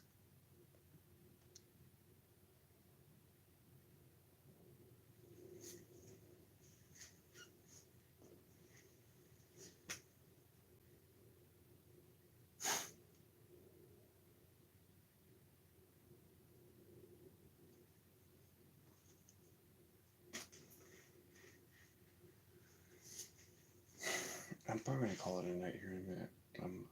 We'll see how I feel. Honestly, I feel tired still, but I'm doing much better. Just like I usually do for dinner.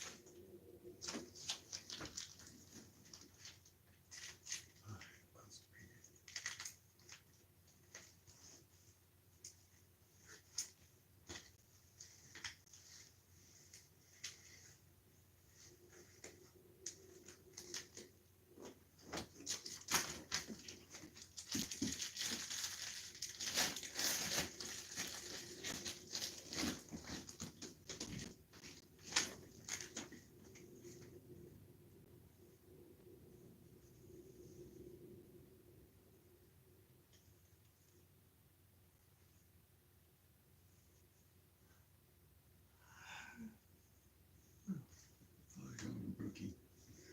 They're bioengineered to do it. Can be everything's fake. If your shoes fake.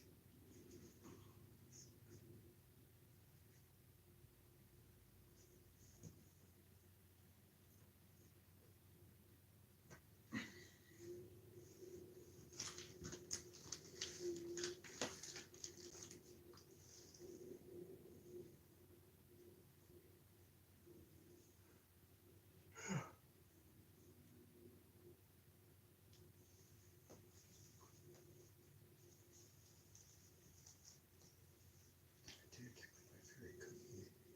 Fake. It's like bioengineered. It sucks. I got it on YouTube. I got it. This one's my favorite brownie. It's fake. Stuff is up like telling me.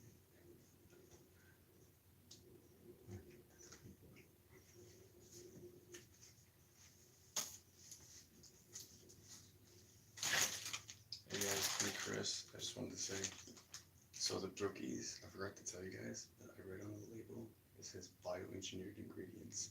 So do not get the brookie, okay? Get it if you want to try it once, but like, yeah, it's got bioengineered ingredients. After that. Trust me.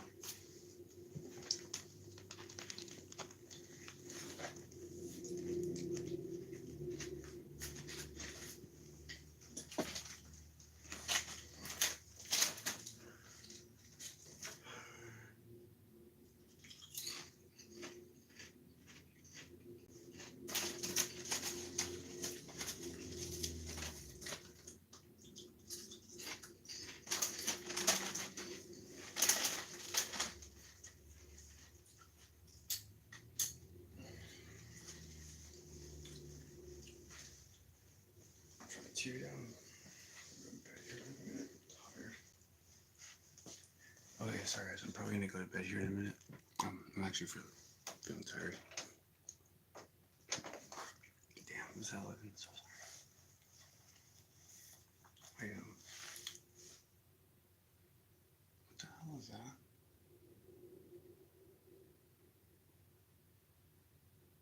I gotta bless this room tomorrow, guys. I'll explain more. Like I just saw like a light go. There was like a shadow that like brushed past the white lights. That was kind of creepy. I ain't gonna lie, guys. So yeah, have a good day, guys. You guys stay blessed. I'll keep it running if you guys want to listen. I'm just gonna be watching documentaries and trying to get some more done while I'm awake. Talk to you soon. Bye.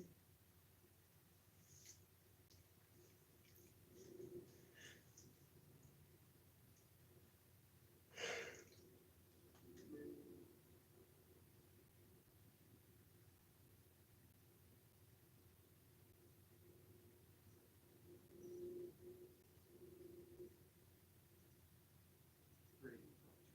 These multiple expositions, all in a city that wasn't even close to being 100 years old. And that's even from its initial founding. And yet somehow they managed to pull all this off. They managed to build this entire city from scratch after 1854, establish a transcontinental railroad, build all these impressive structures out of brick and block, then do a regrading project. And while they were at it, they also managed to fill in lower levels of buildings, most notably St. Mary Magdalene Church, but if it was that easy to do, then it suffice to say that they were doing other structures that they were able to construct additions to the existing courthouse and then tear down the courthouse. So it's very, very incredible. In fact, the city hall was actually called the Red Castle. How did we ever get away from constructing our city halls as castles? I'm not even going to show you the current hall because it's your classic English architecture buildings.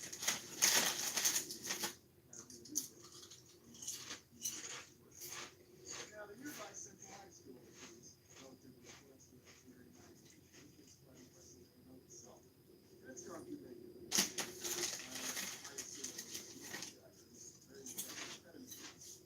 and you can see how quickly the retrograde and the grading project and then they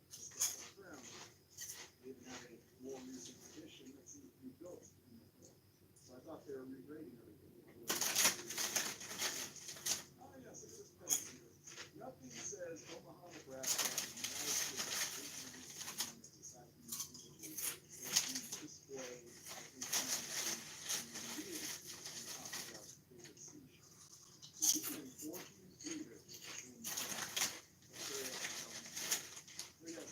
they don't have box theaters, they have 14 theaters. It's like you go to many different towns, you can find theaters that have 14 theaters. And nearby, Lincoln, Nebraska, we also have these very impressive and very tall Nebraska State Capitol that was completed in 1920. Again, supplanting the previous Nebraska and not being the territory of that country. So we go from Omaha, north on the Missouri River, to Sioux City in Iowa. Now, Sioux City has a rather intriguing history as well. We have a coincidentally, Sioux City, Iowa was founded in 1854, the exact same year that Omaha was. And close to the year that Des Moines was actually revived become the capital of Iowa. And we can see here they have the Montgomery Burns slant construction technique. So it all makes sense because, again, it's all found in Omaha. So, yes, multiple cities in the nearby area. And let's not forget that Sioux City, Iowa is going to be very impressive corn palaces, including turrets and very elaborate towers and very impressive domes, a frame that was filled in by corn.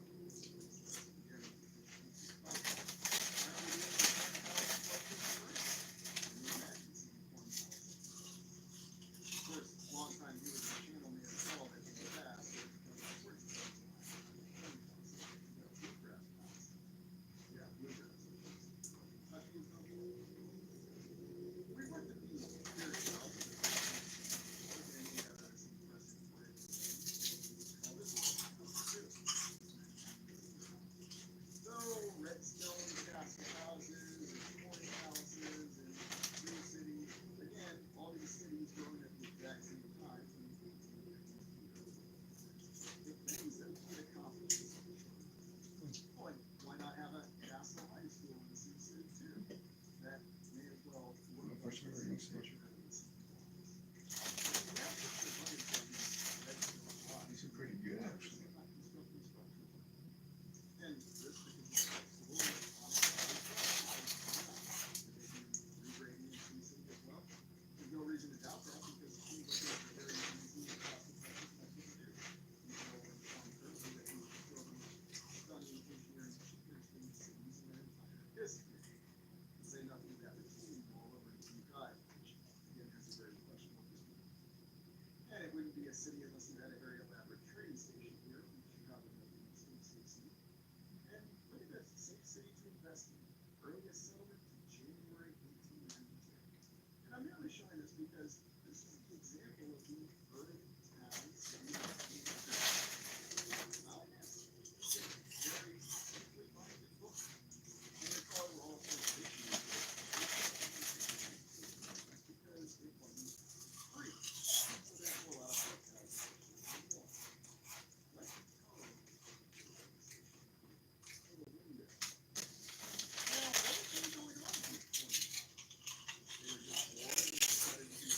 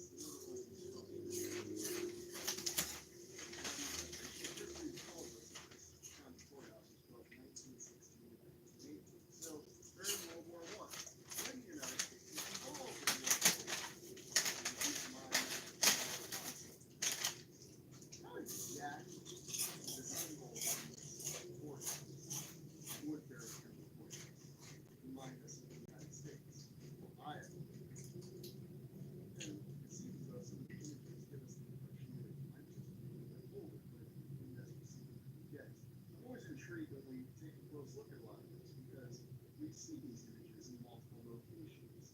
What exactly did they represent? Was this just simply the terracotta imagery that everybody used? Were these prefabricated constructions for when you decided to build your unique courthouse? And here we have the board of supervisors and the architect who were the contractors. Well, we don't really need to know who the contractors were. We just have two general contractors listed. We can just assume that there were obviously people off the street. And they were the ones who fashioned very incredible and human-like figures that we still see in the courthouse to this day. And it's very similar to the hotel that we looked at in Los Angeles, where the structure itself from a distance looks rather lengthy. But when you look closely at it, you see all the impressive intricate detail. Is this really done by our people in Sioux City, Iowa, in 1960? Even at the greatest, very impressive. And you might be asking,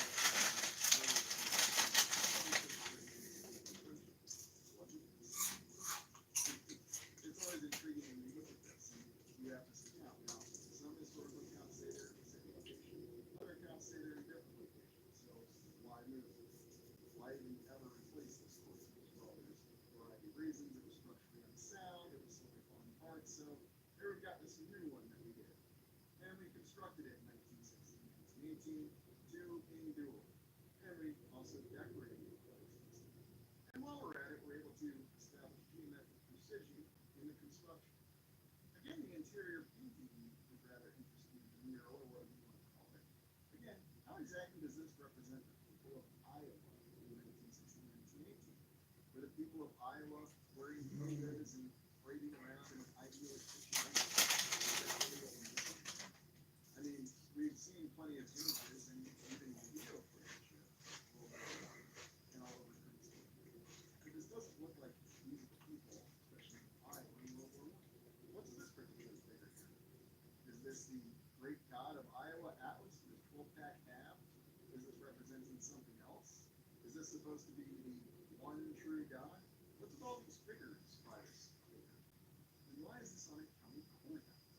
What exactly is this truly representing? Now, I'm just throwing out questions and considerations because why would anybody put this on a county courthouse today or in 1968? Yes, I know. We want to convey the concept of governmental authority at the county level. And what better way to do it than to put all of the Mr. Burns dressed up as God figures in statues on the court? And again, how would you have the money and the time or the inclination to do that? And as we understand it, was the United States not focused on World War I? There's all the questions you always have about economic stability, but the United States can easily go through a Great Depression. Remember the first Great Depression was in the 70s, and remember all the panics that came after that. And remember all the incredible achievements the United States had before the establishment. What an incredible ego they have in this country. Now, I will say this, at least an ego is associated with the symbolism of both the United States and Iowa. There's an eagle on the Iowa flag. Although I have to say, this eagle that we see that's on this courthouse is much more impressive than any eagle on the flag. The eagle is supposed to say that any sort of figure like this on a building is more impressive than a flag in general. But that's just my opinion. Maybe we've got to keep the flag, and flag makes sense to me. But how can we really justify this courthouse? And you can see next to it is the tower from the City Hall that was apparently renovated and reconstructed in the 1990s, utilizing the original stone. Another question I have is, what exactly is the construction material? Is it just standard bricks? What are the blocks that make up these impressive sculptures? How exactly did they do this? Were these prefabricated? Was their space prefabricated somewhere just sitting around in some shop, maybe in Chicago or New York, and then it was brought out by train and then lifted perfectly into place? Is that how they did things in 1916, 1918? And if they did have that capability then, why are we still not doing this now? I know there'll be the usual litany of answers about, well, we just don't have the desire to do this. We don't have the money. It's hilarious because we can always raise the debt ceiling, so how do we not have money? But whatever. We'll accept that. Or, well, we don't have artisans and craftsmen. All these immigrants coming from Europe, they're just experts. Yes, this is the dome that's inside the Woodbury County Courthouse. You don't actually see it because it's a dome within the structure. And yet it's that impressive. And here's an example of a black and white photograph allowing you to see some of the intricacy within the interior of the Woodbury County Courthouse in 1605. So why do we not construct structures like this today? Why don't we put all this elaborate decoration on the walls, on the ceilings, on the columns? Instead,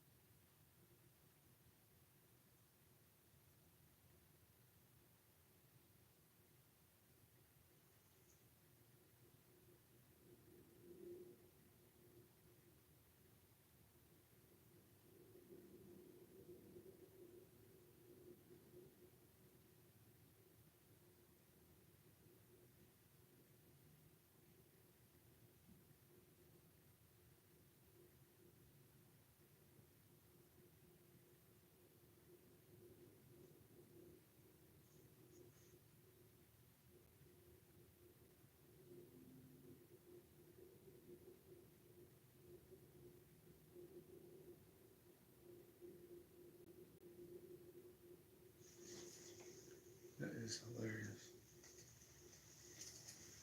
That is hilarious.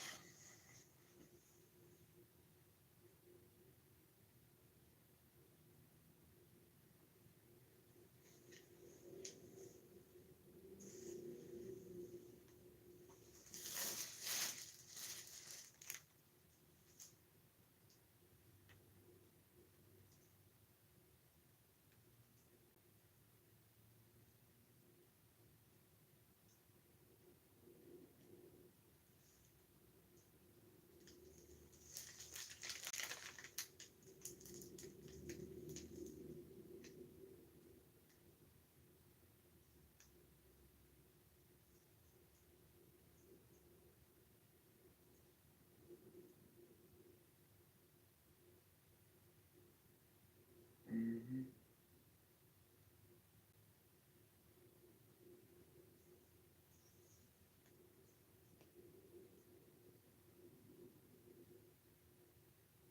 Mm-hmm.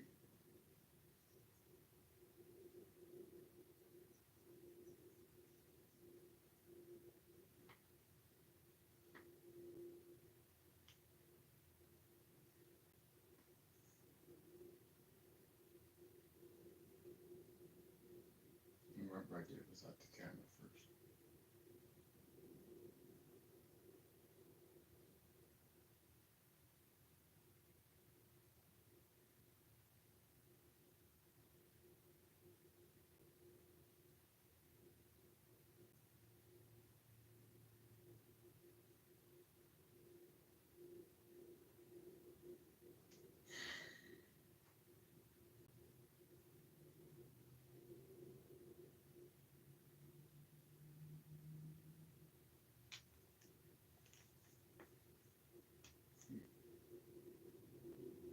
That's funny.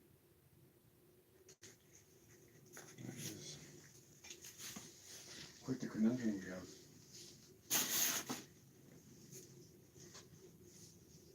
What would you say?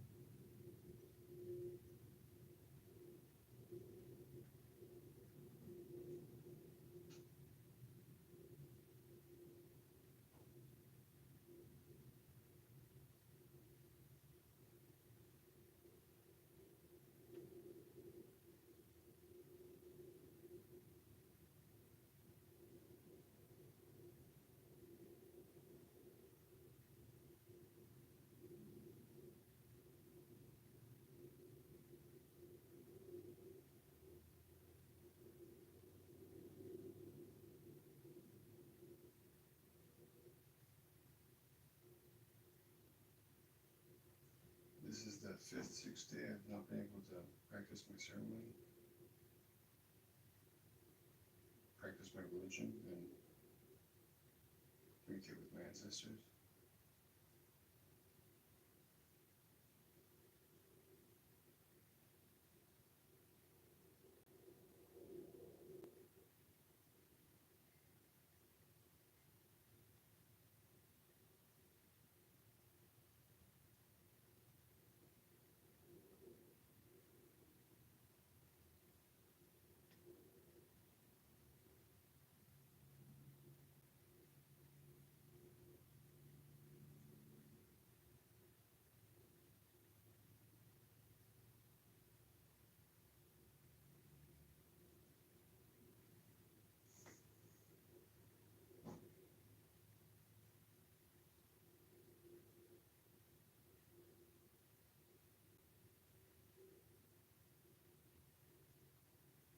I'm going to put your camera away so I won't break it.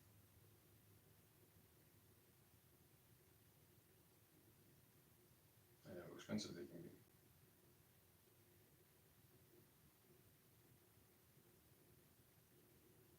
Don't ever never try this again. You're gonna face it towards the person that's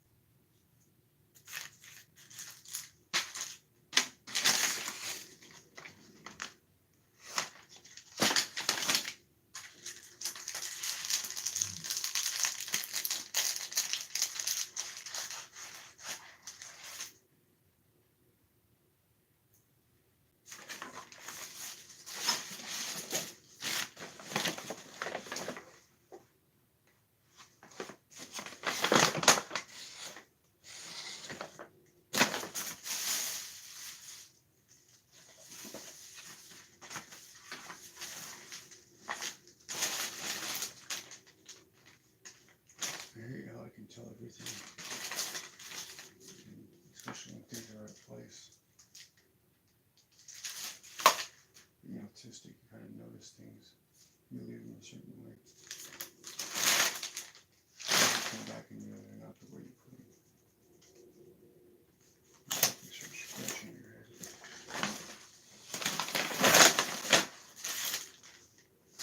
Get a smell of someone.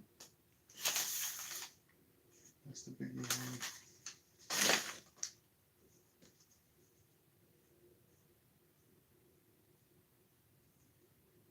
Us Indians, we have a really good sense of our six senses that we know of.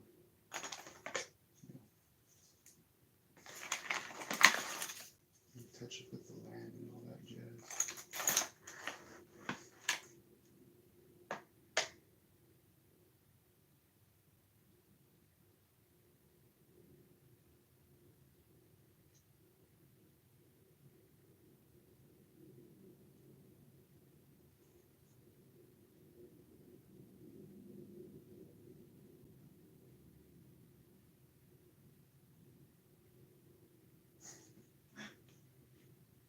That was fun.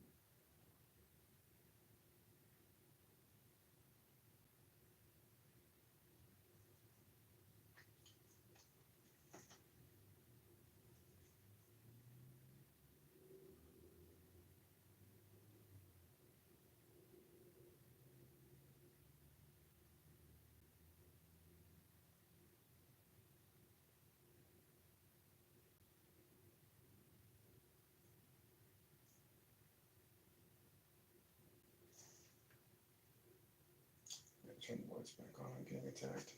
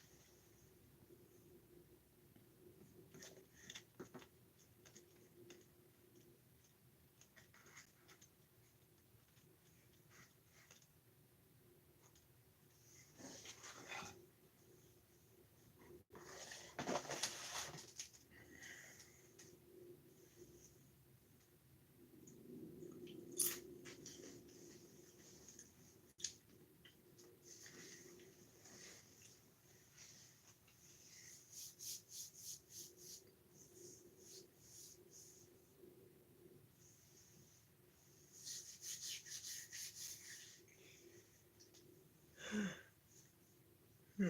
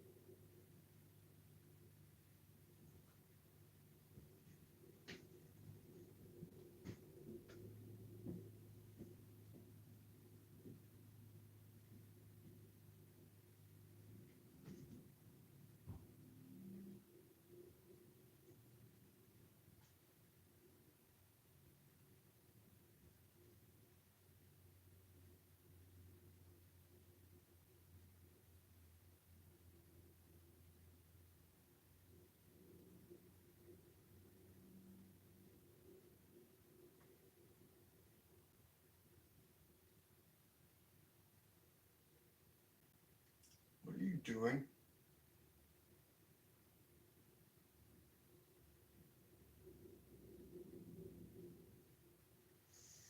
Oh my god, dude.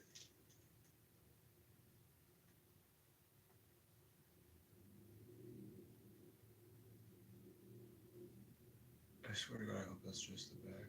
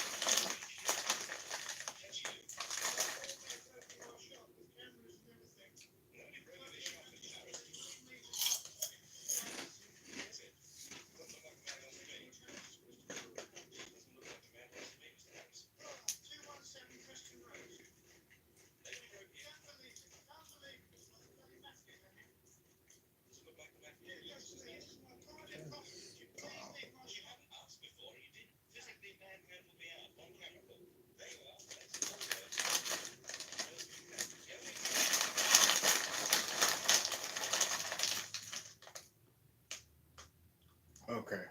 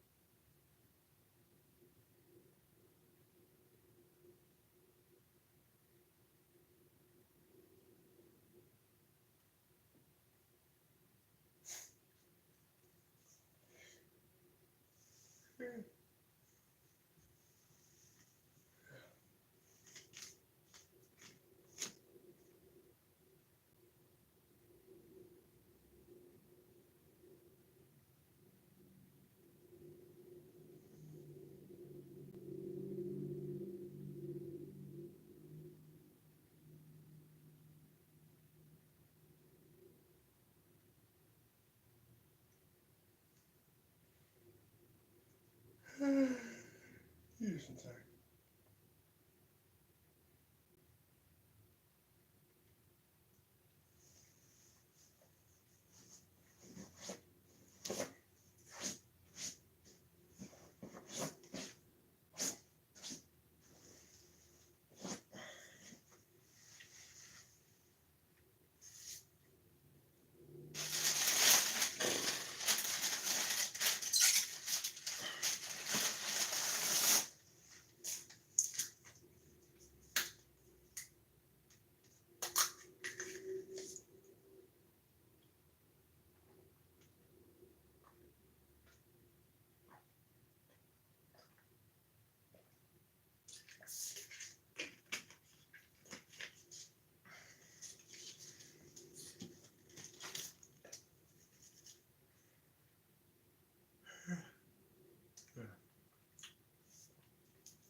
I feel like I'm tired, but I'm not tired. Like I'm uncomfortable because I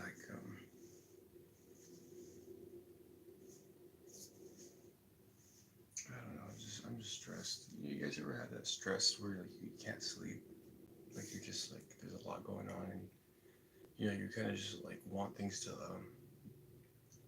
go a little smoother. I would say, but like at the same time, it's just like it's only any crazier, and so you're kind of like just floating down. Like I don't know, you're floating in a realization of like, hey, this is like, the world is like just my part in this world is to do this, and you're just like, you want to do it and you want to get it done, but it's like something keeps popping up, or it's just like it's one of those nights, well, mornings, I guess now. So I'm gonna try to go to sleep, but if anything, I'm probably gonna turn the TV back on, just like let it help me fall asleep. My phone, I don't know, my phone's like giving me a headache right now. But yeah, guys, hope you guys are having a great morning so far. You guys have a great, awesome day and a week as well. I'm so sorry, guys. I'm too stressed to like get anything done at the second. Last night I had the worst headache I've had all year. Like I'm telling you, it was so bad, even marijuana wasn't working. So I kind of figured I'm just gonna relax for now, and then get up, clean up what I need to clean up, and then I'll post my Cash App, so that way it's so hard for me to like even do that. I don't really want to ask anybody for help. I know now I got to start like I gotta be cool with like accepting that, hey dudes, like once in a while it's okay to be like not the strong person, because like most of the time my whole life being the oldest of 4 kids and like the younger sibling of 3 older sisters, I've had to like stay like strong to keep my to keep my mind from like I wouldn't say ego, I would say more it's to keep my mind sharp, because like I gotta help my older sisters if they ever get into anything. I gotta help my little sister if she ever gets anything, and I had to help my little brothers if anything, so it was always very different being like the middle child. So being the middle child is like my three older sisters, they have a different mom. My three younger siblings, we have like the same mom and the same dad. It's interesting because it's like people would have never guessed what nationality I am and whatnot. And I had to tell them like, hey, I'm just Blackfeet. And like most of the time they say you're what do they call it, conquistador, or the other one's I forgot. But I'm gonna just lay down. I'm just gonna turn the TV on, guys. I'm so sorry if it's loud. I'll keep it down. Okay. Have a good night, people. Love you guys.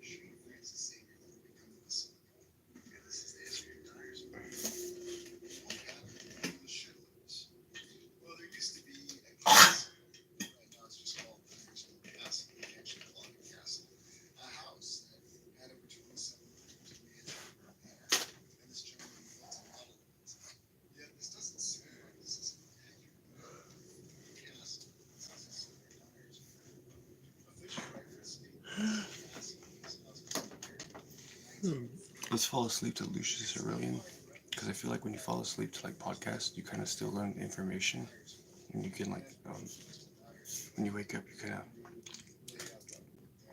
you kind of still remember and know what was. It's kind of hard to explain when you experience, but when you do it, you'll when you guys try it, you'll know what I mean.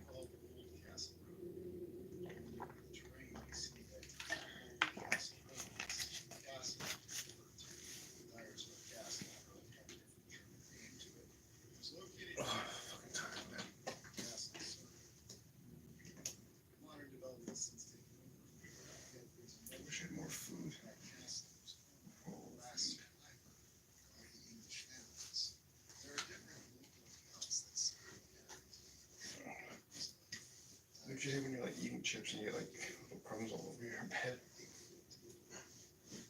It's crazy, guys.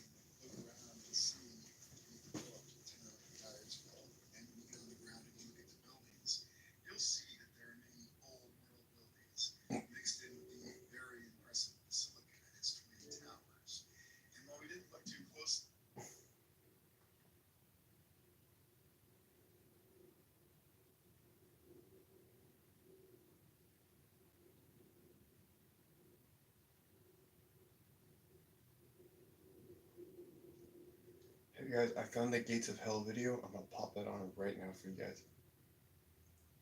Oh. Lucius Aurelian, I'm so sorry, brother. I know it is a paid membership one. But if anybody that views this wants to watch this video, you have to get a membership, and I highly, highly recommend it. Best $9 a month I've spent. I kid you not.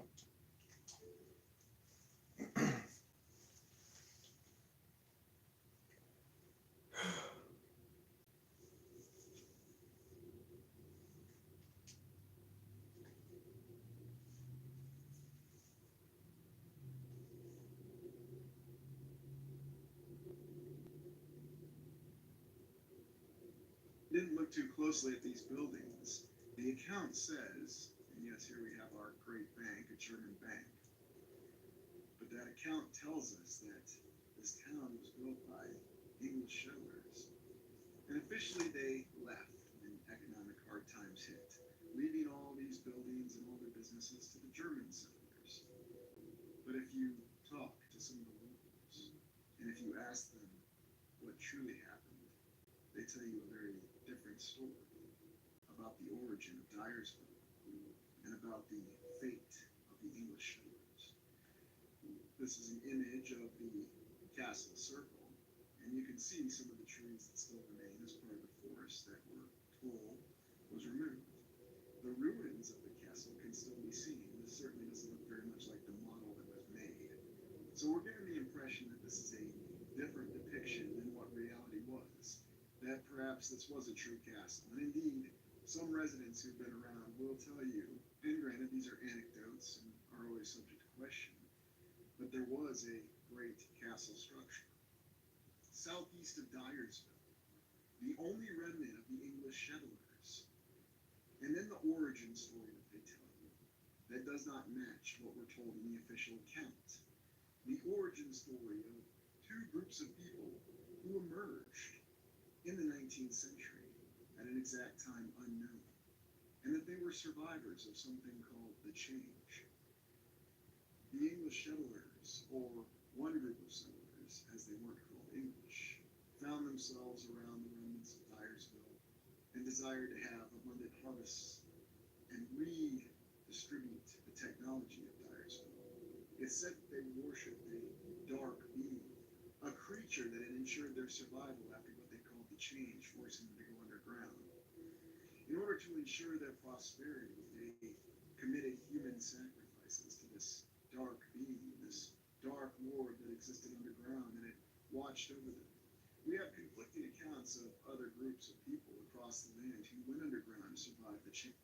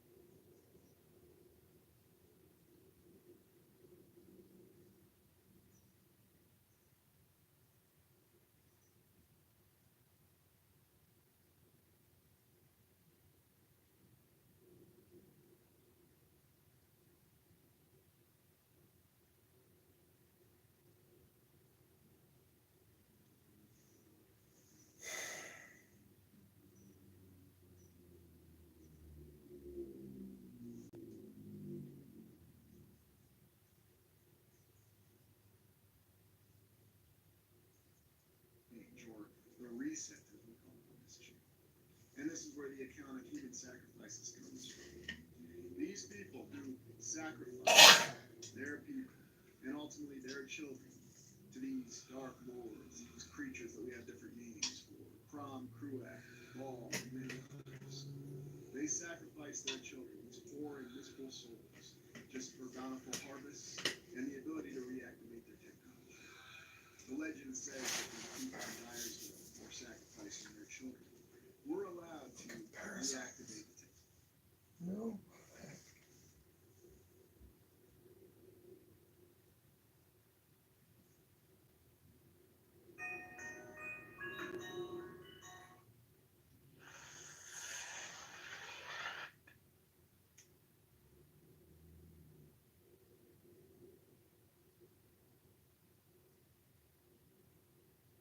Dyersville, and desired to have abundant harvests and redistribute the technology of Dyersville. It said that they worshipped a dark being, a creature that had ensured their survival after what they called the change, forcing them to go underground. In order to ensure their prosperity, they committed human sacrifices to this dark being, this dark lord that existed underground and had watched over them. We have conflicting accounts of other groups of people across the land who went underground to survive the change, or the reset that we call it on this chain. And this is where the account of human sacrifices comes from. These people who sacrificed their people and ultimately their children to these dark lords, these creatures that we have different names for, Crom, Kruak, Baal, and many others. They sacrificed their children, these poor and miserable souls, just for bountiful harvests and the ability to reactivate their technology. The legend says that the people in Dyersville, before sacrificing their children, were allowed to reactivate the technology and re-inhabit the town as it was. And they gave their children in sacrifice to the dark lord, the dark being that they worshipped, the one who had ensured their survival. And yet this wasn't enough for Crom, Kruak, or Baal. There are even accounts that creatures would come in the night to carry away the children. So intent were they on concerning the sacrifices. And yet this wasn't enough. Despite having their bountiful harvest for many years, in the act of giving worship to Crom, Kruak, to their god, all of the people of Dyersville perished. They were killed. Some of them individually during the act of giving worship, and others who were simply killed during a fire which destroyed certain buildings such as the castle and accounts of people just spontaneously combusting.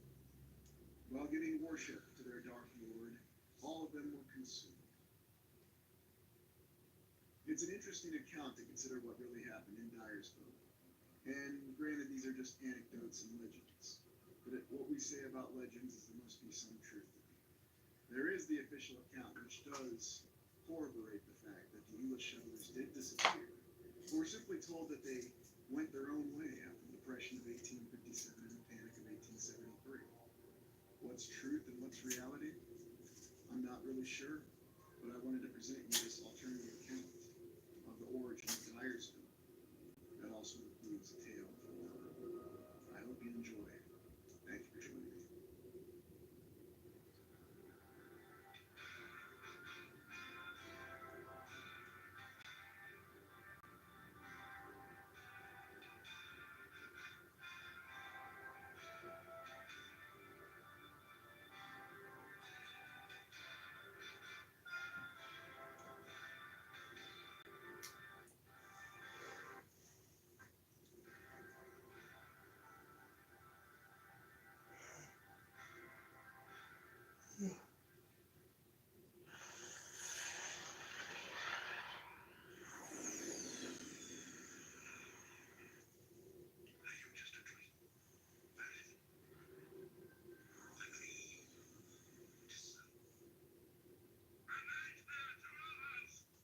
Welcome, channel members, and tonight we are going straight to hell.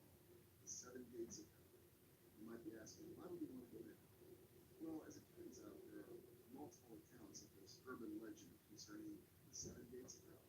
And if each person's gates of hell, of course, end up in hell.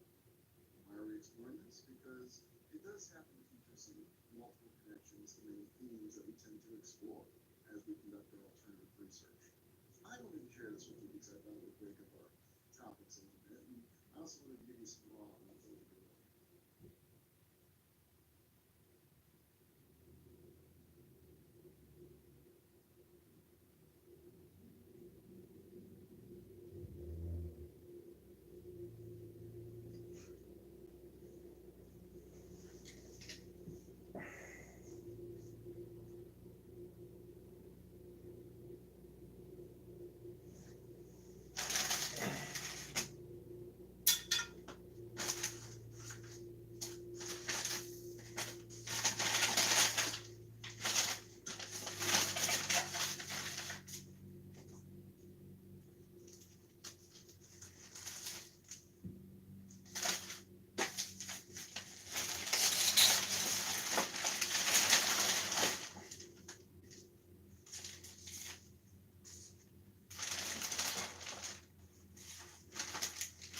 Okay, glad I'm back, guys. I'm tired. Been a stressful day. Have a good day, guys. Have a good day, guys. And stay out of trouble.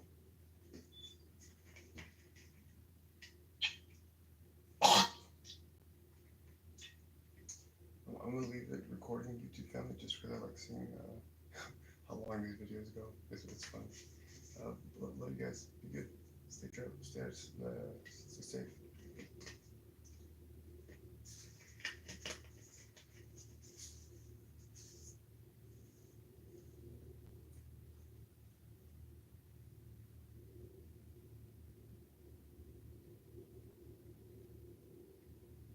So, by all means, you're welcome to complain about raw and unfiltered earlier. In any event, we'll start with the baseline. At least one of the most well-known events in some gates of hell is urban legend regarding locations in Pennsylvania. Burned Insane Asylum, so right there, red flags going off, deep, as we like to say. And the other is a great doctor. Hard to say which one is more alarming. Maybe it's both. Both agree that there are 7 gates in a wooded area of Pelham Township, Pennsylvania. Pelham Township. It's not that obvious, is it? And that anyone who passes through all 7 goes straight to hell. The location in question never housed an institution. Sure, I believe that. The aforementioned doctor only constructed one gate to keep out trespassers. Despite the popularity of this as a tourist destination, the property is privately held. Visitors may be charged with trespassing as a result. And apparently whoever owns this property obviously doesn't want to, shall we say, utilize it as a tourist destination. I mean, I would say exploit, but, people can make their own decisions. Maybe they really believe you can go to hell, and maybe a lot of people want to go to hell. Ever see The 9 Gates of Johnny Depp? Yeah, that movie will send you to hell in many different ways.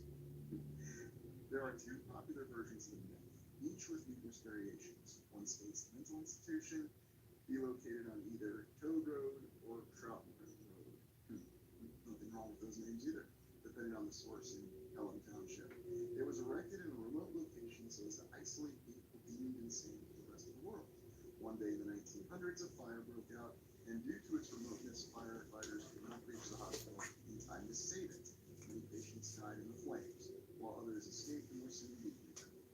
So we have this very awful account, and of course they assure us that there was no historical asylum located in this particular location. Of course, we can find asylums in many other remote locations, and that's why I'm inclined to doubt that particular assertion.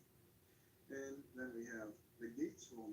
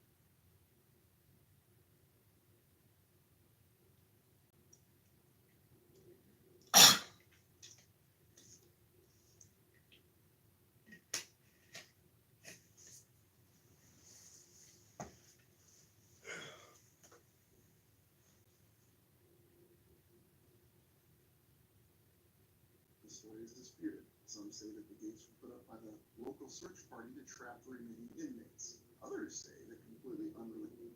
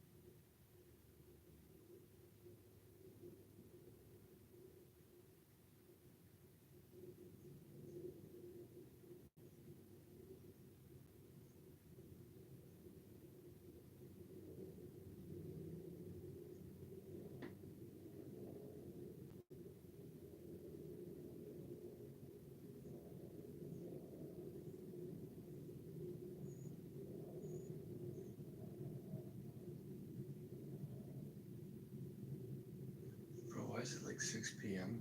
I mean 6 a.m., 7 a.m. All of the freaking planes, all of the trains, all the cars, everybody just starts like it's like you couldn't have built the airplanes like further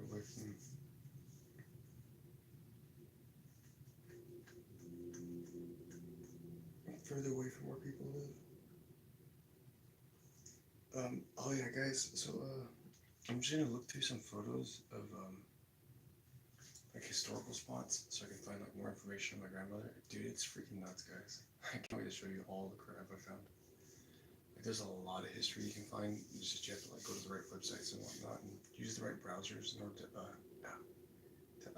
grab that info. Like most of it's hidden, straight up. I'm gonna call my abusive mother to see if there's anything to eat. I'm kind of hungry.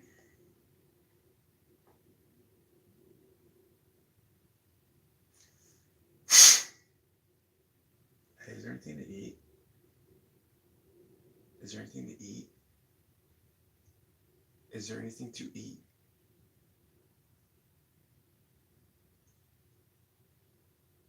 Okay, I'll have it. Thank you. Okay. I am so sorry, guys. Let me rewind this. I just like I'm stoned. I mean, I'm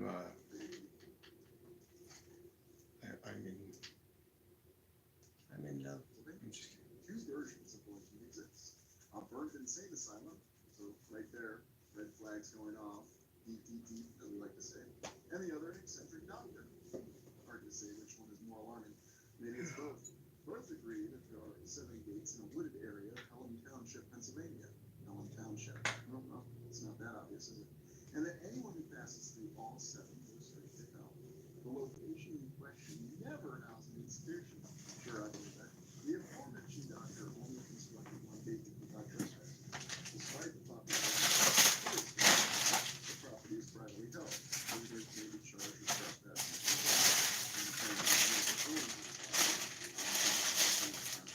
Utilize it as a tourist destination.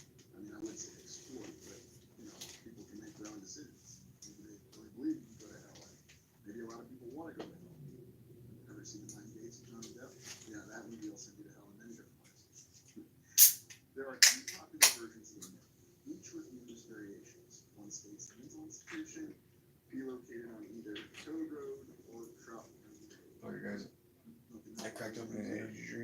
source in let's just get all this paperwork done. It was erected in a remote That way when I wake up, I location can to isolate people deemed clean up insane from the rest of the world. and then like One take day, a nap and then like hundreds of head off on the children road. got out, and due to its remoteness, firefighters could not reach the hospital in time to save it. Many patients died in the flames, while others escaped and were soon beaten to death. So we have this very awful account, and of course they assure us that there was no historical asylum located in this particular location. Of course, we can find asylums in many other locations, and that's why I'm inclined to doubt that particular assertion. And then we have the Gates Rome story is disputed. Some say that the gates were put up by the local search party to trap the remaining inmates. Others say that completely unrelated to the asylum story, an eccentric physician who lived on the property built several gates along a path deep into the forest. Both accounts agree on only one gate being visible during the day, but the other 6 can be seen at night. According to the legend, no one has ever passed the 5th gate, but if they passed all 7, they would go directly to hell. That place we all seem to want to go to. And what do they tell us is the reality? There used to be a road in Pelham Township named Toad Road. Again, nothing alarming there. However, it was wiped off the map after Hurricane Agnes in 1972. Toad Road ran along the Corduroy Creek and led to the Corduroy Furnace. We'll take a look at Corduroy Furnace in a second. Today, there are multiple gates on this property, which begin by so don't trespass there, alright? The gates associated with this legend can be found alongside Range Road and in the old intersection between Trout Run, Range, and Toad Road. Range Road was its military installation. All can be seen day or night, contrary to what the legend says. Oh, so now they're saying you actually can see the gates, and there are multiple gates.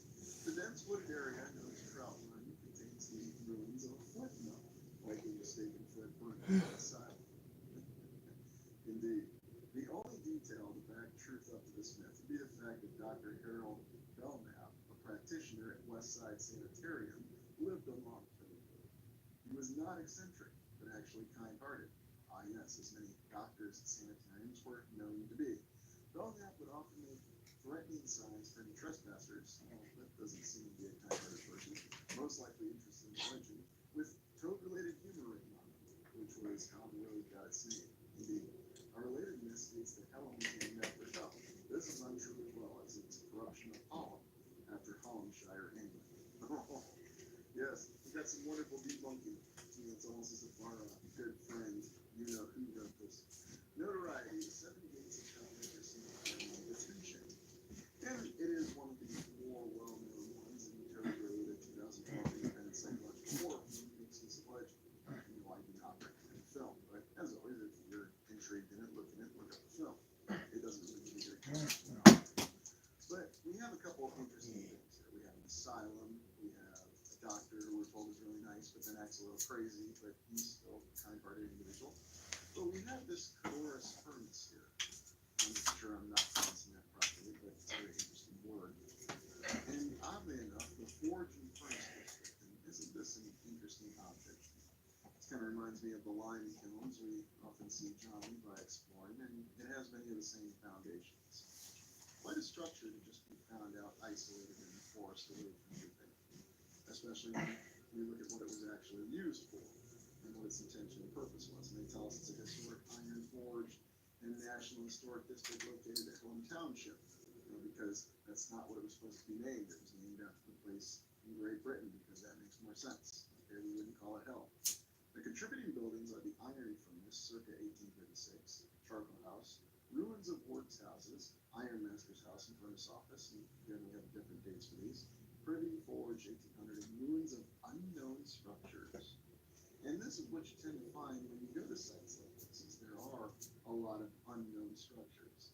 Rather odd for the mainstream to admit this, but I do believe it's listed on the actual Register of Historic Places as unknown structures. You find that a lot. And that's usually when they're hand-waving things, or they try to say that the structures are too dilapidated, therefore we can't identify them. So when you start to step back a little bit, you realize that there does seem to be a little bit more to this account of these 7 gates. Now, do these 7 gates actually go to hell, or do they merely take you to a place that you think of as hell? Or again, is this just all an urban legend that's going too far? Well, let's look a little further. But first, first thing we're going to do is just take a quick little detour and look up the account of William Belknap, because it's very interesting that this Dr. Belknap, who may or may not have been connected to William Belknap. But the reason I call out William Belknap is he was another prominent figure in the United States Civil War. He was a Union Army officer, government administrator in Iowa. We'll get to that in a second.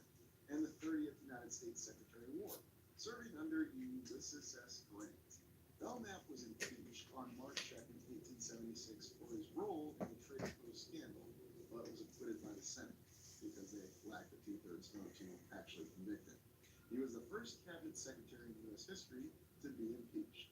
And you can see he's got a really gnarly beard, so he's got to be a really cool guy. But in any event, he served in the Civil War. He finished up the Civil War, and oddly enough, he served with a unit from the Civil War, which I've tried to find the history for, and that's the 15th Iowa Volunteer Infantry.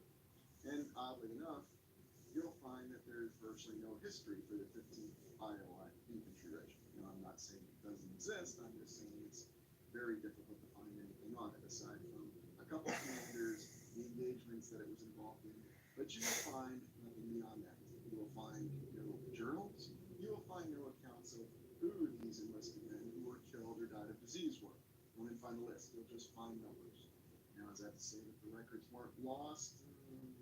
A lot of strange things happen, especially when you look into the unit histories of Iowa, a state that we love to say fielded over 10% of its entire population to fight the United States Civil War, while still being a relatively new state.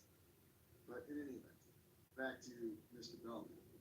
And Belknap is also further involved with Iowa, which was rather odd because you see here, he was appointed Iowa's Collector of Internal Revenue by President Andrew Johnson and served with distinction for 4 years.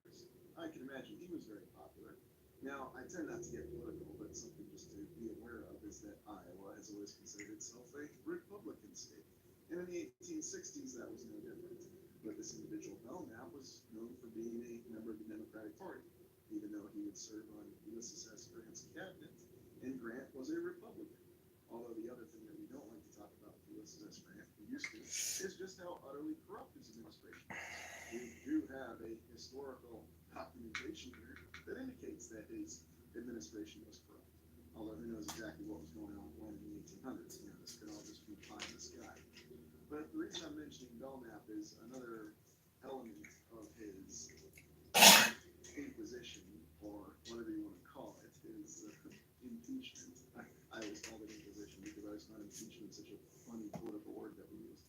But a majority of senators voted convicted, like 2/3 required, and Belknap was acquitted. I'm gonna go grab something to eat real quick. Arthur MacArthur Sr. dismissed Belknap's Washington, D.C. federal trial. I'm starving. Arthur MacArthur Oh, is Sr., it? who was the father of Arthur MacArthur. I thought like one of those days where you're just like, The individual who won the Medal of Honor. you know, where you're just like hungry. Chattanooga. Yeah, you like everything. His grandson, Arthur MacArthur Sr.'s grandson, was Douglas MacArthur, who we've talked about on the channel many times. So, oddly enough, many connections with this Belknap name with things that we've explored.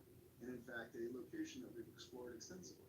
This Belknap individual was involved in Iowa as some sort of civil administrator. And even though, of course, they say he was collecting taxes, because we did have income taxes to support the Civil War. Of course, Iowa was just loaded with money somehow because the federal government just showered money on Iowa. That's what they tell us. That's how they put that lovely soldier and sailor's monument to make that next to the Iowa State Capitol. But they were missing funds, so they needed to have a collector of internal revenue. The mother of all conflicting accounts, isn't it? The reason that I bring up Belknap, though, is we're going to be looking at him a little bit in the future, and I'm going to be sharing some documents and correspondences that there is access to. Now, once again, it does give you more conflicting accounts about what was really going on in Iowa. To say that it's strange is significantly understood. And in the initial account of the 7 Gates of Hell, you have the doctor, who we're told really existed, however, he doesn't have a link and not much information, with the same name. That indicates that he's from the family.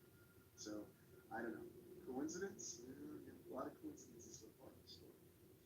So, let's look into some more accounts of the 7 Gates of Hell. So, this is another account of some of the myths that we have about them, and we're still in Pennsylvania on this. Depending on who you talk to, what you believe in what is possible, somewhere along the line you'll be intrigued. Yeah.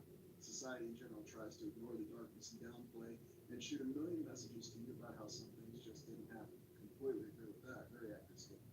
This is especially popular in America. Popular? It's a little bit more than popular.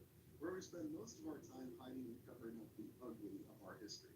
That's the understatement of the year. This is a dark history that every generation of leaders on every level tends to try and write off. Sort of like Ulysses S. Grant writing off all the corruption in the administration. But we won't mention that.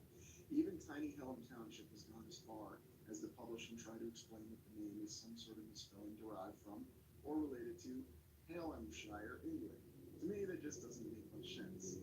I believe it was always good to have Helm in the name for a reason, a truly dark and more plausible reason, like the fact that there is a portal directly to hell right here in my backyard.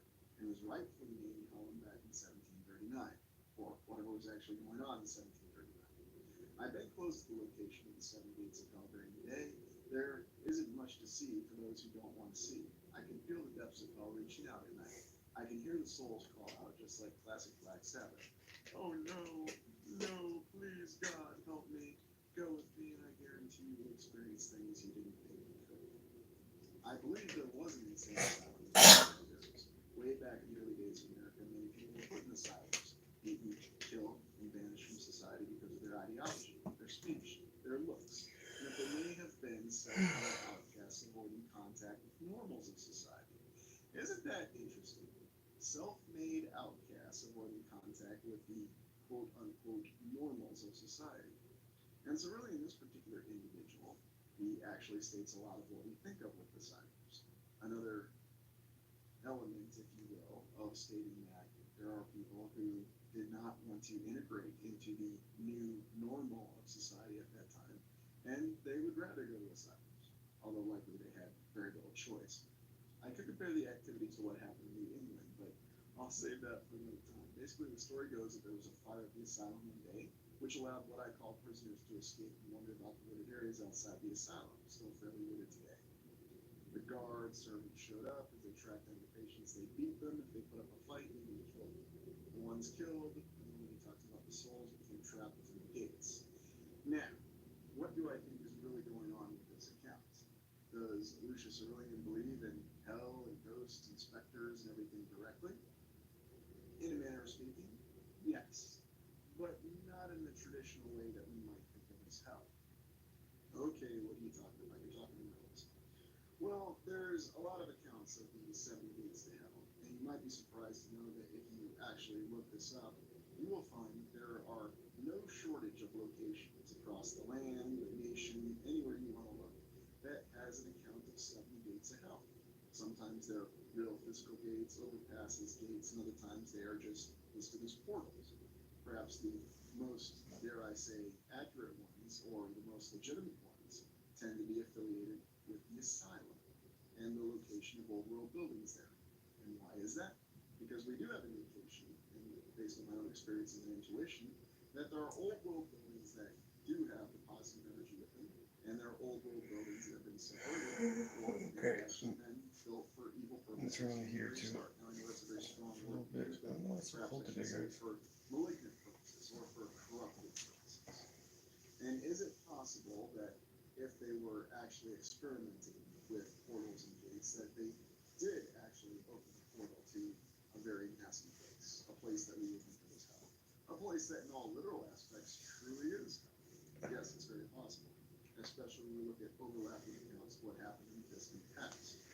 Now, of course, this is going to be derided as some sort of fantasy and speculation, and that's true.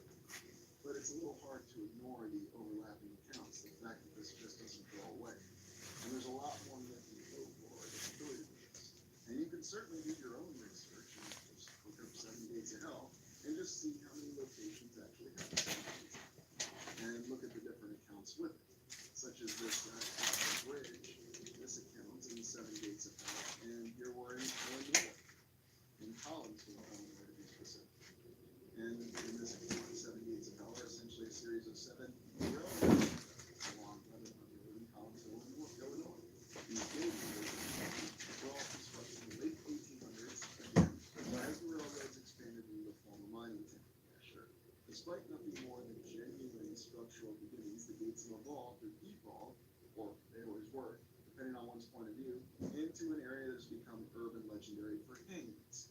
Oh yes, the movie mention the KKK meetings, satanic rituals, and even further paranormal activities. By the way, I've never heard or seen any sort of KKK activity ever going on in the Midwest, but anything's possible. Just never heard of it or encountered it.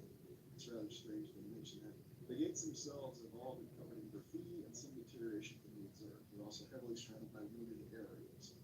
And so you look at these old infrastructure, railroad bridges or trestles, and you can see they're very well built up and exactly where they're built.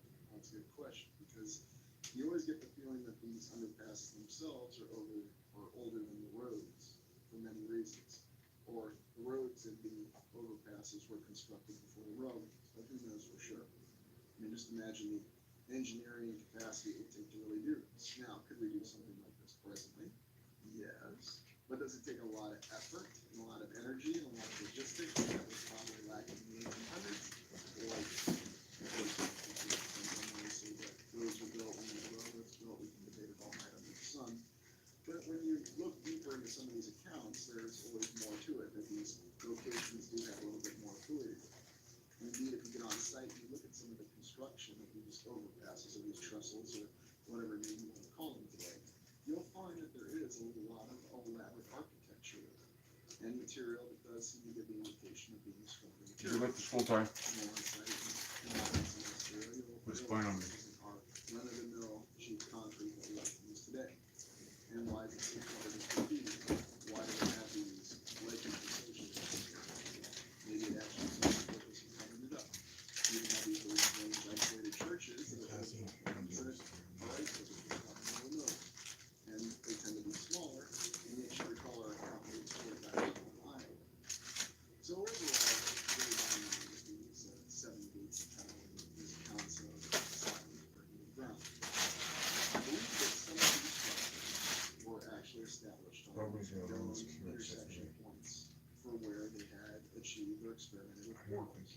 We've explored portals a couple times in the channel, but what we don't really understand yet, what I haven't gotten into, is some of the accounts that we have that give very specific locations for portals. Now you might be thinking, well, maybe they were on the intersection of ley lines, and why the heck haven't you done an exploration on ley lines yet?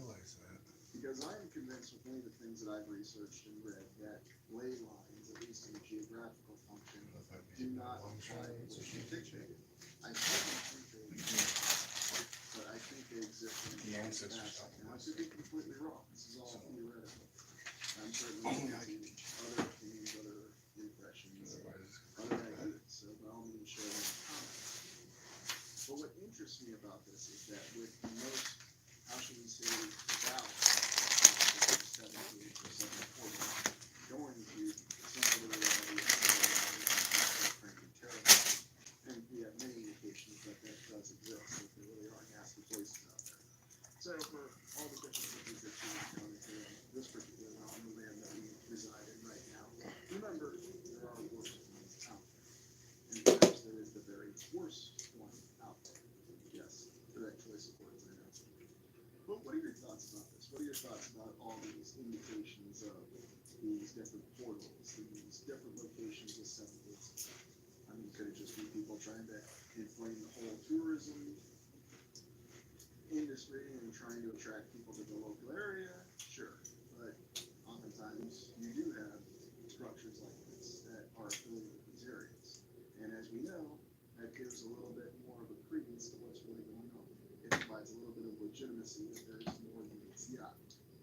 But in terms of all the details and how it fits together, I'm still working on it. And we're all working on it together. So by all means, what are your thoughts on this? And share with everything and share with. Well, thank you for joining.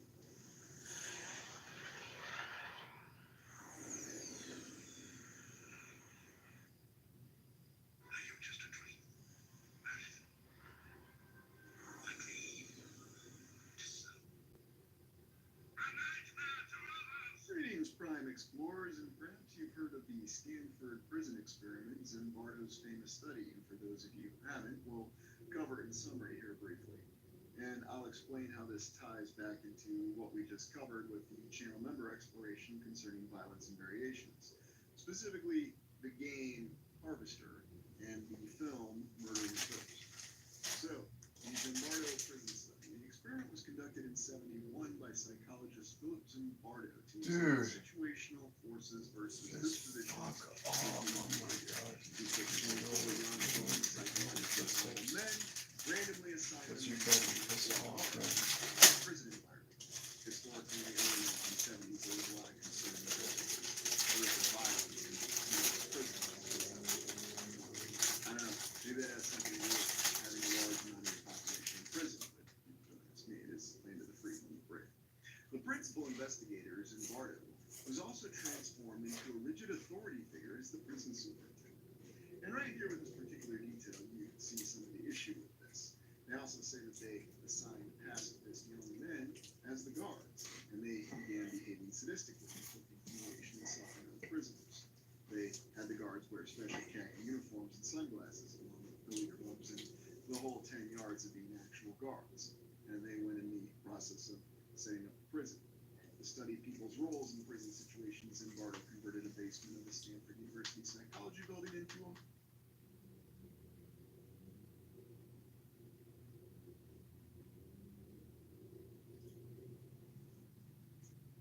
Oh my god. So we have to put the camera back over there.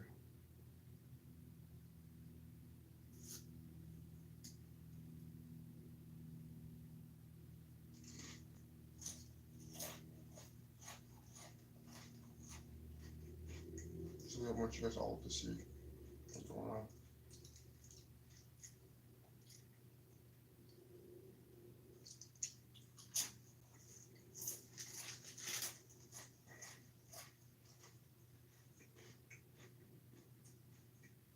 Annoyed with people now.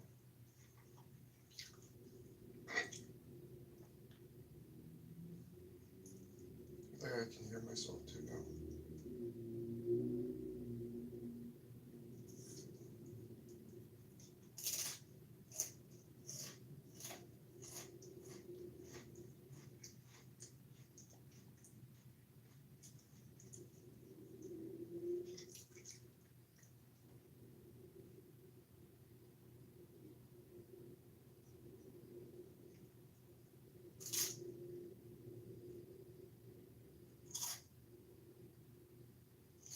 Too late.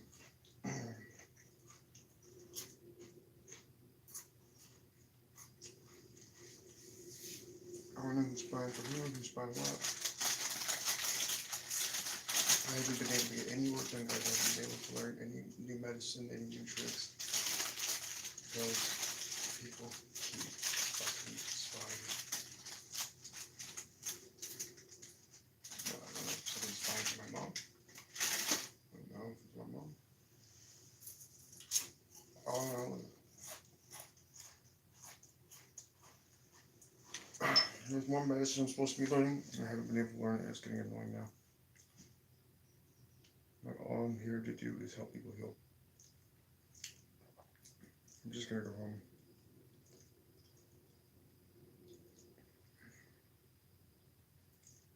I don't feel comfortable sharing any information until I go home.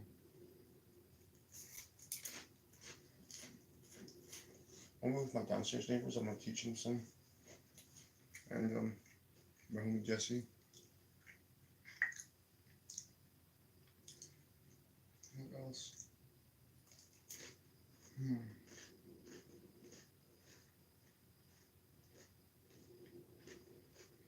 What else?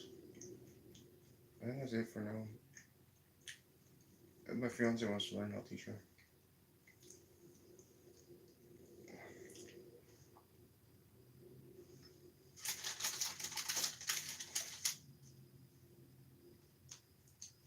Sadistically, humiliation and suffering on the prisoners. They had the guards wear special khaki uniforms and sunglasses, along with billy clubs and the whole 10 yards of being actual guards. And they went in the process of setting up the prison. To study people's roles in prison situations, Zimbardo converted a basement of the Stanford University Psychology Building into a mock prison. Now, again, you might be wondering, gee, where was the administration in all this? Where was the department chair? How come no one was actually asking about this prison study or actually questioning it? Well, you know, it all goes back to that whole certain professors seem to be able to do whatever they want to. There's actually a little bit more to this story I'll reveal at the end. But let's continue reviewing what we're told. He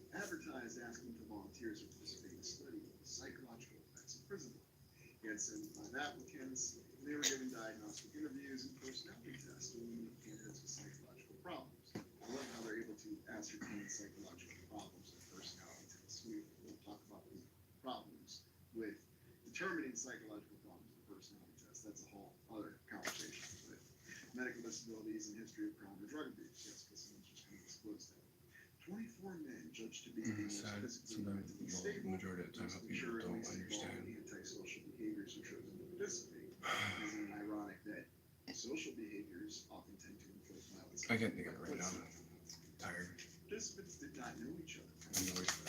And they were paid I'll have to $15 talk to you guys about it another time.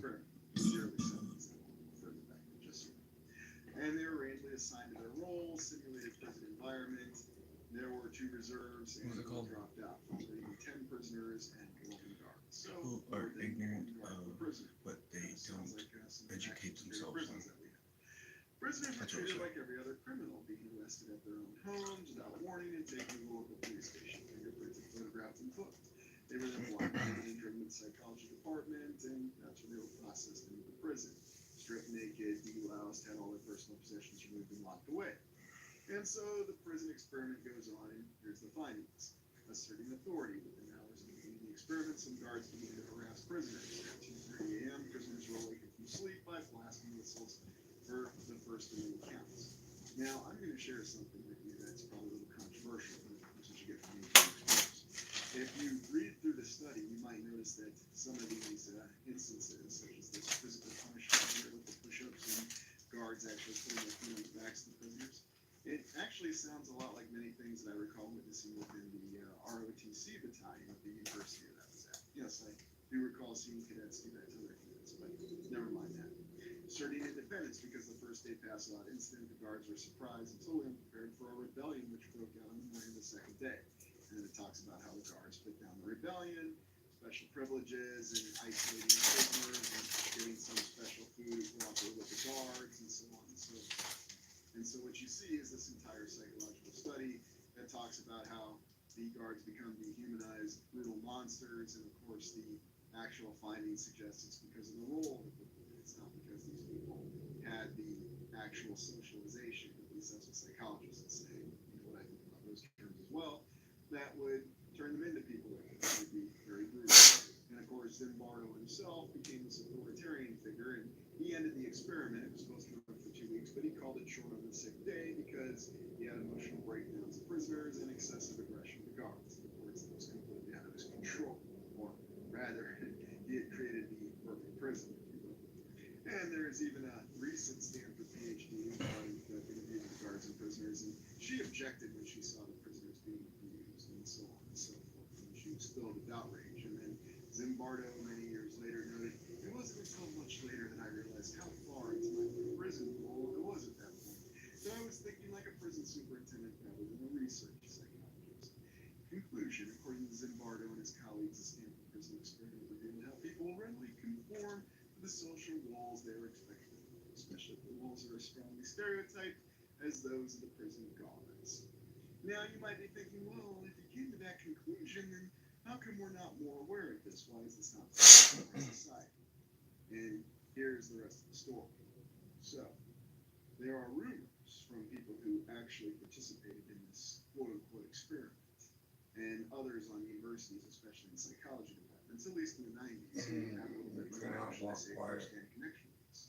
And one of the disturbing accounts they gave was that the chronology and the summary of these events that we just read was already composed prior to the experiment. So, what's the real Most point? important, I can hear what you're The thinking. real point behind it seems to be that people will conform to authority, and that is always the result of any experiment that they want reflected. Now, how does this tie back into the game Harvester or Harvester and Murder in the First? There were 2 studies that I participated in as a youth professor in the 1990s. And one of those studies was actually looking at feedback data on how every game player, there was a group of students, and they did not know that their data was being collected, who were told to play the game in the computer lab Harvester. And of course, you can imagine what data was collected. The computer recorded which decision each game player made. And these were college students, and of course, nobody cared what their actual psychological background was. They just wanted to see what the findings were. And what they found out, at least what was published, was that without fault, most of them, with maybe one or two exceptions, chose to become serial killers at the end of the game. However, that was an aberration of data, because when I talked to one of the other aides who was collecting data, he told me that it was much closer to 50-50. That basically 1 out of 2 actually decided to become a serial killer, with the other one deciding to sacrifice themselves to actually live out a life in a simulated environment with the girl, according to the game. Now, why, do you ask, would they say something like that? Why would they have a study that already had that data to be published? And why is there that discrepancy? Well, a couple of possibilities. Either the aide was not telling you the truth, which I doubt to extreme lengths, because this was a very trustworthy individual, and why would he actually say this? He would basically be risking his reputation in the university. A second part, though, is that it conforms with the fact that the so-called Zimbardo prison study, whether it really happened or whether it was a preconceived study, and I will share with you, I am well aware from firsthand knowledge that there are a lot of preconceived studies that happen. Cassie, you called? And why, you ask? Because if you conform to findings, you're going to have a better chance of. You said my name, Cassie? Monetary support. You're going to get grants, and then of course, Yeah, you're like right outside the door. is going to rise in investment, especially if you support certain findings that are supported across the academic community. Kitchen, hallway. I know it may surprise you to hear this, but you could call it a form of incentivization. So maybe it's an example of what they would call a self-fulfilling prophecy. Whatever you want to call it. It seems as though a lot of these studies actually have guaranteed results. Now, here's where things get really crazy. So, past all this game, we then consider the film Murdering First. There was a study done on certain control groups, and this wasn't just students, there were actually adults who were from the local community and from other communities at the university that I worked at who were brought in, and they had a group that watched the film Murdering First. They'd never seen it before. And then there was another group that actually had the story of the main character portrayed by Kevin Bacon, the real historical story about this guy being murdered, told to them first, and then they watched the film. And then afterwards, they took a survey asking questions in terms of which story did they feel was true. Well, through and through, guess what? They all, regardless of which one they saw, Dude, I first, hate they saw this the fictionalized film version Oh my first, god. or the actual historical version first, that Henry was an individual who was portrayed truthfully and honestly by Kevin Bacon in the film. Now, of course, you can say that's the power of film, and maybe that's what plays a role in it. But oddly enough, the percentage is, again, very peculiar. They say it's 98.94%. And I could actually scan the study in or video and put it up on this video, but I have to do it again very quick. Sometimes I think that shows well, here, just make this. Oh, you can do your own studies and do your own research if you want to, and find out that a lot of this just happens to conform. I mean, it's up to you whether you want to believe me or not, or if you decide to go off of your own decision. And by all means, I encourage you to think for yourselves in all this. But what comes down to it is the whole theme behind authority. Authority is what's actually pushed in all these academic studies. That authority will always be met. And that's what it all boils down to. Asserting authority. Because if you wish to keep people in line, then all that matters is that they conform to authority. Now, I share with you the most disturbing part of all this. And you're probably asking, what could be more disturbing than this? Biased university studies or preconceived conclusions that already come out just for funding? What could be worse than that? Well, the real purpose behind the study was to find other ways to convince that 50%, which was the actual number of people who did not conform to authority, how they were going to conform to an alternate authority. And indeed, a lot of studies that really started hard in the 21st century or the 2000s, it was about how to convince people to support alternative forms of authority, namely focused on that 50% that was not acknowledged in the official study who did not conform to authority. And that's really where this all comes down to. And that will be shared with you in a subsequent Prime Explorer exploration called the Disinformation Campaign. Well, I hope you enjoyed this. Thank you for joining me.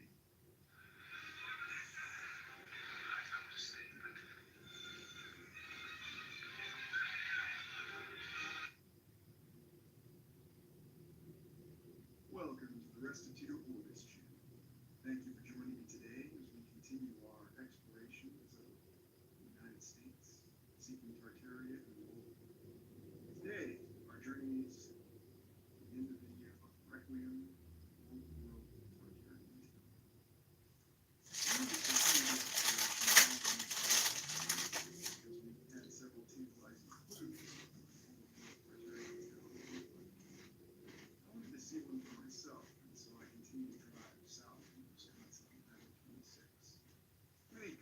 parents and friends that told me that there was a remarkable series of historical buildings that survived in the town of Janesville, Wisconsin. As I drove towards Janesville, I was filled with thoughts of what it would be to see an actual old town. We know there's so many large cities out there, and we see many great buildings and monuments, and we know that there's definitely a questionable past with those. But what does just a regular town look like? We know that we had those buildings in La Crosse, Wisconsin, when we explored that particular town. But a lot of those buildings were unfortunately lost over time in the period of urban renewal in the 1960s. This is the bird's eye view of Janesville on the map created by the Navy Aeronaut Corps veteran that they no doubt hired in 1877. It's interesting to note that the town of Janesville had already been around for nearly 40 years by the time this map was made. As you can see, it's very well developed in that short period of time. We have a large series of buildings on either side of the Big Rock River. This picture is to the south. We see some oddities though, some buildings that are completely surrounded by trees. It's interesting to think of the access to them not being right up next to the road, but it could easily be constructed. Nevertheless, Shows you guys until I'm laying right here. And that is moving by itself. I'm not touching it. Looking at this building, you notice that the information on the year, which I always seem to Guaranteed that is my mom walking around being around. And this is just any building on Milwaukee Avenue in Janesville. We found it interesting. Look at the information on Janesville. It's the city of Rock County, Wisconsin, county seat and largest city in the county. The area that became Janesville was the site of the Ho-Chunk Village. Up to that time, as the Bureau of American Settlement. I mean, like, so if anybody's watching this video, I don't upload it at a later The time. United States recognized a portion of the present city that lies west of Rock River as Ho-Chunk territory. The area east of the river was recognized as Potawatomi. Following the Indian Removal Act of That's what everybody know. I am both nations were forced to surrender the state. very annoyed now. I always want to make sure I get that part of the story included. It's interesting to me that the current government of the United States does not. And what part of I just find it trying to interesting. fight the fucking Antichrist is this person I get? You know? American settlers John Inman, George Fulmer, Joshua Holmes, and William Rose Jr. built the crude log cabin in 1834. Later that year, Williamson settler Henry F. James and William Fulmer, who were self-proclaimed woodsmen. I don't know, guys. I just don't. You initially It won't feel like that. Black Hawk, who was turned down by That those pisses me off today. I don't like talking about. town. And after some discussion, they Like, settled what that are you town. fucking trying to find me for? Like, what do you hope to expect to get out of this, you know? Janesville was founded. Yes. We always have that term. It was founded with just a single log cabin. Despite being named after Virginia, Janesville was founded by old stock Yankee immigrants descended from the English Puritans who settled New England in the 1600s, because we already had the distinction between North and South well before the Civil War. The completion of the Erie Canal, that's an interesting one, caused a surge in New England immigration, what was then the Northwest Territory, as they refer to that part of Wisconsin. Some of them were from upstate New York and had parents who had moved to that region from New England shortly after the Revolutionary War. Land surveys encouraged pioneers to settle in the area, abundance of fertile farmland. Some of the key settlers hailed from the Brunswick district of Western New York. Supposedly a religious grave awakening, but you have to wonder why they called it that.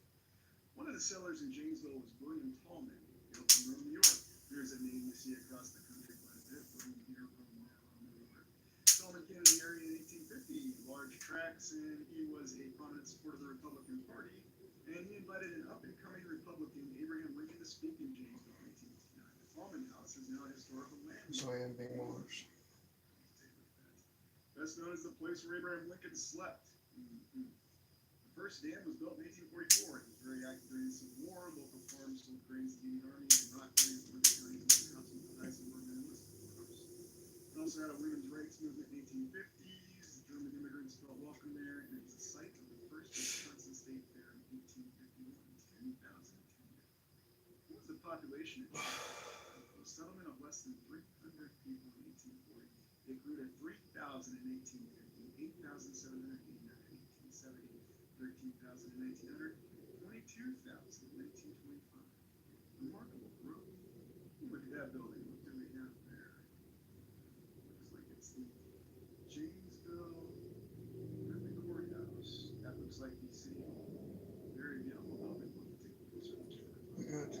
trying to smoke over the peace, and it's just like some motherfucker all the time always tries to like disrupt my peace. I find it interesting after looking at the Wisconsin State Like, Capitol. what are you trying to do? And then here's that city hall built. Anybody watching live, just keep looking.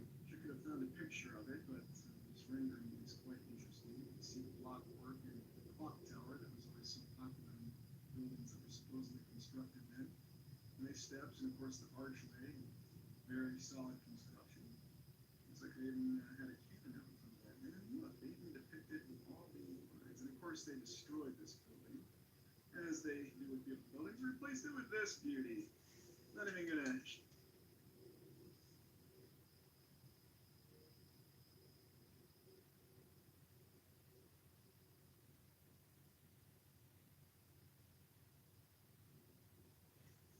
Oh man. Now I'm really fucking annoyed. But you know, it is what it is.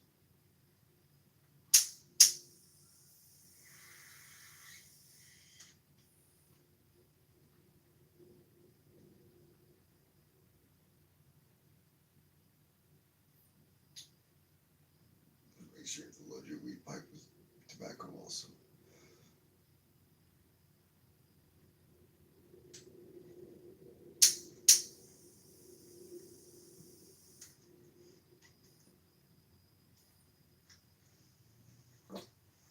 I'm probably gonna have to open up my laptop here in a few. I didn't want to do that, but I'm at that point where I'm just like, you know, guys, you know when you get like really freaking annoyed, you're just kind of like at that point where you're just like,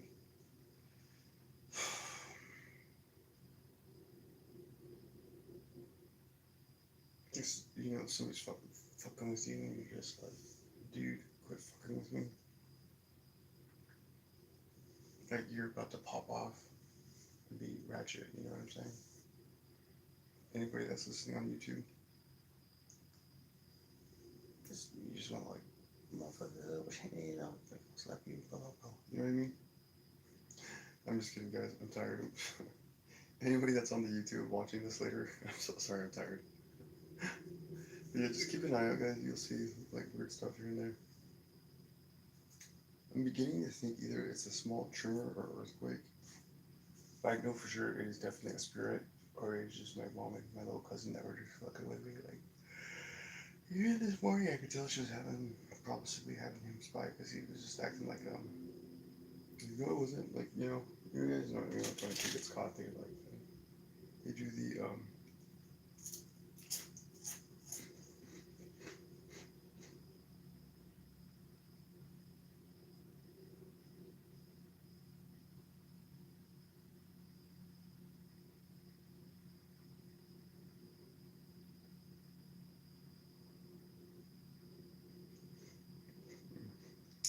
yeah, man, guys. Anyways, I had my fish. I'm getting tired now. I love you guys there. But just stay on if you want to watch.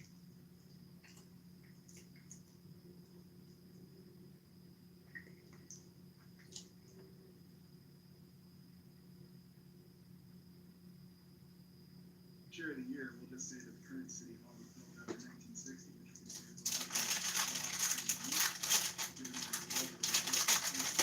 the urban renewal in the 1960s. Always looking to inspire creativity and make sure that when you go to city hall, you know you're going to be facing a lovely democratic process. I think it's time to move on from this beautiful building and see what things in James. Going back to the Lincoln Common House, built in 1857. This is a beauty.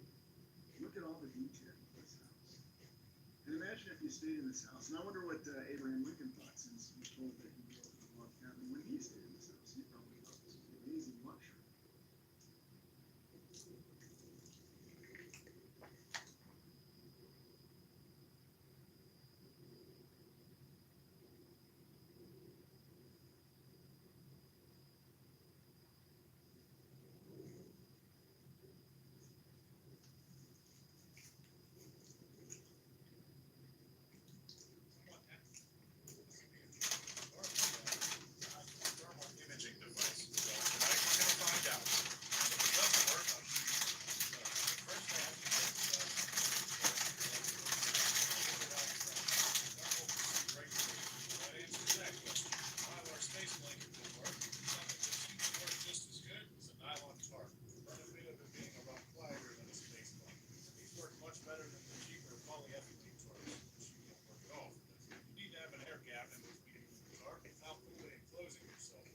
course, your body you can just transfer through.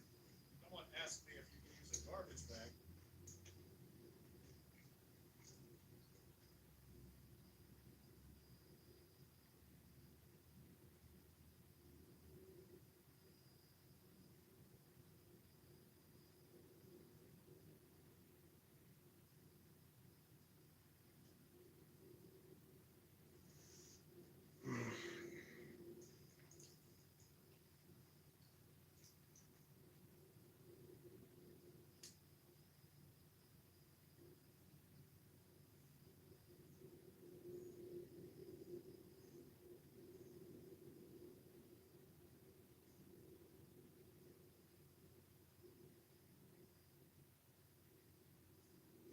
It's like, bro, what do you keep going back and forth in the hallway for?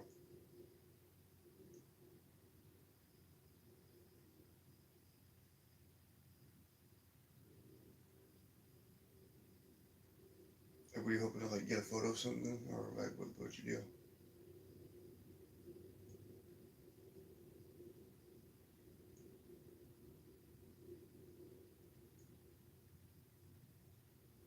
Cause like all you're doing is just like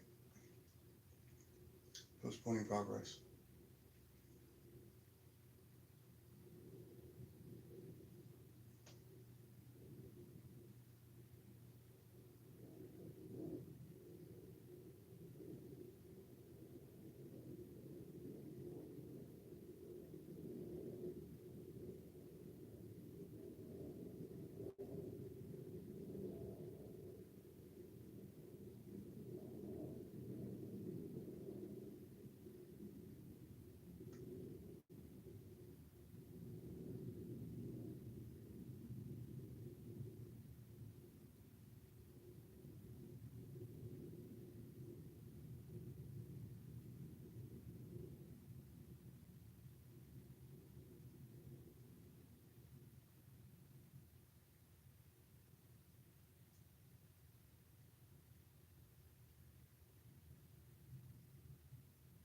So I know you guys see that on the YouTube live.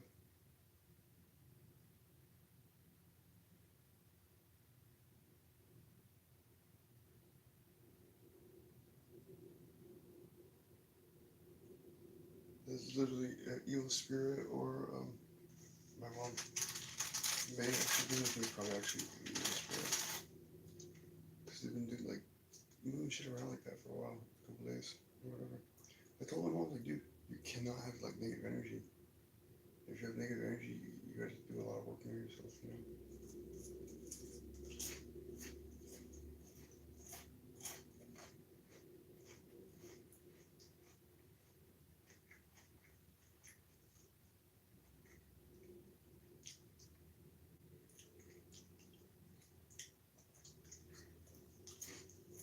What else do I have?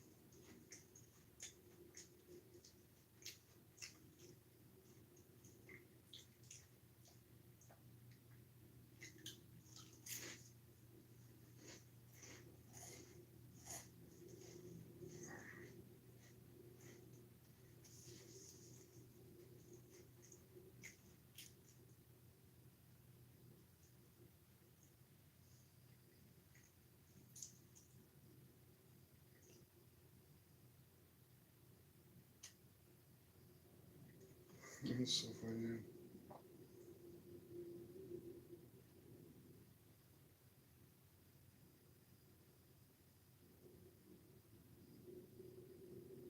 Yeah, see, that's my mom. She likes to do the whole time. She'll like sneak by, pretend she's like, you know, doing something, then go to the sink and.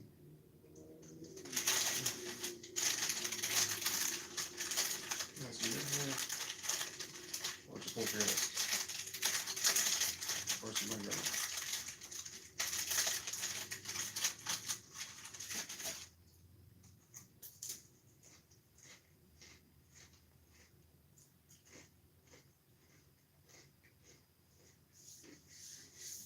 If I which one is, I'll have to handle the situation differently. Anybody you guys like it or want to decide, put in the comments what do you think it is? Whether poltergeist or what we'll call it.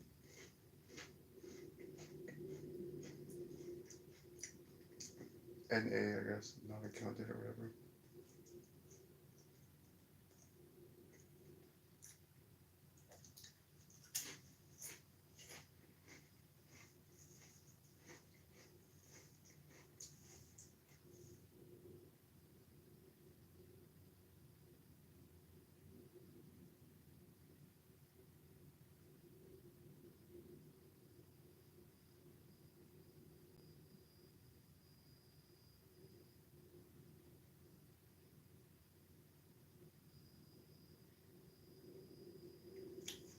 Kathy.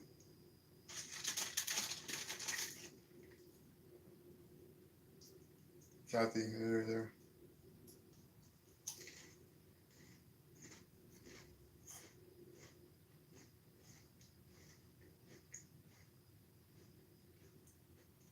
Guess someone just have to blow her phone up.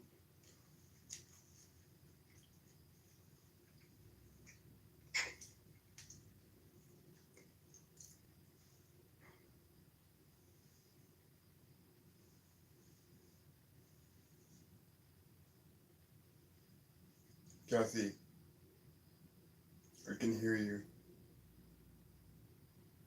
You're not sneaky, bro. Kathy. Oh my God, bro. Yeah, guys. Yeah, I'm just waiting to get gas money and headed back home.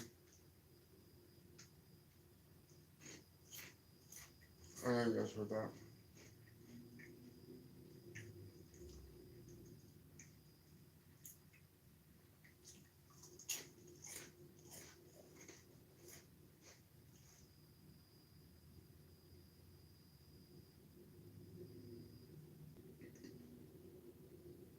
Kathy, do you want me to come up there?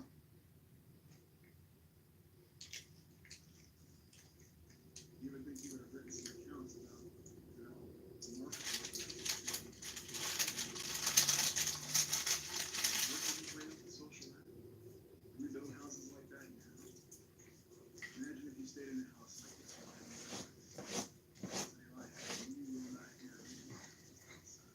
And when you ask questions about it, I'm so tired, guys. well, they had more money, they had more Today's time date to is build houses like 5/13/2025. this. They had more time. It's as though Mr. Tallman knew that a future U.S. president was going to be coming to Janesville, and he wanted to host him in his house, so he built the house to host him. What do you think of that? Rock County Old Courthouse, built in 1871. Here's another beauty with the amazing clock tower, remarkable details in architecture, and of course, we see this type of construction all over the country on many different scales. I find it interesting that it's on the smaller scale. Well, given the fact that this is God damn it, Kathy. Go fucking lay down, dude. It's well off the main road and surrounded by trees. Just like the Iowa State Capitol was the landmark building. I'm sure there's just coincidence. There's many coincidences when you do these explorations. In any event, it's a beautiful building, but we destroyed it. And what does the county courthouse look like now? I took a little imagery of it. Yes, beautiful building. Nothing to even analyze with this. You look over it and all of a sudden you just find yourself pulled back into the boredom. I found this interesting building. You know what, guys? It is a poltergeist. And I couldn't initially find the name. I can sense it now. Especially comparing and contrasting. Like it's a mixture between my mom, poltergeist, and bricks and just like detail evil in general. And another remarkable tower. And I really wondered what this building was called.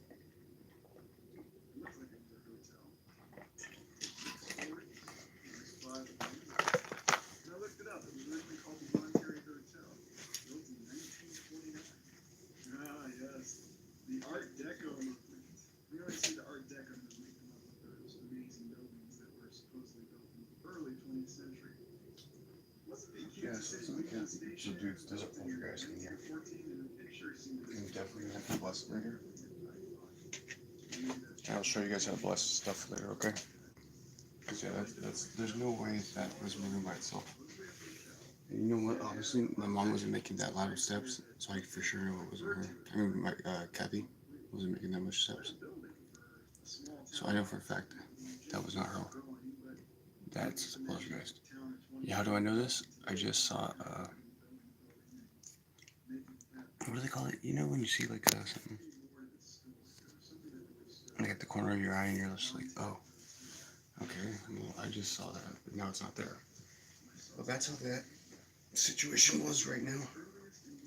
Like I just saw something at the corner of my eye, like it looked like a human. But that door, there's no way nobody could be right by that door. Like it literally was at the corner, like the, what do you call it, guys? It was literally at the corner of my eye. That's the best way I can describe it, guys. And it looked like a person. That's why I was like, right now, I was like, what the fuck is that? Dude, it's literally a shadow person thing. Not a shadow person. It looked like a human. I remember something like this before. Back in like 2018. No, 2020 was my auntie, my grandma's sister died, and her daughters came over, and they went to bury, they were burying their mom and stuff, but their mom didn't want to be buried over in Canada. She wanted to be buried here in Bryan to be next to the family, you know. So not 6 stories, very clearly, certainly much lesser, older, which makes sense if we go with the historical chronology as for people. It's like we have a few dirt roads going right past it. Okay, so the loud footsteps you guys hear, those are definitely normal. Well, it tells us that it was built in 1879 to replace the old Williams house. And looking on the bird's eye map, we see where the Monterey Hotel Grand was located. This map was composed in 1877. It should be the Williams house. What is it? It doesn't look like it's 3 stories. It doesn't look like a house to me. It doesn't look like it's 6 stories. Is there some other building that was located there that they didn't document? It's an interesting inconsistency. I mean, was it just some amazing house? It's not the Grand Hotel, but with 4 floors. It should be the Williams house.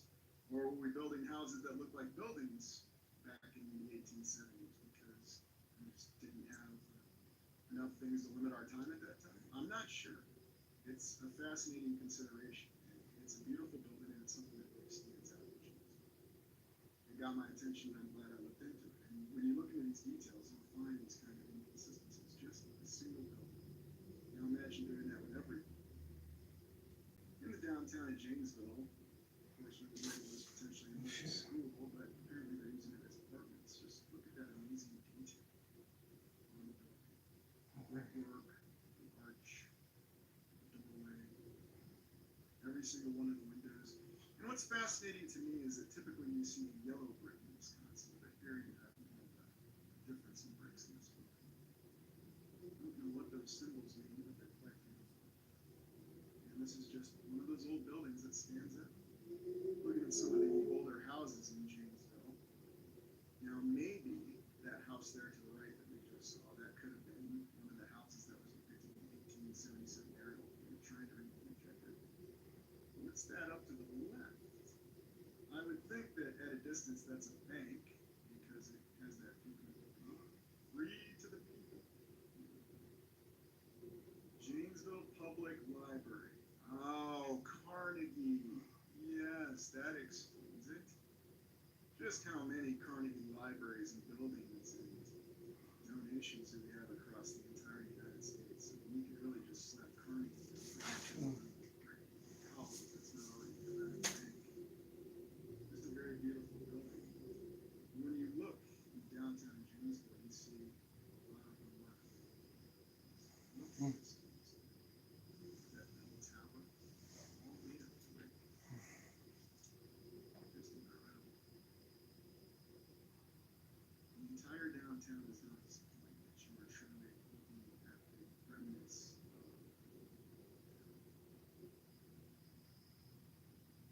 just the beauty in the windows and looking at this amazing building as well. Again, just all brick, yet they could achieve those arches. Amazing roof, which may have been renovated, but still the brickwork on this side is very, very original. It's very inspiring when you look at buildings like this and see that they're still standing. How long has it been? 150, 170 years? And they're still standing, they're still in use in the downtown of Geneva. It inspires me and intrigues me. And what do we have here? Another Soldiers and Sailors Monument, this dedicated to the veterans of Rock County. Again, calling it the War of the Rebellion. I wonder when that term stopped being used, the War of the Rebellion. And again, we have a large obelisk, pillar or copper, however you refer to it, and there is actually what appears to be a depiction of a Union soldier on top. Not sure what that statue is made of, but at least it actually represents the Civil War, and not some random Roman guys. This is a beautiful house. And it caught my attention as there were several beautiful houses just right next to the downtown Geneva. And again, you see the brick construction, you see unique detail of bricks and arranged little window sills. And even looking at the foundation is just incredible. Again, you just have a feeling of something that is much more structurally sound. And this house has lasted for such a long time. And here's another one. Just the amazing turrets or towers or whatever you refer to along these houses. We have so many different architectural names for them. But just look at the detail. And then, of course, the spire on top of that tower. And of course, we think to other old world sources of power. It's like one spire was removed from that tower. But just a gorgeous house that is inspiring and it's still standing. And now I'm looking south down the Rock River and seeing either side of Geneva banks. And you can still see many of the old buildings that endure to this day. Yes, there's some newer development. Of course, we have the old courthouse mixed in there. And some other newer development. And look how it just contrasts with the older buildings and the older buildings that still stand to this day. It's an amazing exploration. Thank you for joining me. Ask questions, explore your existence, you'll understand the world. Please like, comment, and subscribe.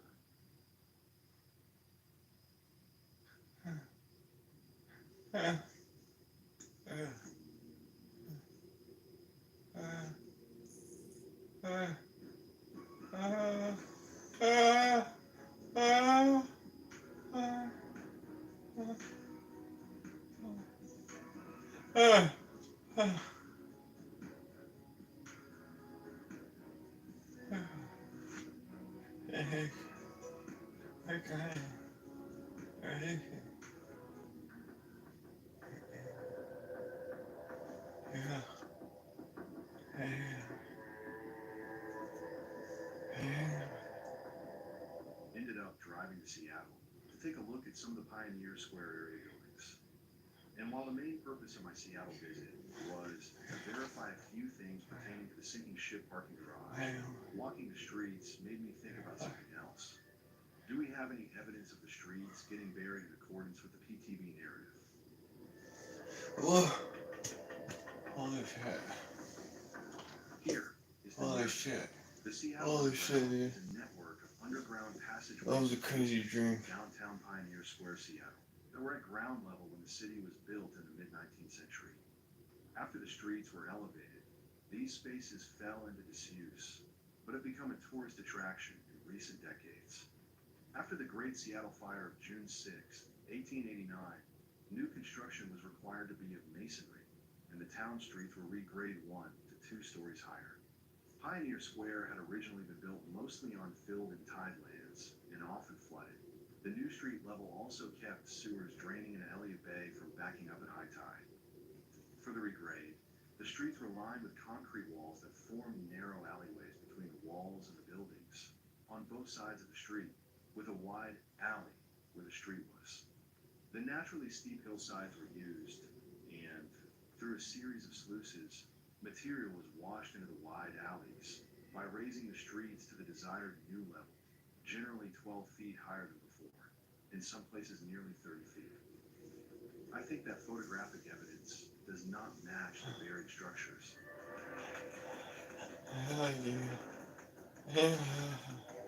The narrative tells us that at some point after June 6, 1889, Pioneer Square area streets were buried for the purposes of whatever. The actual purpose is irrelevant for this article. The after-fire remains of the buildings were to be buried. That's what. Whoa. Naturally. Holy shit, that was a crazy dream. Buried after June 6, Dude, I felt like I was being fucking with the remains of chased the by buildings demons. of the Great Seattle Fire. Holy I do shit, not that want was to insult scary. anyone's intelligence here, but here's what Holy cow, man. Fucking dreaming, bro. I swear to God, bro. here. We see Yesler Way at the I shit intersection you not, of that was a First crazy Avenue. dream. We are looking east toward the Occidental Hotel. Holy On the left, you can fudge. see the Yesler Anybody Way. that heard me, And this is a photograph dude, dated please from bookmark 1888. this because I want to hear my dream. On this photograph, What I remember was I was getting allegedly chased by made like circa 1887. The zombies. photographer was standing in the middle of Yesler Way. But like First Avenue zombies that were intersection. like alive, but like could also use magic. To our It was right, crazy. we can't see it, is the Occidental Hotel. In 1887, this hotel was already fully functional. And this photograph was Oh, allegedly man, that's taken on crazy. June 5th, 1889. That would be one day prior to the Great Seattle Fire. On the right, you can see the Occidental Hotel. On the far right is the Yesler Leary building. Here, we are looking south on First Avenue, former Front Street. We are standing at First Avenue and Oh Marion my Street God, I was intersection. that nightmare. I'm not guys. sure what I year really is being got claimed scared. in this image, but we can see the Yesler Leary building at the end of row Oh, I woke buildings up. on the right.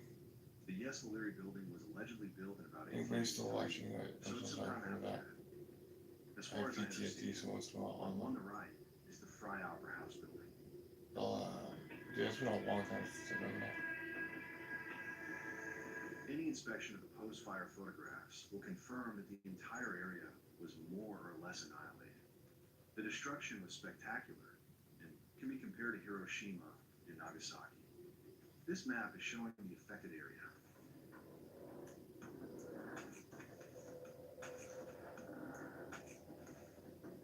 Here, we are looking southeast towards the Occidental Hotel. I think we are standing on the First Avenue, formerly known as Front Street. According to what we can read here, we are looking north on First Avenue. The ruins on the left are that of the Fry Opera House. Essentially, this is First Avenue and Marion Street. I'm not sure where the first National Building was, but this is what our Yesler Leary Pioneer Square area structures looked like after the fire. The exact location of his photographs is unknown, but we are looking west towards the Elliott Bay, and this image is indicative of the damages sustained by this area of Seattle.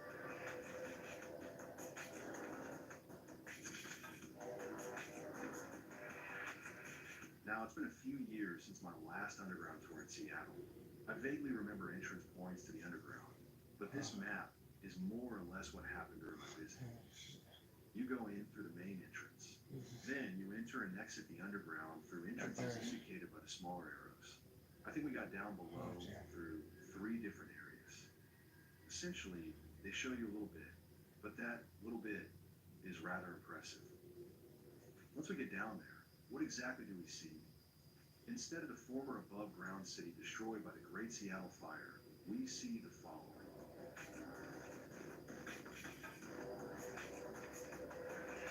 Oh, I'm not sure that what we are being shown below the ground holy cow. matches the houses destroyed during the Great Seattle Fire of 1889. In other words, I think these are completely different buildings.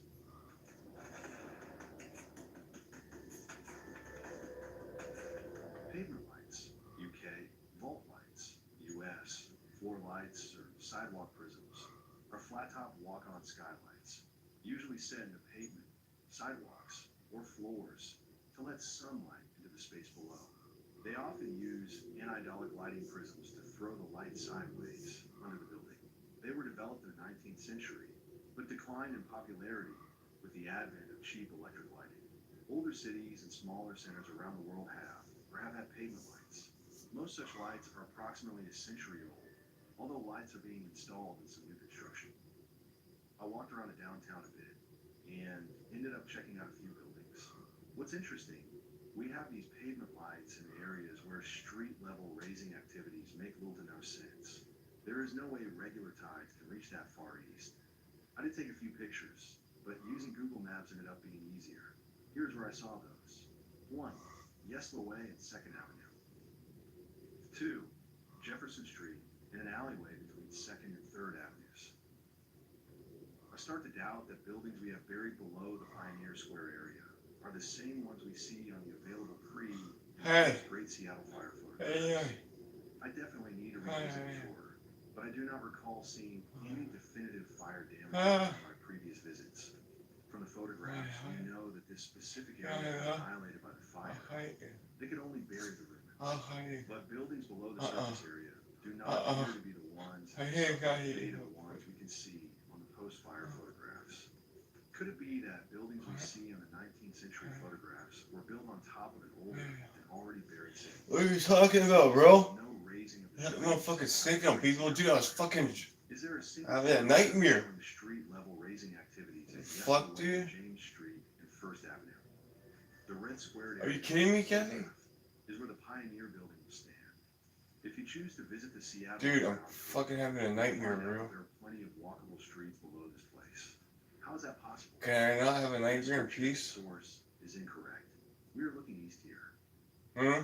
Additionally, the foundation for the new Pioneer Building had already been excavated by the time Huh? fire swept through the city, but the ensuing construction crunch slowed the completion of the Pioneer Building. Once again, what building did they bury here?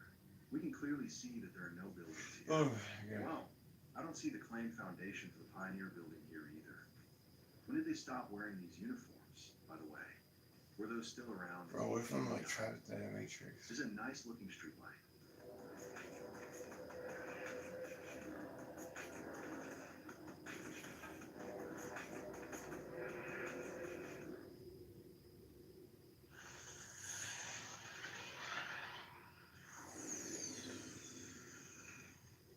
Greetings, channel members, and today we're going to discuss the aspects of folklore.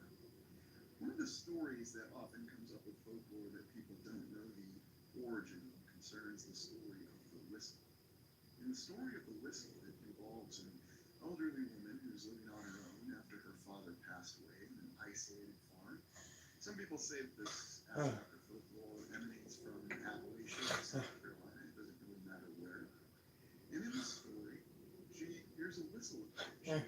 This woman lives on her own on a farm, and the only animal left with her is her German Shepherd.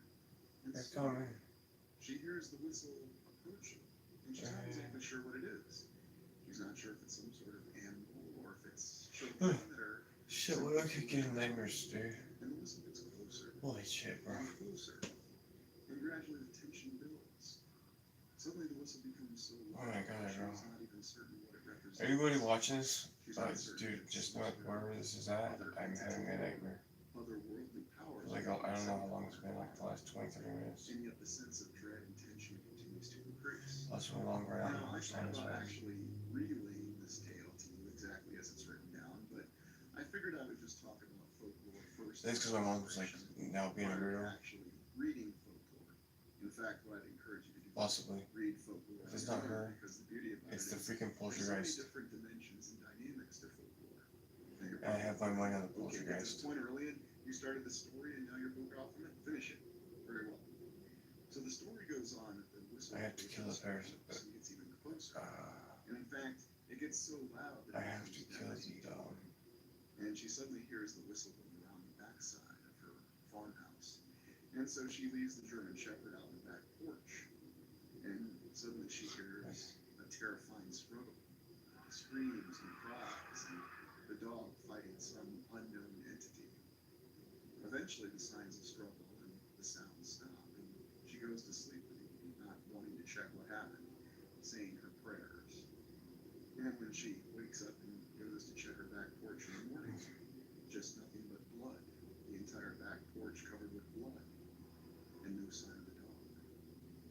And that's one of the folklore tales that still remain with us in certain locations. What exactly is folklore? Why is it important to us?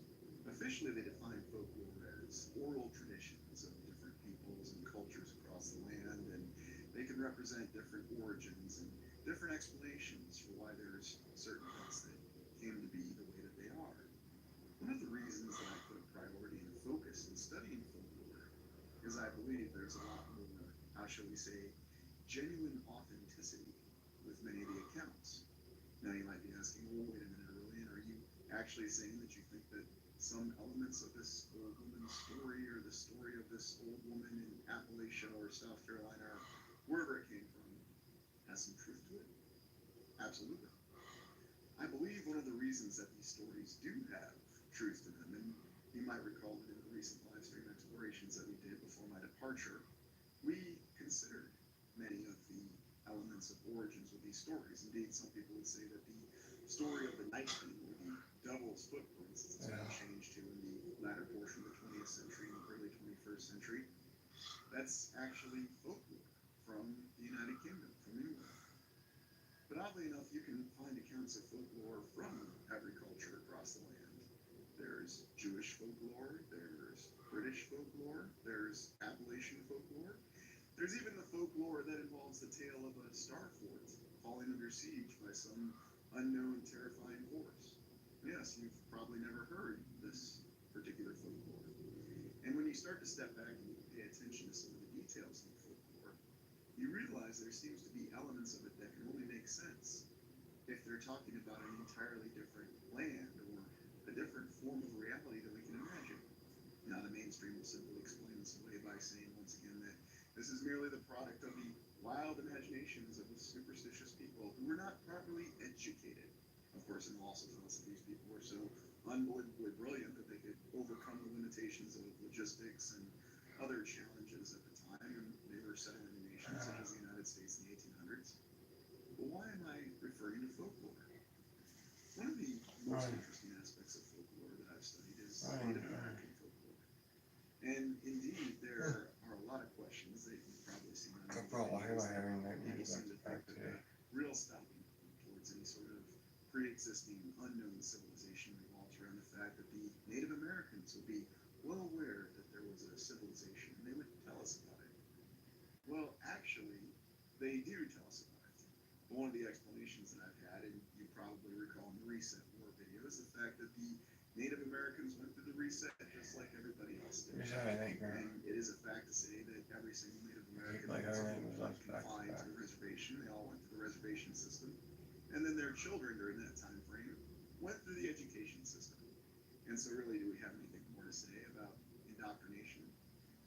However, Native Americans have retained some elements of their cultural identity, and that tends to survive in their folklore. Now, what I'll give them full credit on is that they don't just simply share their folklore with anybody. They keep it very close to the chest, politically speaking. And you can come around as a journalist or even someone who claims to be acting in their interest, and they're not just going to share the story with you. And I think anybody can understand why they have a lot of lack of trust towards certain institutions, and they seem to be quite wise in this respect. So, how exactly do you learn some of the accounts of their folklore? Well, some of it is published, and you can do a little research on your own and find some of the accounts of Native American folklore, and you also have to apply your own intuition, because you'll find that when you read it, as opposed to if you actually sit down with a tribal elder and have them regale the story to you, it's night and day different. And so what's really going on there? Well, the challenges with folklore is that folklore seems to have been suppressed. Not only that, but much like with everything else, you know how I joke about historical revision, there's a revision that applies to folklore as well. The original elements of folklore have been pulled out of the story. And the reason that I told you the summary of the folklore tale of the whistle, which does originally emanate from Appalachia, United States, or the mountain area that runs all the way from Georgia. Originally, you could argue up to Maine, although it depends on where you assess the Appalachians ending, and that's a subject for debate. But these stories give you an entirely different inclination of a different sort of existence. And indeed, many of the details that have been omitted or removed from the whistle actually gives you an impression of something very different going on. It's as though the people that were living through that time were living through a very challenging time. And indeed, there is a very detailed account in terms of what the whistle actually is, or rather, what the entity is that is terrifying that old woman in that tale. And the original folklore says that that entity was actually a creature that was created to terrorize the population. Now, I know what you're saying. How can you prove that there's been folklore that's been modified or altered, or as significant portions of it that have been truncated or censored? Well, you can actually find numerous examples of our own historical works, our works of fiction, our works of literature that have been censored and edited over the years. Perhaps if any of you are familiar with Aleister Crowley, you try finding original copies of his books, and that's quite a daunting challenge. Now, of course, people always want to take a very hard-line approach to certain things, and perhaps your life is guided by dogma of some sort, or maybe by institutions, and it's not my place to say in terms of where your baseline values come from. But when you step back and you look at all this folklore objectively, what you'll notice is there are some very common themes that run across all these supposed cultural boundaries. And one of these themes really does indicate a land, a world, however you want to think of it, as very different than the one that we know of today. Whether you're looking at Native American folklore, Appalachian folklore, Jewish folklore, British folklore, German folklore, Russian folklore, Chinese folklore, yes, just about every single culture has folklore. All folklore really is oral traditions that are passed down. You will find that there are many commonalities from this time frame that we're not supposed to speak of.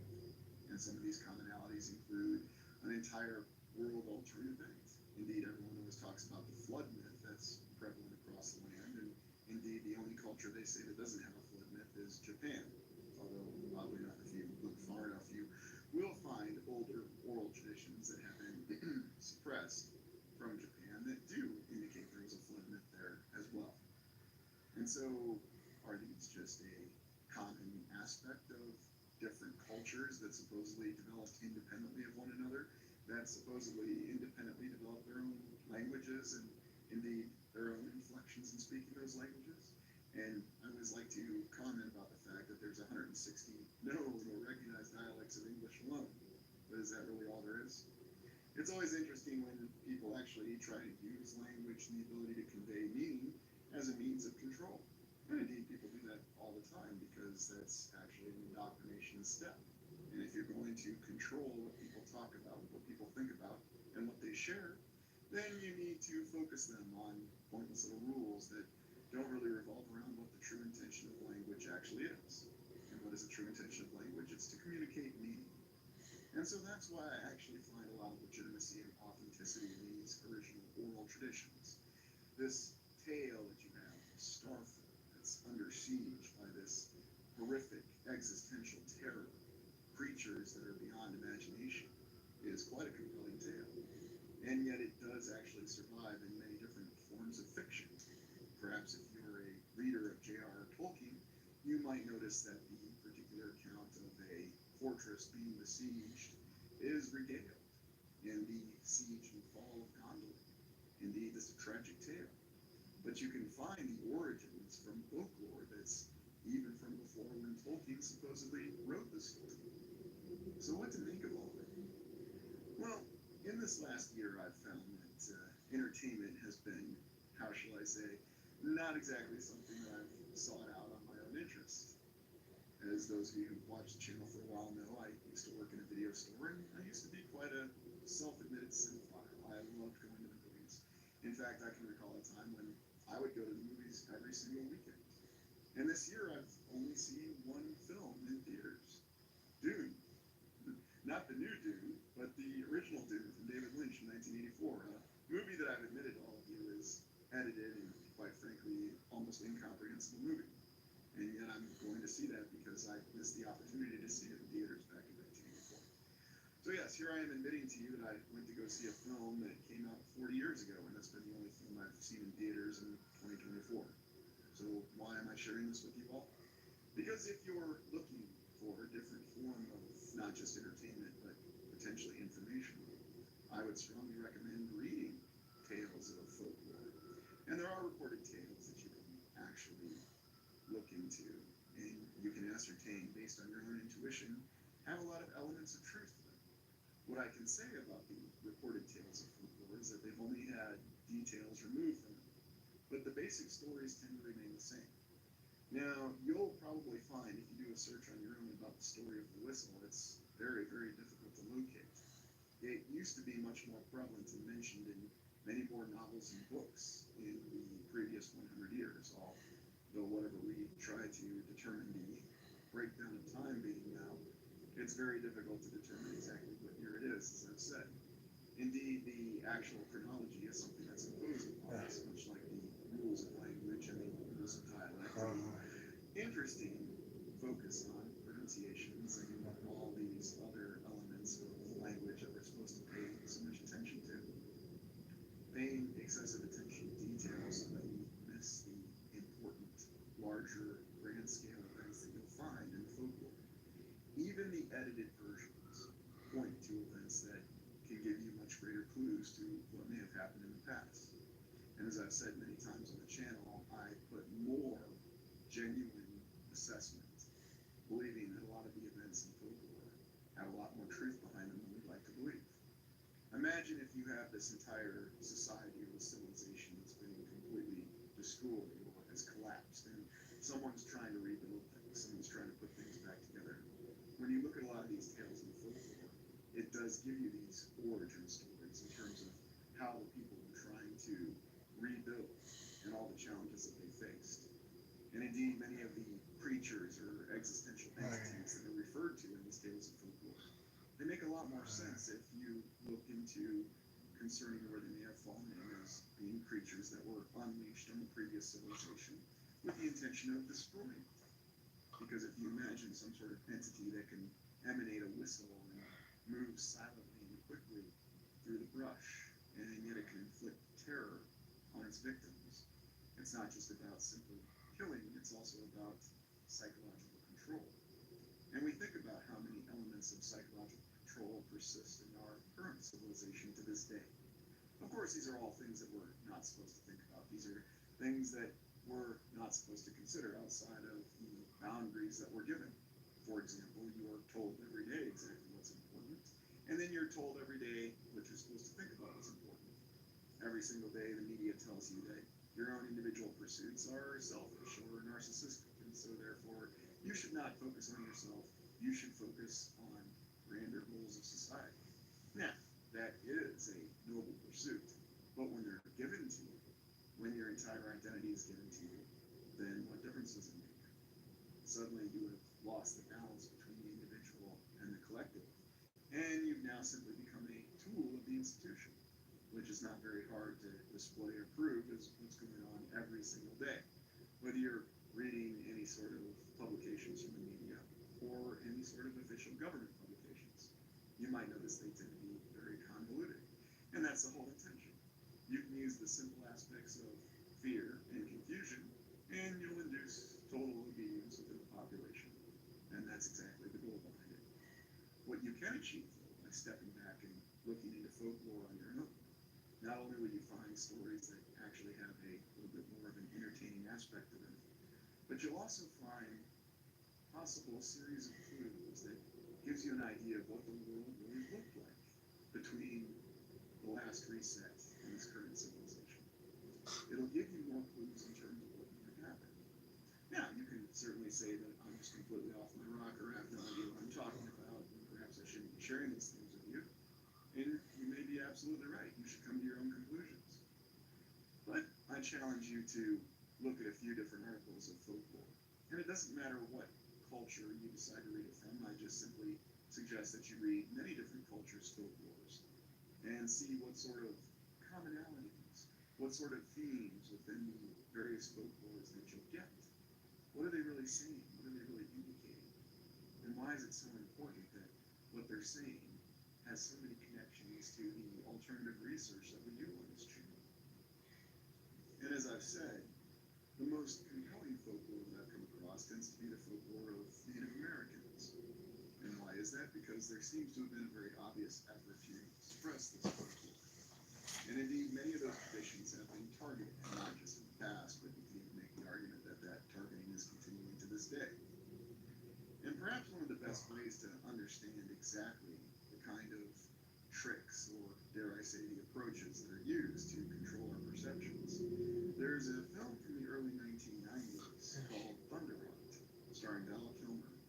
And what it really gives you the concept of is exactly how our current civilization tries to suppress and sweep away any of the remnants of the old world. And indeed, you'll see and understand the very struggles that many Native Americans undergo living under a system that supposedly is for their benefit. But as always, I leave it to you. What are your thoughts on this exploration? And would you like me to explore folklore more? Well, thank you for joining me. Definition of a scientist. A man who understood nothing until there was nothing Yeah. left to understand. Well, Kathy, I'm having fucking nightmares, dude. Holy shit, bro.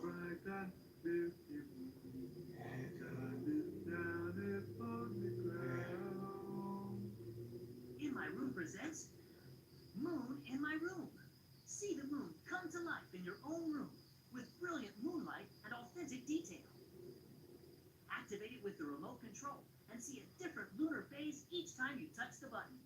Choose from 12 different phases of the moon: crescent moon, half moon, full moon, you decide.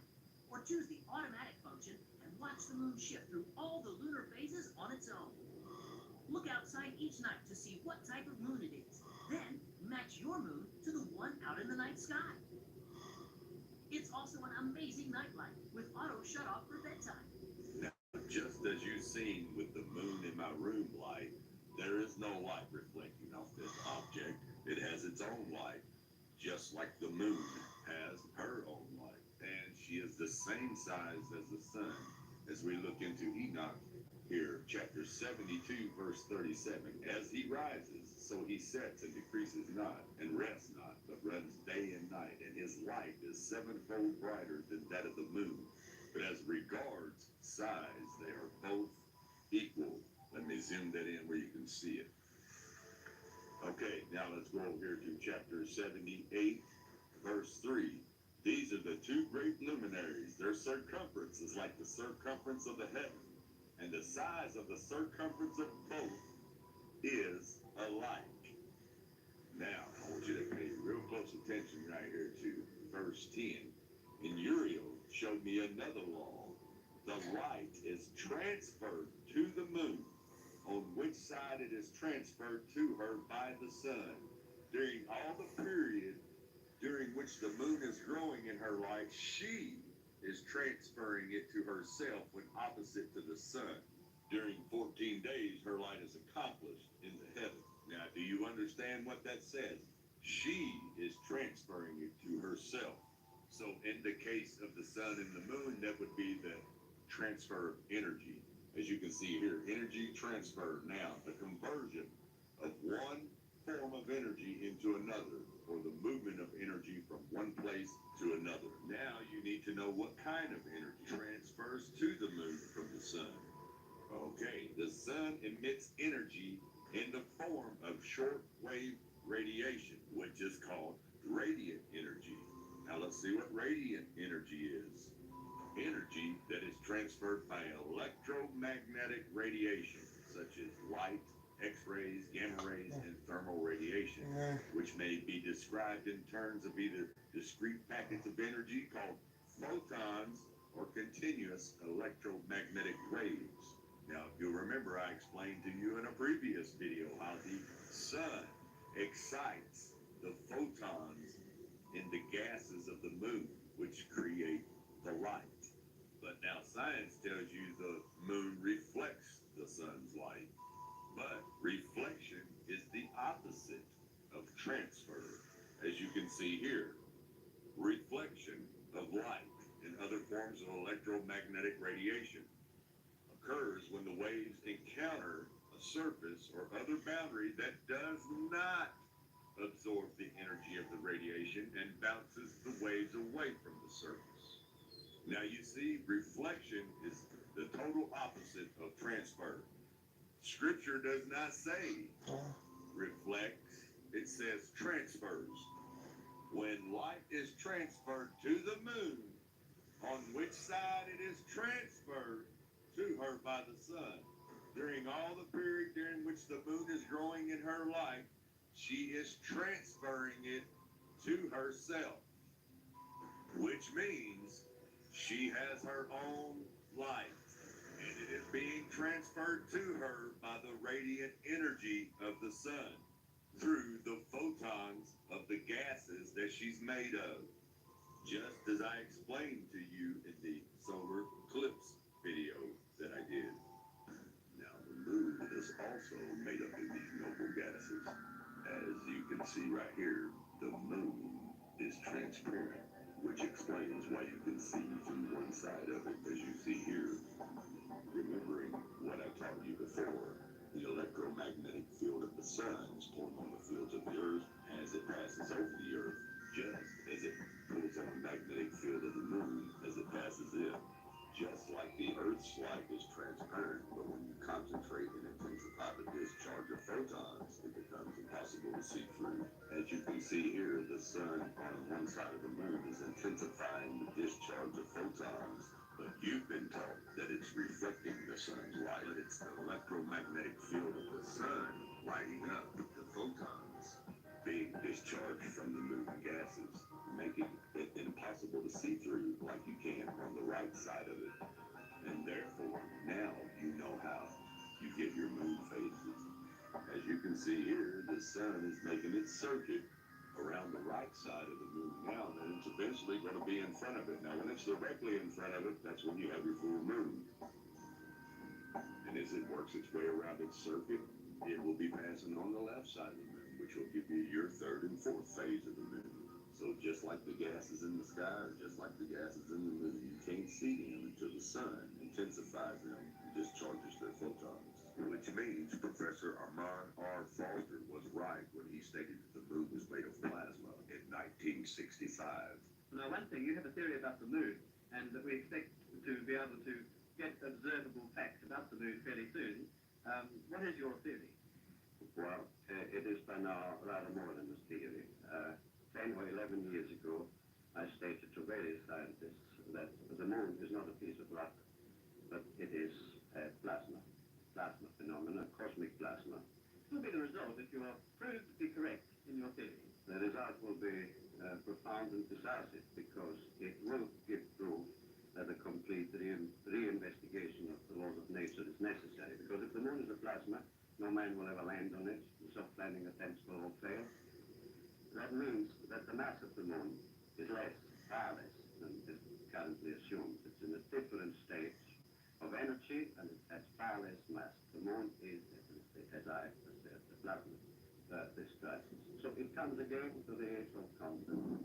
That truth is the guidance, the hope, and the directive of the human mind, and that man must strive to understand and to know the real nature of the world. Plasma, an ionized gas consisting of positive ions and free electrons in proportions resulting in more or less no overall electric charge.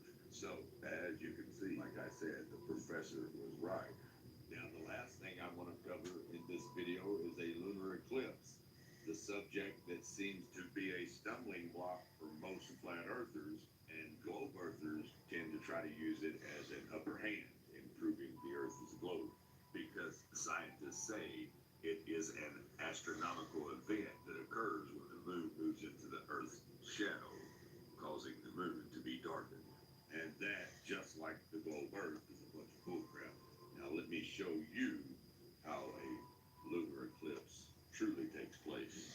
Now, the lunar eclipse lasts about 4 hours. That's about how long it takes the moon to pass across the light of the sun as it's making its circuit around the flat disk Earth. Now, I want you to pay attention. Watch this one more time. Now, this is mainly due to reflectivity.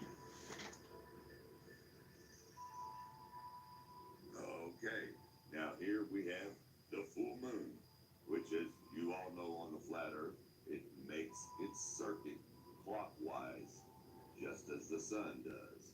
Okay? But if the sun's on the other side of the earth, it still has to cross the light of that sun. Now I'm going to show you what happens when it crosses the light of that sun on the other side of the Earth. Now watch the shadow on the moon as we make our circuit around the Earth. We eventually cross over the path of the sun on the other side of the Earth. Check out the shadow. Okay, here's your lunar eclipse right here. See the shadow move up? It stays on there for 4 hours till the moon passes back, and then it goes off the other side of it. Same thing here with the lunar eclipse. See how it comes up the left side? It stays on the moon for 4 hours, and then it comes off the right top side. Same thing here. Once again, comes up the left, shadow of darkness for 4 hours, then it boom, it comes back up the right top side of the moon. One more time, let's do it in comparison with the real lunar eclipse. And as you can see, it's identical, and the only way that can happen is if the moon is making a clockwise circuit around the flat disk of the Earth, just as the sun does. And the lunar eclipse can only be possible with a transparent moon that gives off her own light. And there is everyday evidence proving that the moon is transparent. I mean, you can see stars through the moon sometimes, as you can see here.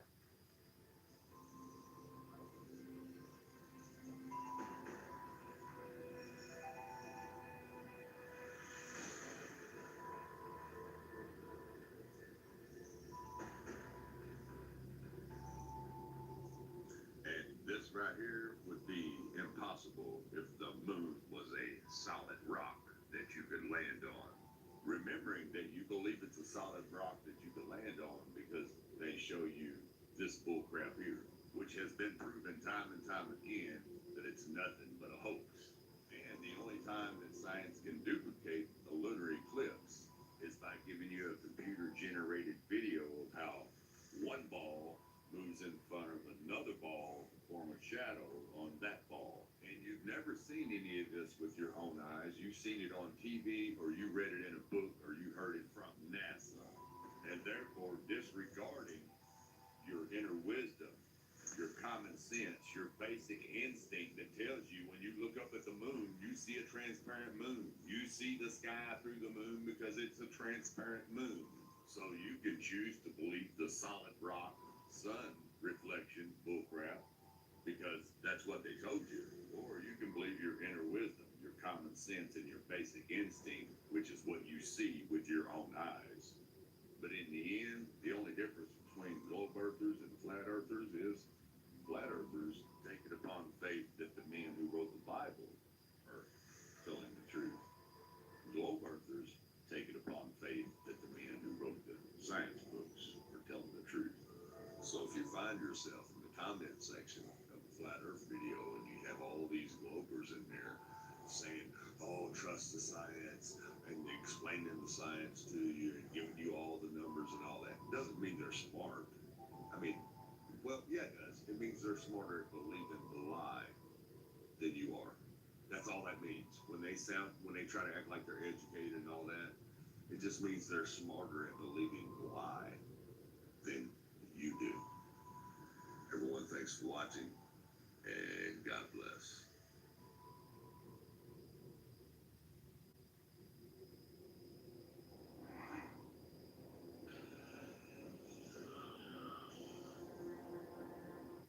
Greetings, channel members, and welcome to the Rescue Orbis channel. And I just wanted to share this interesting exploration that I did. I intended to return to Devil's Lake in Wisconsin. There's something very intriguing about this particular area. And you might notice, whether you're familiar with the United States or not, that this is located right in the center of many of our exploration focus areas. We've looked at Milwaukee, we've looked at Dubuque, all of our sites in Iowa, we've looked up at the Twin Cities in Minnesota. We're going to be looking at Rochester again here pretty shortly. That's where that lovely Plorn building is located. And several explorations down in St. Louis. Yes, I don't have all the explorations up, but there are multiple overlays, as I'm sure you can imagine. But we go to Devil's Lake, which is located northwest of Madison in Wisconsin.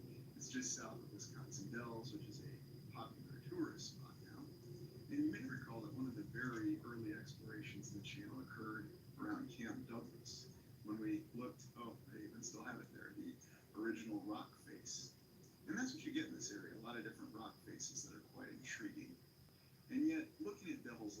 see that there's something very unique about the terrain. And of course, I have the Google Map in terrain mode because I'm going to show you these surrounding ridge lines.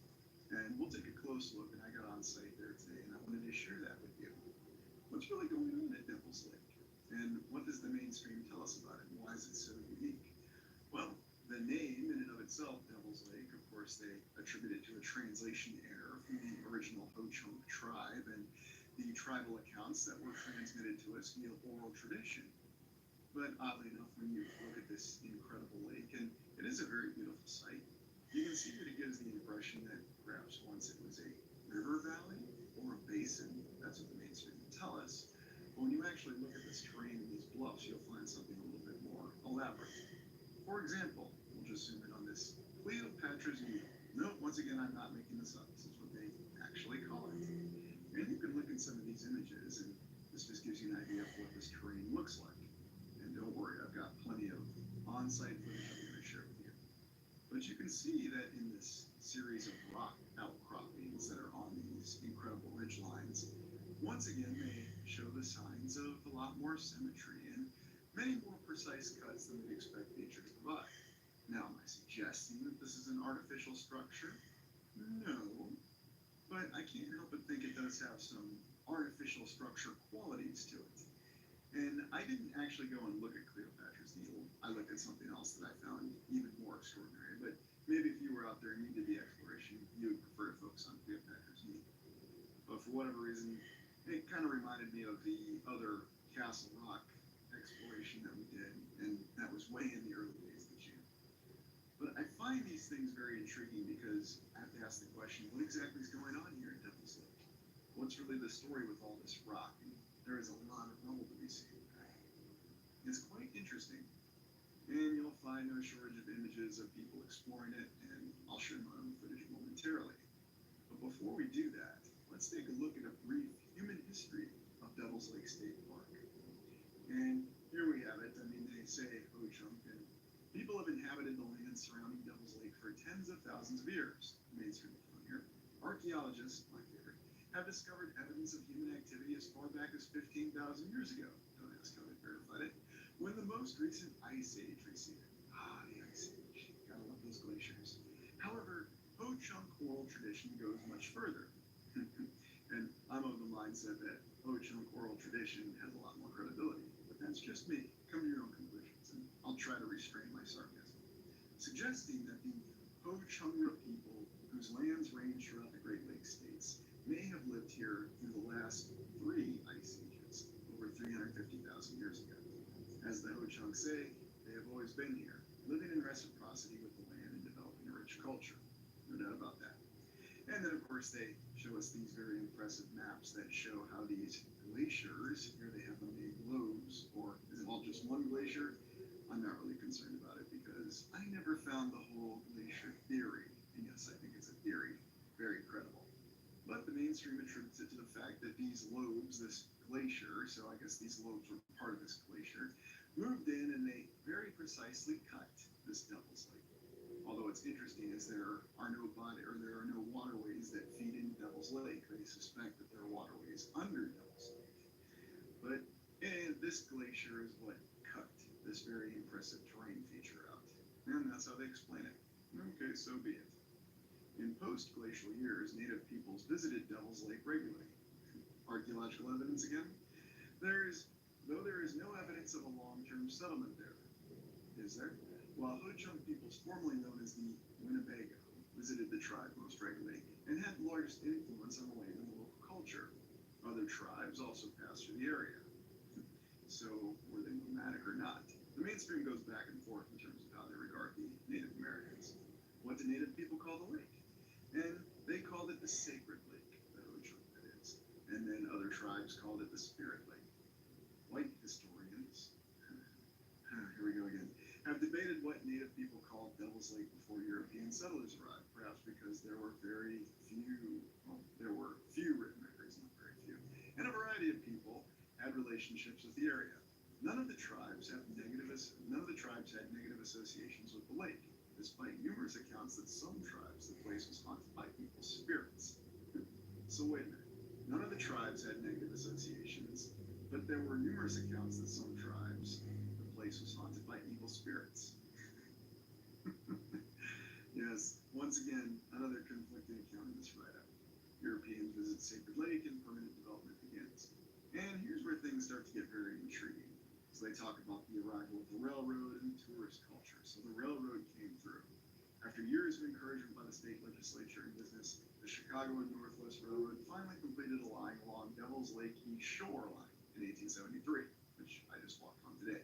With the rail line in place, the floodgates opened on Devil's Lake. Yeah, you just build the rail, and I have to ask though, why exactly would someone build a rail through this very difficult terrain?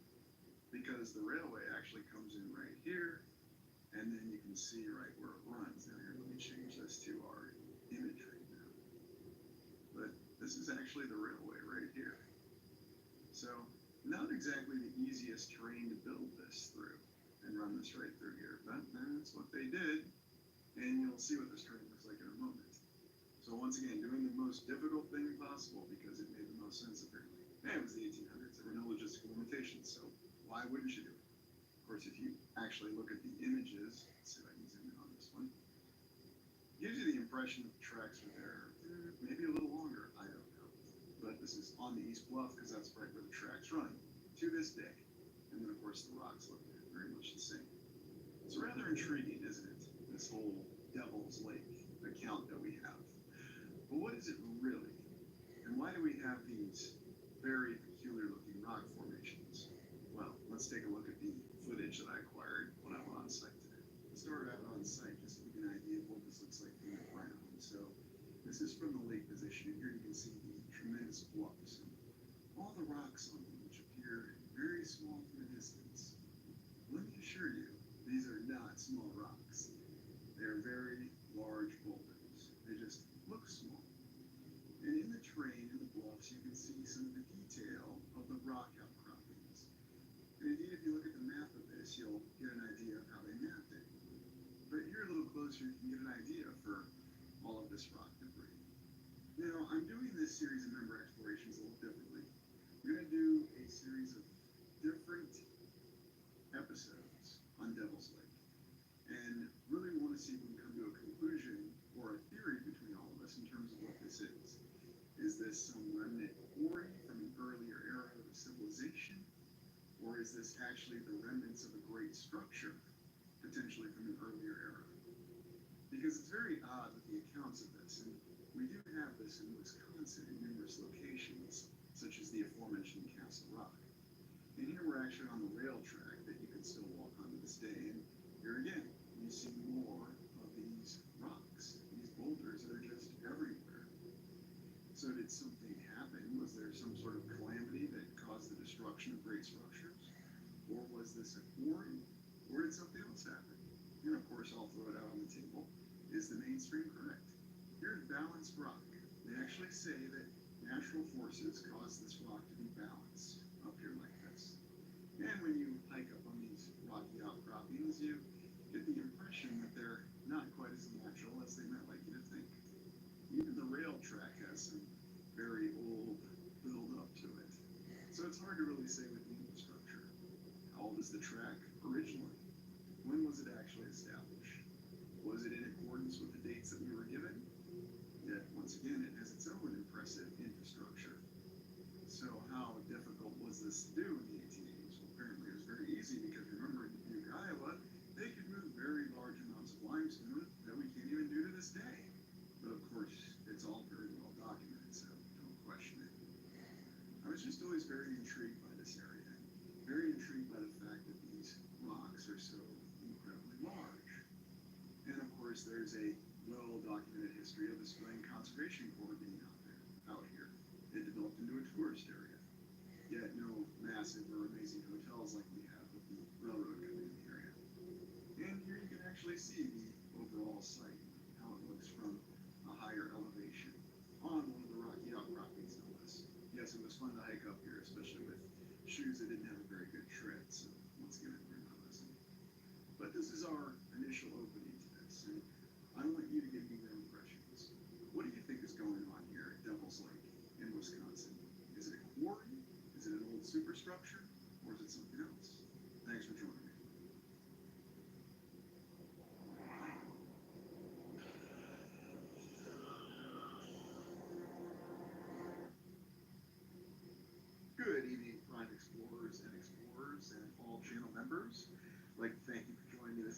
just going to do a quick look at where I've been and what I've been doing, conducting a little exploration in the Black Hills specifically. And for those of you who aren't familiar with the Black Hills, I think pretty much everybody is, but for those who aren't, in South Dakota, a very significant feature of the United States, and it also happens to be the location of Mount Rushmore, a point of interest featured in many explorations.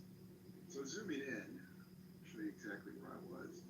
There's a part of the Black Hills National Forest that's called Custer National Park, named after the famous U.S. Army cavalry officer who met his untimely or timely demise in the Battle of the Big Horn. And a lot of operations that occurred in the Black Hills. There was a very controversial Army expedition from the 1860s, 1870s that occurred during that time frame. In any event, just to orient you, so you're looking at the Black Hills, and just zoom back out real quick. Over in the west side of South Dakota, so if you're coming from the east, you got quite a hefty drive on I-90 to get there. But in the Black Hills, pretty much everyone is focused on the main point of interest, which is right here, the Mount Rushmore National Monument.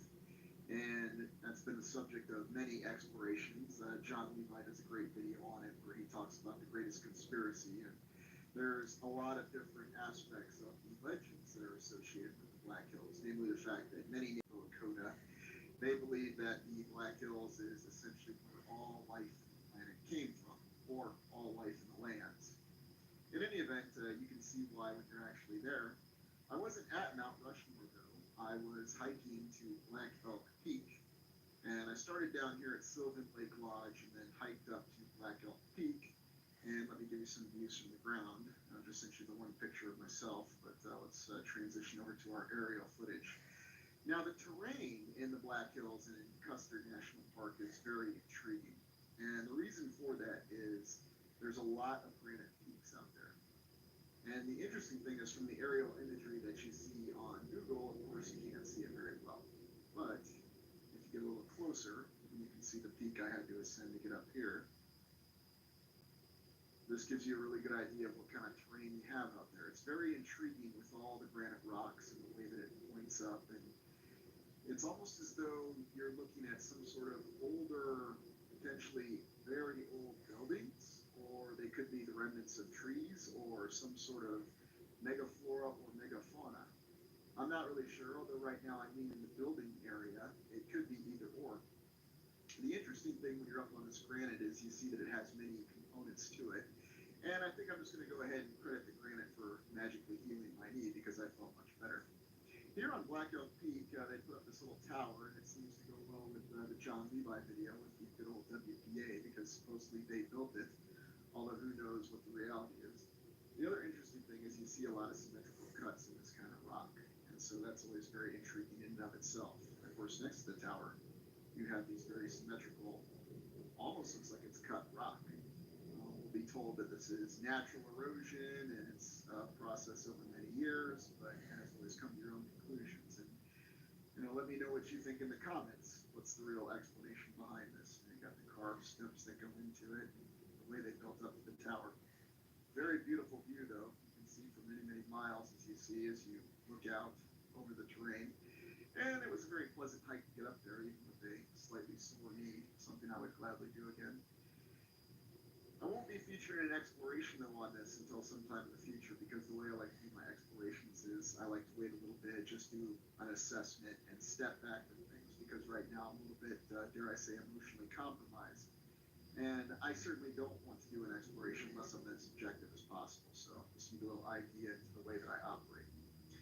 And one more thing I'd like to show you from Black Elk Peak, and we'll go south down here to Needles Eye Tunnel.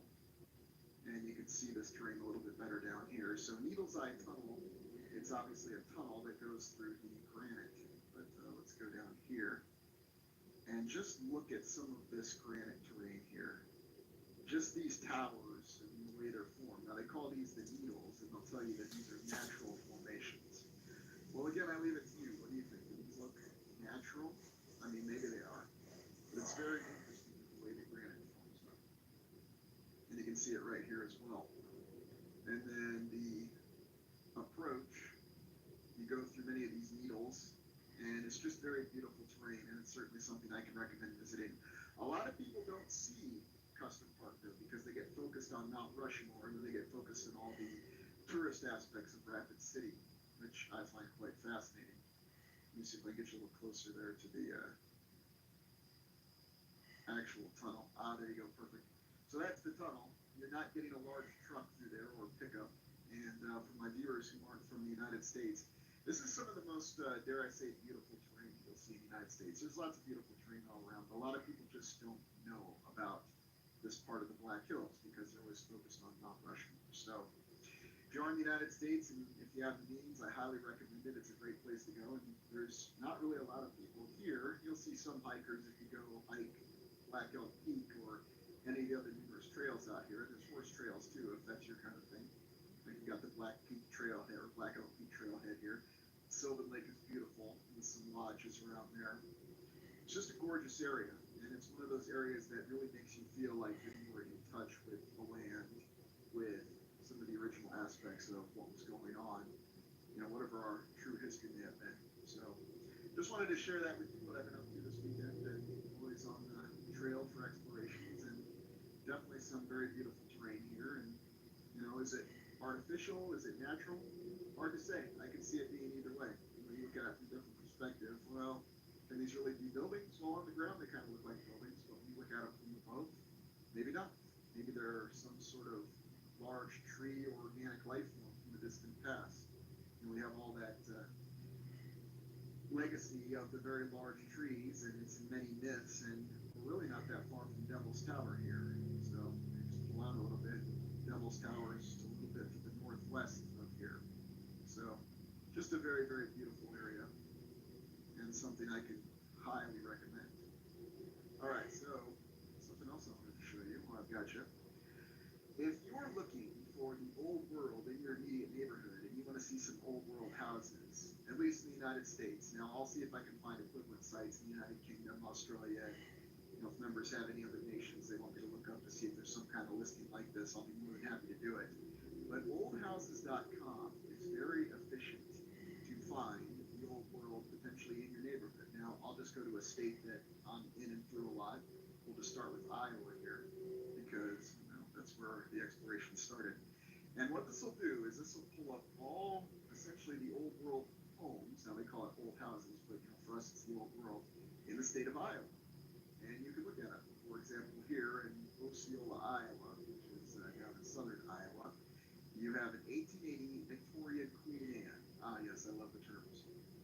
And this is a house that's genuinely for sale. $449,900. It has 5 bedrooms, 4 full baths, 3,506 heated square feet, and it's on 1.6 acres. Great deal. And they've got some really good pictures of it too. And I figured I'd just share that with you. So this is just an old world home. Look at that chimney that you can find in Osceola, Iowa, for sale, or something that you can look at. And the nice thing about this site is it's usually pretty well detailed. But you've got the old foundation blocks there from 1880, because that was obviously easy to do. And you can tell the difference right there between that and the extension right there on the landscaping with the driveway. And some different views of the house. And a little attached garage, very interesting.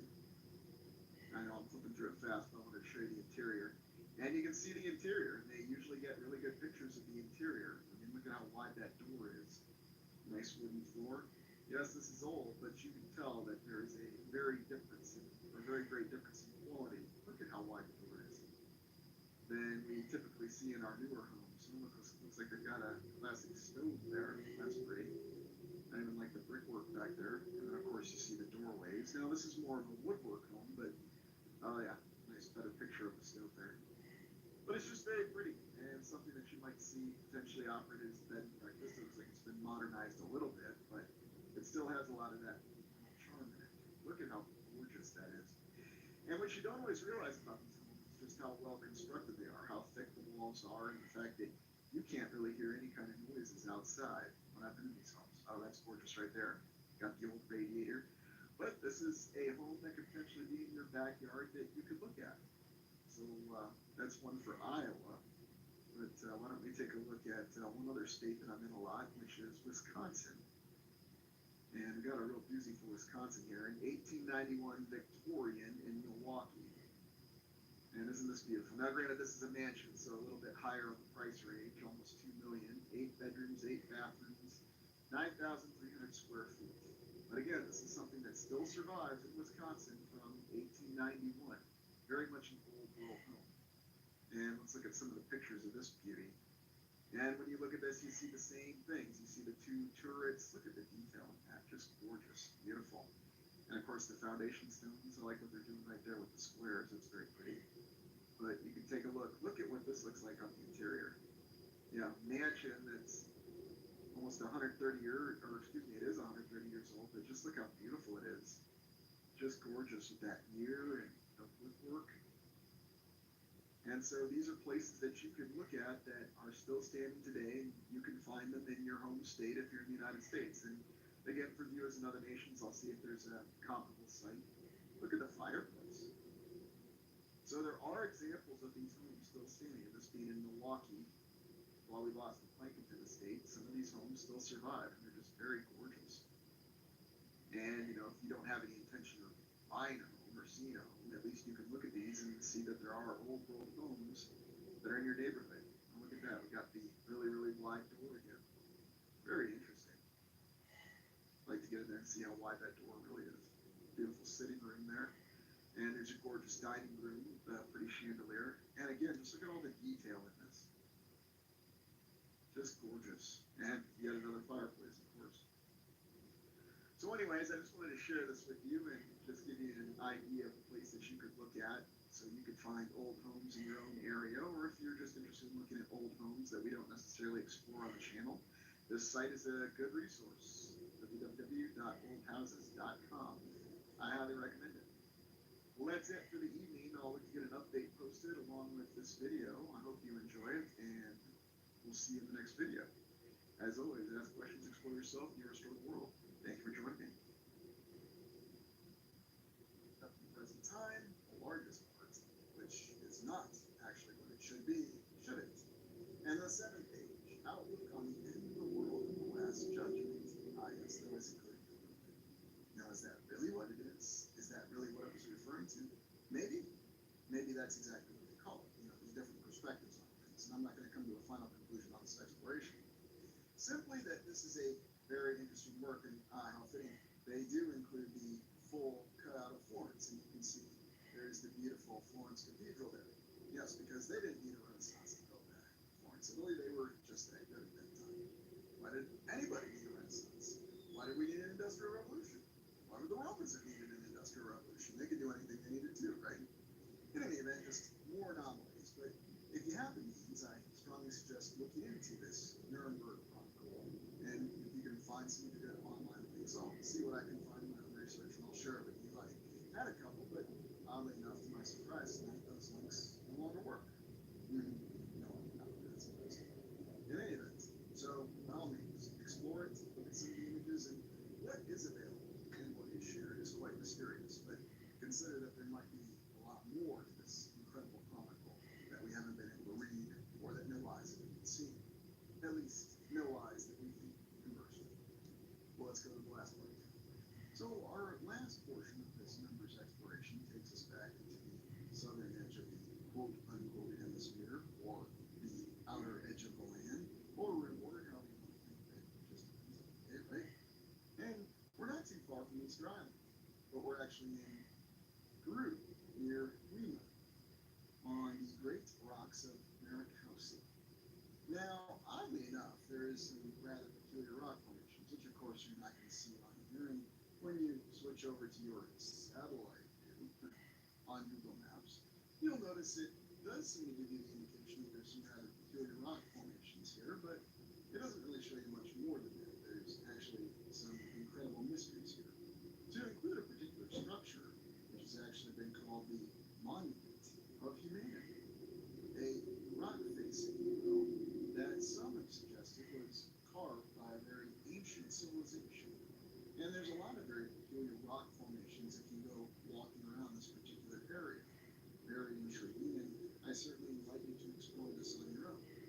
Now, could this simply be a psychological aberration, as our friend Carl Sagan likes to say? Yes, it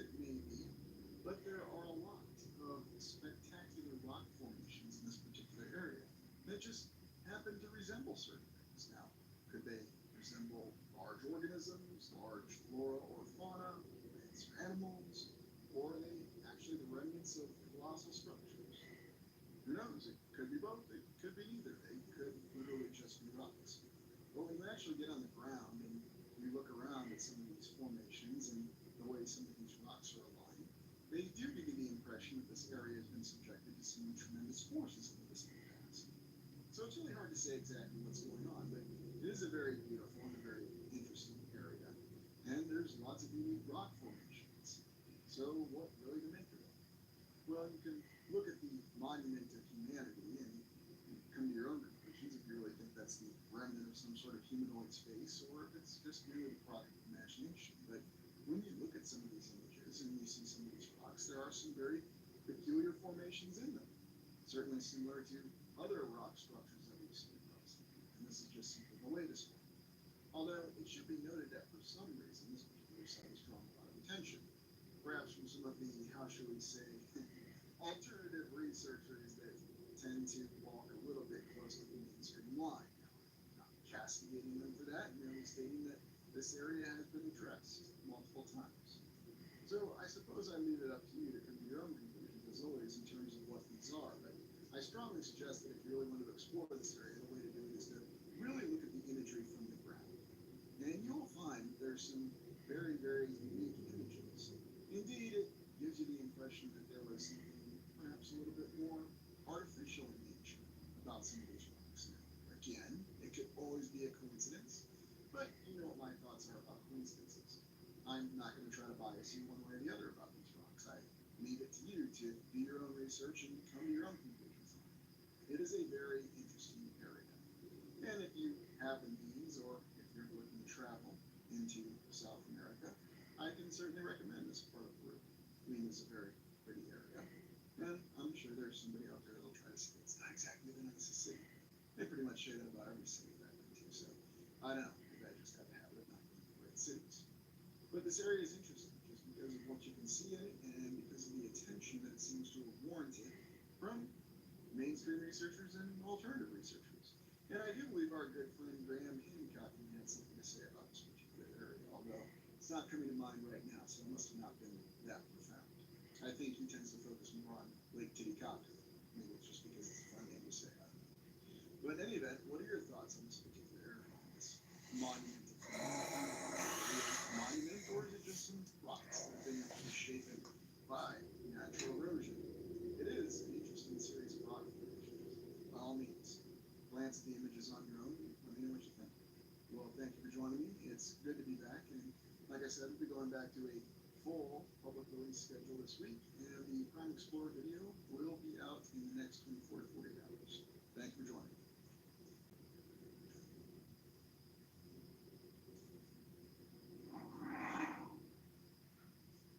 Foucault's pendulum. Belief is reality. If you go across the land, wherever you are, in every of the 6 inhabited continents, you will find a mock-up of the Foucault pendulum. You'll be told that this is a model that operates to show you, prove to you, with incontrovertible evidence, that there is rotation in the Earth. You will watch as the pendulum slowly moves and changes its position, and you'll find yourself overcome by the belief that you know beyond any shadow of a doubt that there is a rotation on this great body we call the Earth. Coincidentally enough, the original pendulum was housed in the Pantheon in Paris. Where else would it be? Well, we're going to take a look at how Foucault's pendulum guides our lives.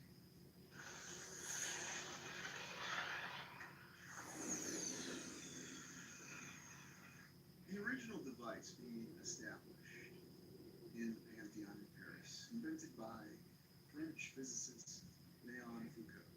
The intention behind it was to prove that the Earth's rotation was a matter of reality and not imagination.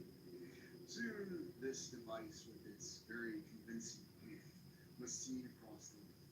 It's established to this day in many museums and many other displays where you can glean on its spectacular ability to display how the Earth has rotation. But there's more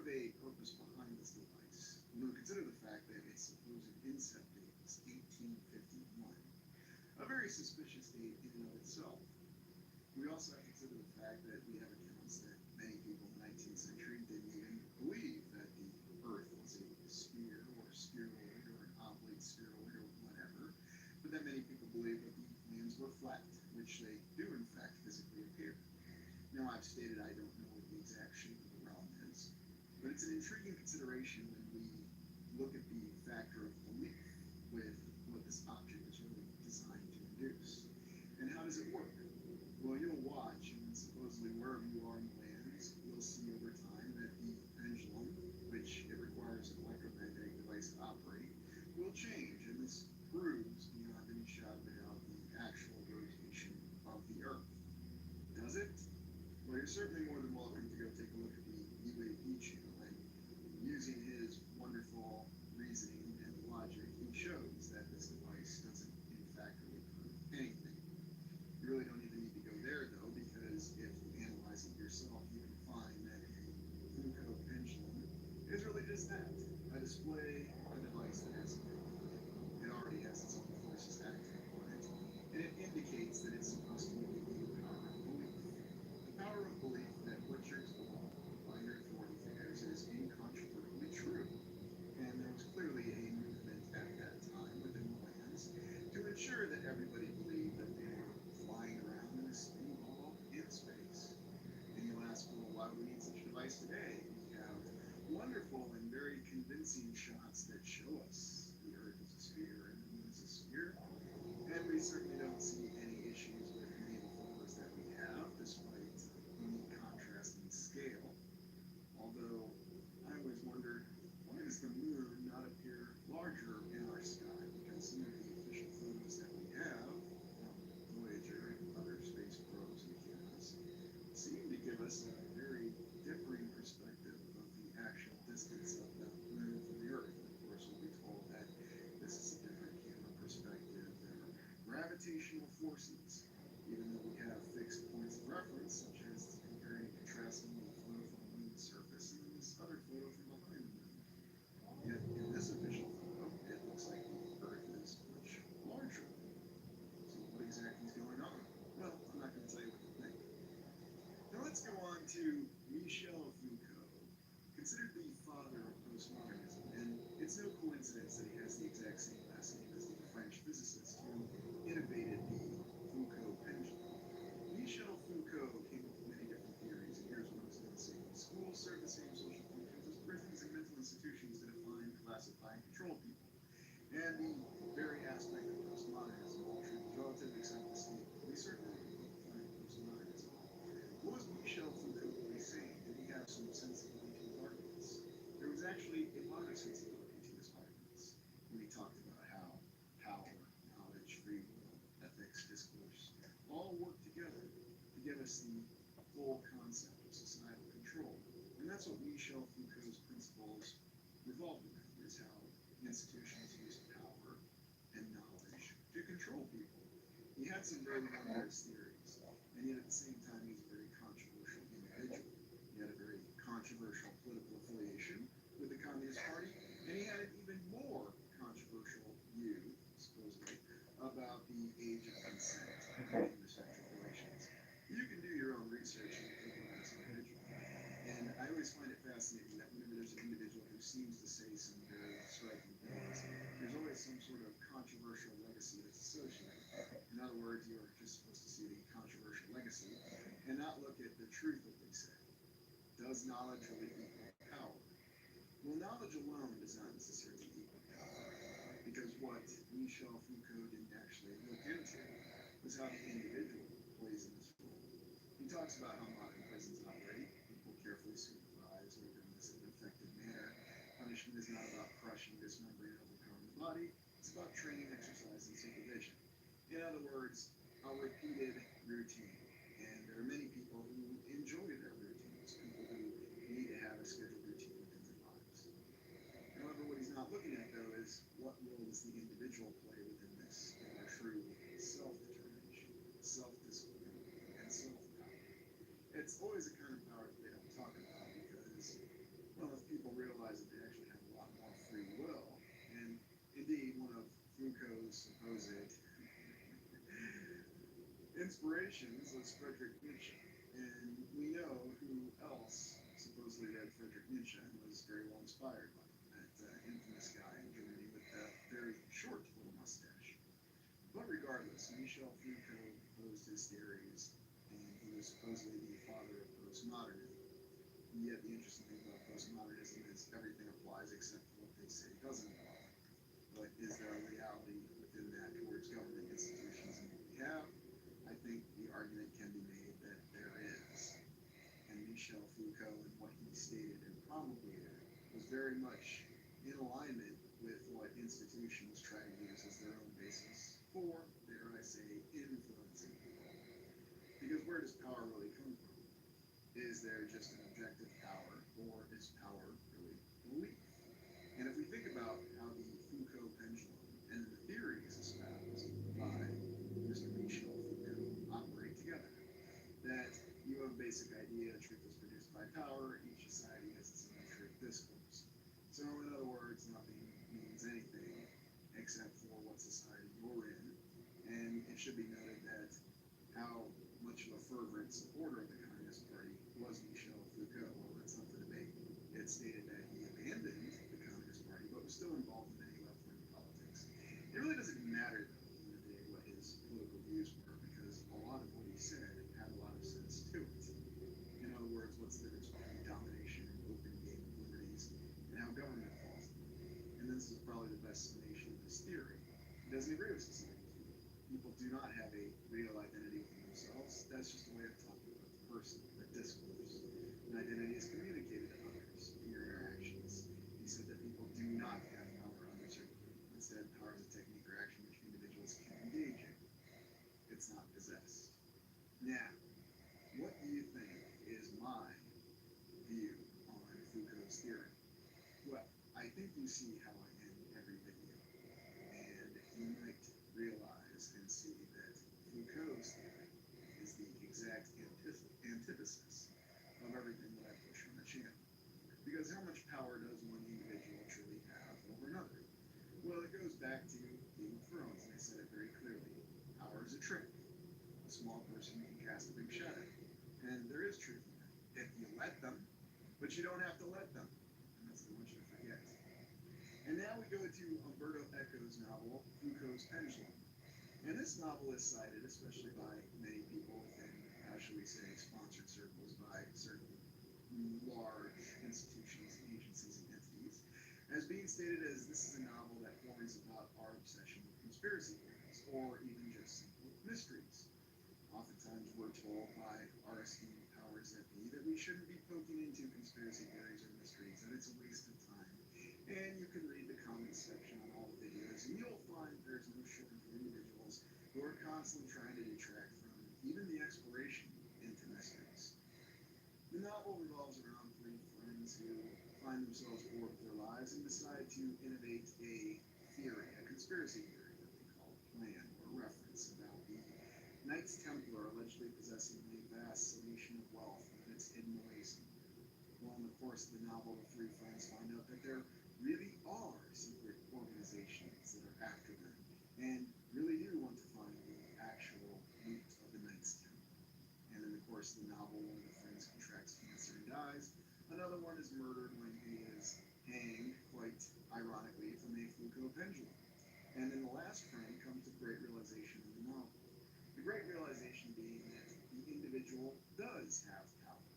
That the only power that's held over an individual is that which an individual consents to allow to be held over them. This is in direct contravention towards Foucault's theory.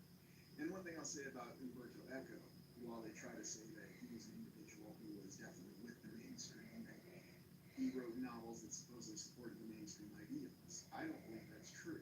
I think there's a lot of evidence that Umberto Eco had a different perception, and he may have well been one of the first alternative researchers. In fact, if you look into his biography, you will find that his grandfather was listed as a foundling, and we know what a foundling is, and we also relate that back to our research with the orphan trains and the incubator babies.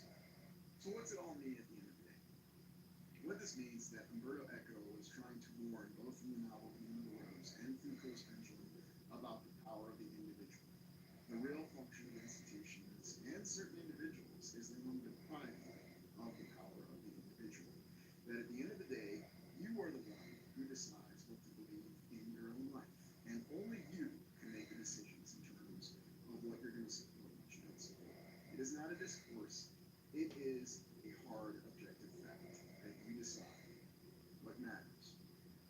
course, we'll see that there are no shortage of examples of how Foucault's pendulum is used by authors, that it's a warning about our obsession with secrets and conspiracy theories and mysteries, and we shouldn't be looking into conspiracy theories and mysteries. We should let qualified and certified people, legitimate scientists and historians, whoever the heck they're supposed to be, tell us exactly what's really going on in the world. And of course, they acknowledge that there's a conspiracy going on, but there's only their conspiracies. Anything that you're actually looking into, it's just some other conspiracy theory, and it's merely a conspiracy theory designed to divert your attention. Of course it is. And we come back to this image, the control of one individual over another.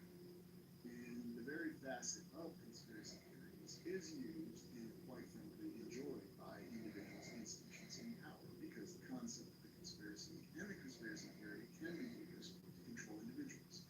Or as they stated in this episode of Star Trek Next Generation.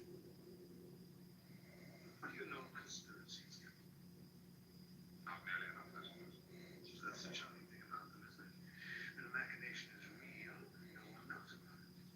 And when it's suspected, it's almost never believable.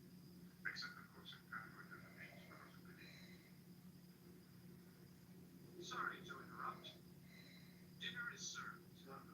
Patrick? And in this exchange, we can see that authority figures, organizations, and people in power enjoy conspiracies and conspiracy theories. Why?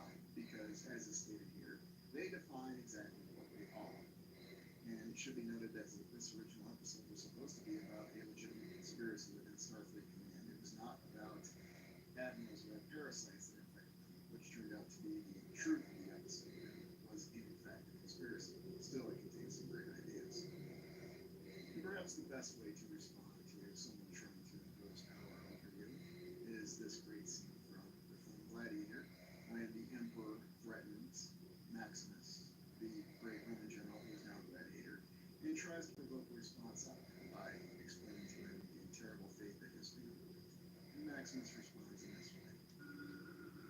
Time for honoring yourself, Sylvia.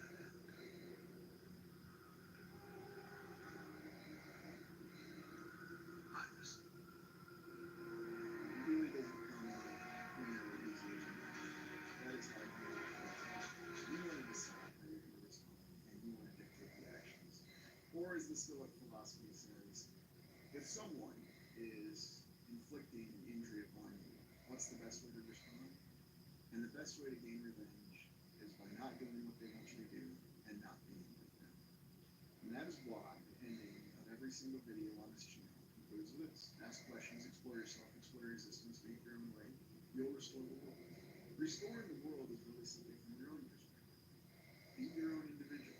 Be your own person. I came from a world where that was the highest value. And I would like to see a world where that's the highest value.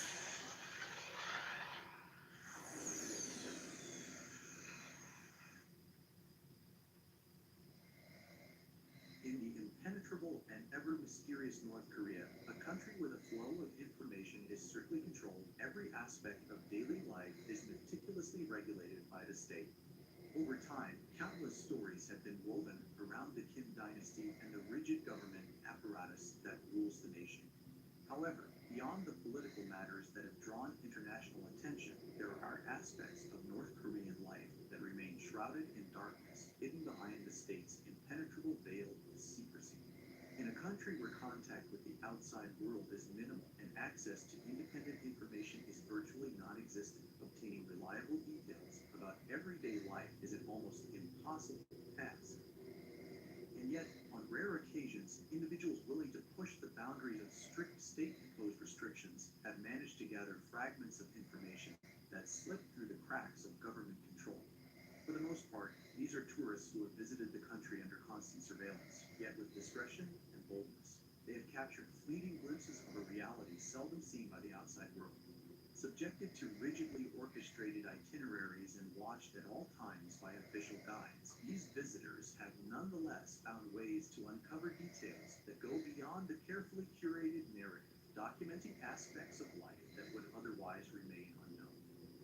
Thanks to these efforts, testimonies have emerged that reveal peculiar situations within North Korea, phenomena that don't quite fit the regime's usual narrative, and, by their very nature, spark deep interest in those seeking to understand what truly happens inside the world's most secretive nation. During the course of the year 2001, a Kazakh journalist managed to negotiate a modification to the rigidly controlled tourist packages that, under strict regulation, departed from the North Korean capital. His goal was simple: to gain broader access to areas of the country that would normally remain off limits to foreign visitors. As a result, his group traveled through several towns, some of which did not appear on the conventional maps available to them. During the journey, the journalist witnessed a phenomenon that struck him as particularly unsettling. On two separate occasions, both on the way there and on the return, the convoy of vehicles passed through an area engulfed in a dense, grayish fog that drastically reduced visibility and seemed to be emanating from the urban infrastructure itself. What might have initially been dismissed as an unfavorable weather condition took on a far more disquieting tone when the military personnel escorting the group reacted with an unusual level of concern. Without offering any explanation, they promptly put on respirators, an action that strongly suggested the presence of some airborne contaminant, though without providing any clear indication of its nature or potential danger. In the photographs taken by the journalist, the images reveal buildings in a state of significant decay. Most of the structures had blackened facades, coated in a thick layer of soot and dark stains, as if they had been subjected to constant exposure to smoke and airborne particles.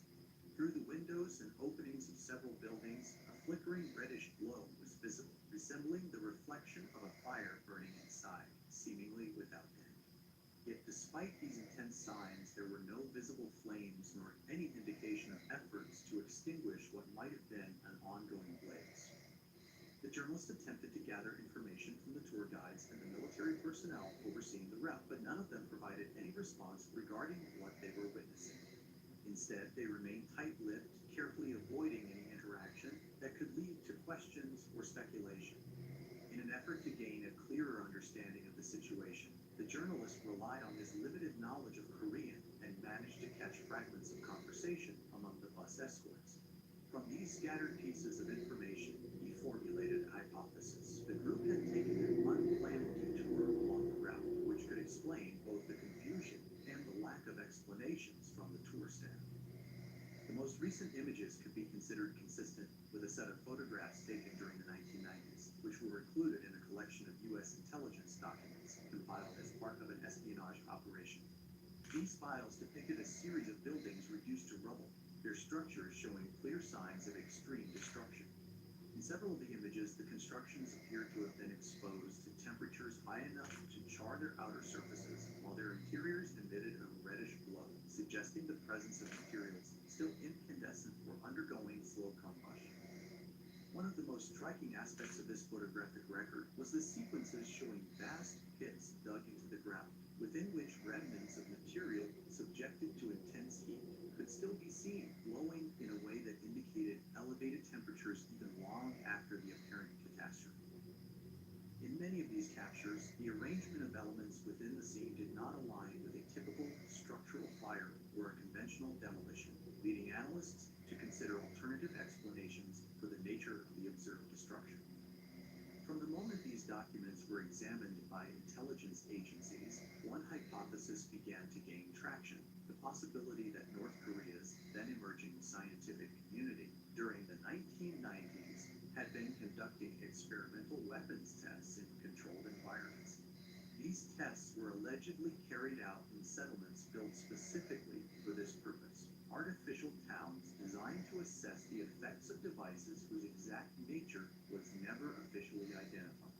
However, intelligence records suggested that the results of these trials were not always successfully contained, leading to events whose consequences extended beyond the immediate aftermath of the experiments.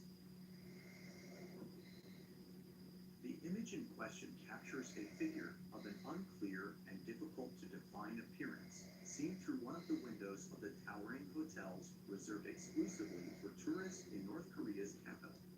It was taken by a Czech visitor traveling under the strict conditions imposed on foreigners, who are always escorted by official guides.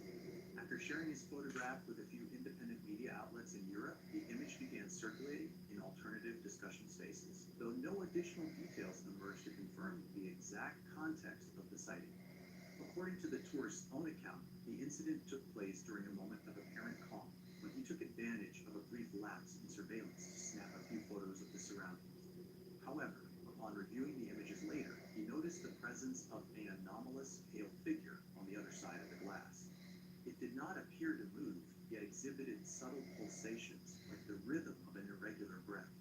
Intrigued, he attempted to ask his guides for an explanation.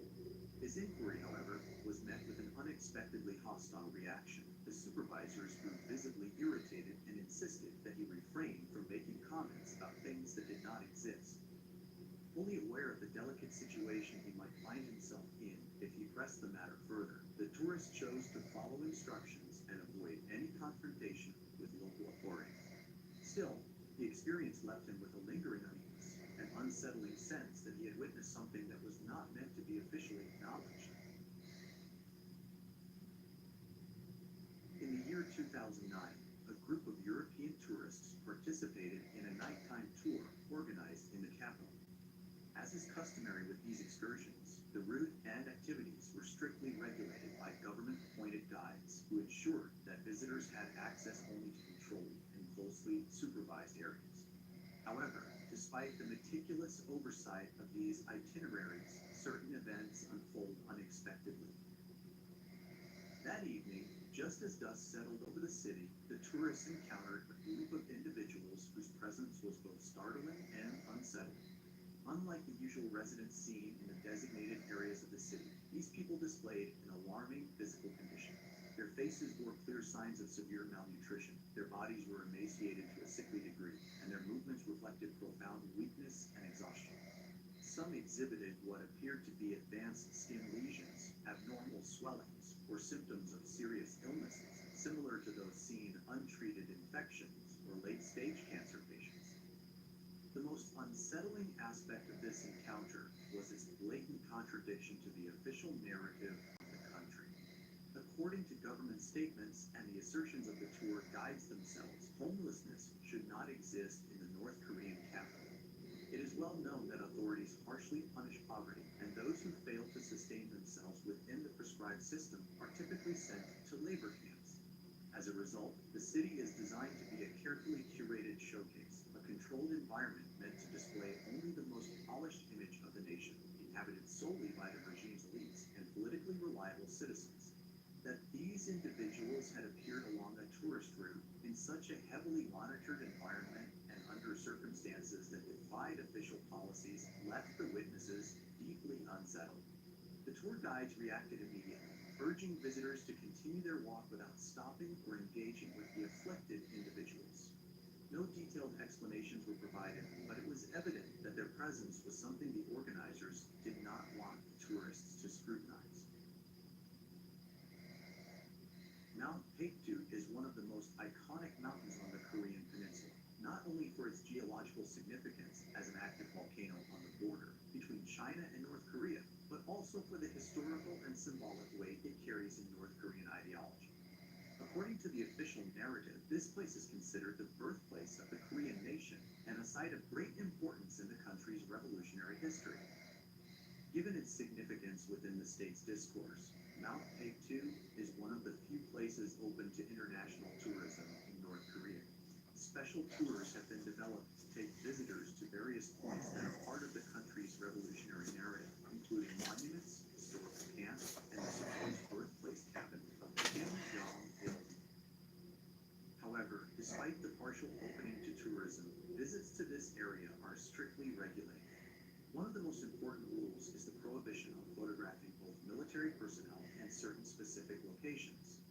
For years, it has been speculated that these restrictions are due to national security concerns, as many of the areas near Mount Paektu house military installations whose locations are of high strategic interest. However, there are those who believe that the true reason goes beyond the military scope. Over time, some tourists have defied these strict rules, risking their safety to capture images in areas where photography is expressly forbidden.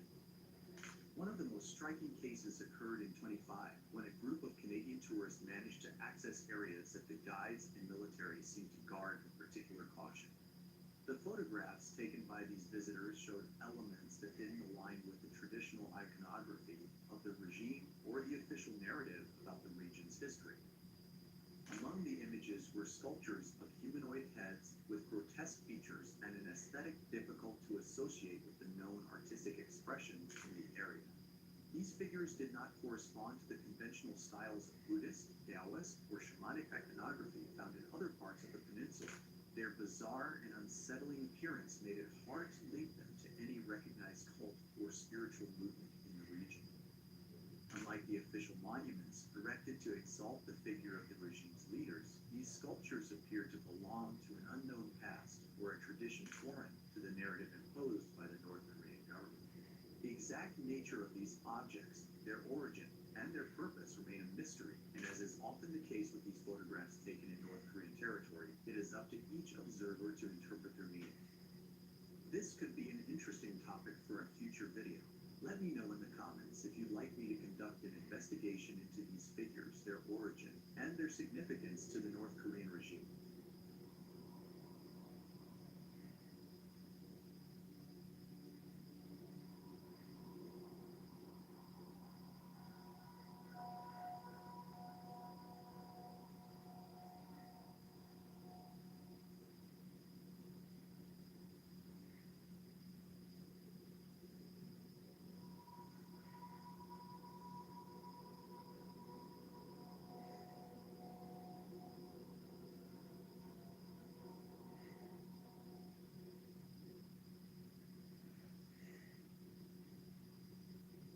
What up, y'all? Back again. I'm just here showing you some U.S. post offices of the whole thing. I just get flow. Have money down. It's the architect of this treasury from 1886. And supposedly, according to our narrative, was the architect for all of these structures. Of course, they're all gold to the ground, as you see in the village. And these buildings ground. They also are very top heavy, which means they really have to be really known. But for all these to be in America, and for him to do these while he was working for the U.S. Treasury from state to state. These are in several states all across America from 1883 to 1886. This guy took care of building these monstrosities before the 1900s. And he did it in such a short period of time, another 90 years now. He can't build things. He also was involved in the Chicago's World Fair, which is right there, and the Washington Monument. So, when I tell you that artificial intelligence is rubber history, I'm not kidding you.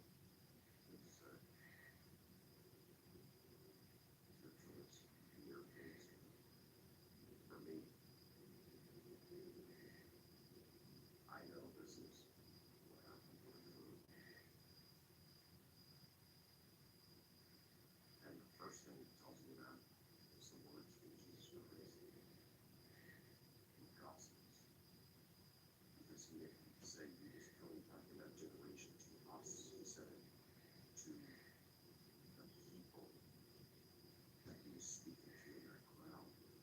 So he was going to come back in their generation. What you find is today people are saying that he was speaking to us because everything is on I, phone, I, me. So of course if that's going to happen, it's going to happen during we era. Because you and I are so important. But it's not about us. It's not about us, you know. But that's the truth.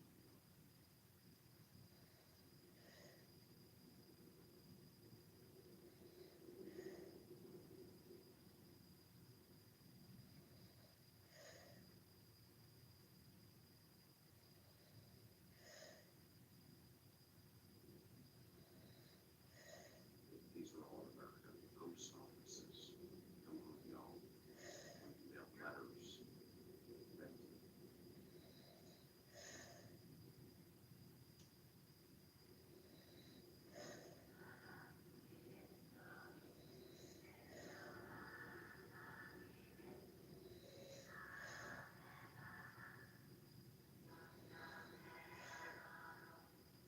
Hey everybody, welcome back for another video. Today, we're going to be talking about the Indian Bible because it's got a really interesting backstory that I thought you might enjoy, so let's get into it. Now, the first Bible printed in any language actually in North America was referred to as the Elliott Indian Bible, and it was written in an Algonquin language and it's the Wampanoag Nation, but what is of interest about that is the Wampanoag people, they didn't even have a written language actually, just a spoken language. So Eliot translated the Bible to their native Algonquin tongue phonetically using our alphabet. But you don't get the first written Native American language until like the early 1800s with written Cherokee. You were told Sequoyah created the written language from scratch, and it took him about 12 years. So quite an achievement back in the 1660s. But the Wampanoag Nation, it turns out, even their spoken language disappeared soon after English settlers arrived in the 17th century. So a lot going on, and we're told that unfortunately many first editions of the Elliott Bible were lost during the destruction of this war that lasted 1 year, King Philip's War, which also decimated the indigenous populations of the area. So there's always a cleansing event with this early colonial period, whether it's a great fire, whether it's pestilence, or in this case a war. And I think that at least some of these wars are just cover stories to explain away this destruction that has happened in a lot of places. Even if you look at Detroit, once again, a great fire, they've destroyed a lot of the buildings, a lot of the city. This early colonial period was just burned in 1805, we're told. And you can find the same pattern in a lot of different places. But getting back to the Elliott Indian Bible. So yeah, in 1663, they printed, we're told, 1,000 copies of the complete Bible.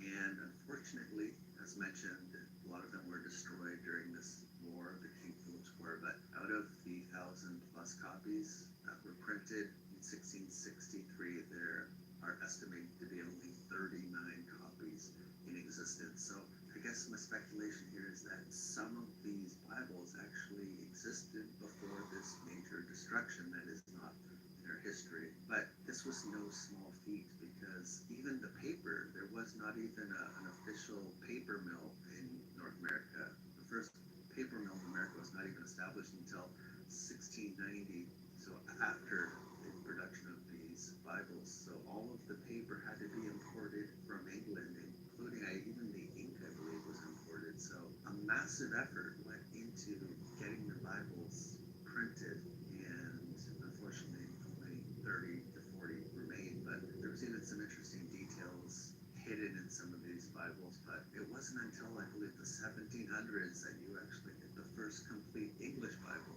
printed in America. So this Elliott Indian Bible was way ahead of its time. Another element that I find really interesting is where it was printed. It turns out that the Bibles were prepared in the Indian College building at Harvard, because I've looked at this Indian College in the past, and I believe it was destroyed during this event. And there's been excavations in Harvard Yard, and they found traces of that building, this Indian College building. But when you look at what happened to the Indian College, the official narrative is that it was just emptied at one point, and then it was crumbling. So the decision made was to dismantle it, and we're told the bricks were used to build another hall, which that was torn down, I guess, as well in 1781. So high view here is that the Indian College, a lot of these buildings were destroyed during this event, and were given these, I believe, that are cover stories. So I find it really interesting. These Bibles were printed here, or at least prepared here, and once again, I think a lot of these early colonial period sites, including Charleston, once a walled city, buried now basically. They built on top of this walled city, and during excavations they find portions of it, and I believe this portion of this wall was 8.5 feet below grade. So I think this is all due to some event, and then they start building all these neoclassical structures. And you can find this all over the world. But getting back here, so yeah, according to our history, the first printing press didn't even arrive in America until 1639, but they found traces of printing type during these excavations at Harvard Yard. So just really, really interesting to me. And another element to this Elliott Bible that makes me think it might be Old World. Of the 39 remaining copies, some of them are dedicated to Charles II, King of England. And I find that really interesting, because if you go to some of these other colonial period sites like Charlestown, just outside of Charleston, South Carolina, there's this historic site, and there have been excavations at Charlestown, which we're told was settled in 1670, where English settlers established Charlestown, named after Charles II. And just to show you how close this historic site is to Charleston, there's some tantalizing discoveries that have been found at this Charlestown historic site. And here's some of just the artifacts: fragments of wall plaster, window glass, lime floor, brick, or also these tobacco clay pipes. They find these all over the place. But what is of interest to us is they found some of these tokens, but some of them feature the likeness of Charles II. And again, I think this site was buried during this event. So it's just interesting to find some artifacts related to Charles II at other sites that I think were actually destroyed during this event as well. And here's just a close-up showing that same token, but also including the reverse of that token. And yeah, when you look at Charles II, his reign was from 1660 to 1685, and a lot of destruction goes on during his particular reign, including the Great Fire of London falls right into his reign. And also of note, during Charles II's reign, England gains control of New Amsterdam, renaming the land New York City. And during excavations under Battery Park, they found this colonial wall buried 10 feet below grade. So again, just another early colonial period site significantly buried, associated with Charles II. So a lot of carnage, and a lot of it seems to be associated with him. Now the question is, do I think a lot of this actually happened though during the 1660s? And I think my answer is no. I think it happened at an earlier point, and we're just replaying history basically. Because what comes after all these destructive events a lot of times are the really impressive neoclassical buildings, what people may call the Tartarian buildings. That comes after this, and we think they're lying about some of those dates in construction. So it seems like this all happened earlier. We're just being a new history has been given to us, and where it's very similar, but it's covering up a lot of these destructions, in my opinion. So it's just very convoluted, our history. But I just wanted to point out Charlestown. They also found this blue and white pottery, Delftware, and here's Charlestown again, but several miles away from there, you go to Drayton Hall. This is Drayton Hall, but they do a ton of in particular, below the basement floor, they found another piece of Delft-ware blue and white pottery, and that's several miles, again, away from Charleston and Charlestown. But if we go back to Charleston, they also, during excavations for this wall, they found more of this blue and white pottery. So again, I just wanted to point that out because I think this is a larger event, and we're just given all these narratives about war, pestilence, land reclamation, raising street levels, but I think it all harkens back to this unknown event, in my opinion. So I think that's about all I got for you today, and I think I'll leave it here, but I do want to give a big shout out to my channel members. Thank you for all your help and support. Greatly appreciated, as well as my patrons. You also for all your help and support. As mentioned, it is greatly appreciated, and I thank you very much. So with that being said, until next time, take care. Bye.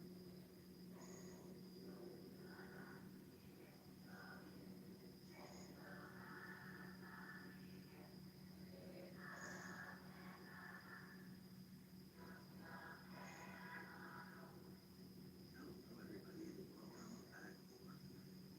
Today, we're going to primarily be talking about the American Northwest, and I believe what maybe traces the earlier colonial period that was in our history after some sort of disaster of some type.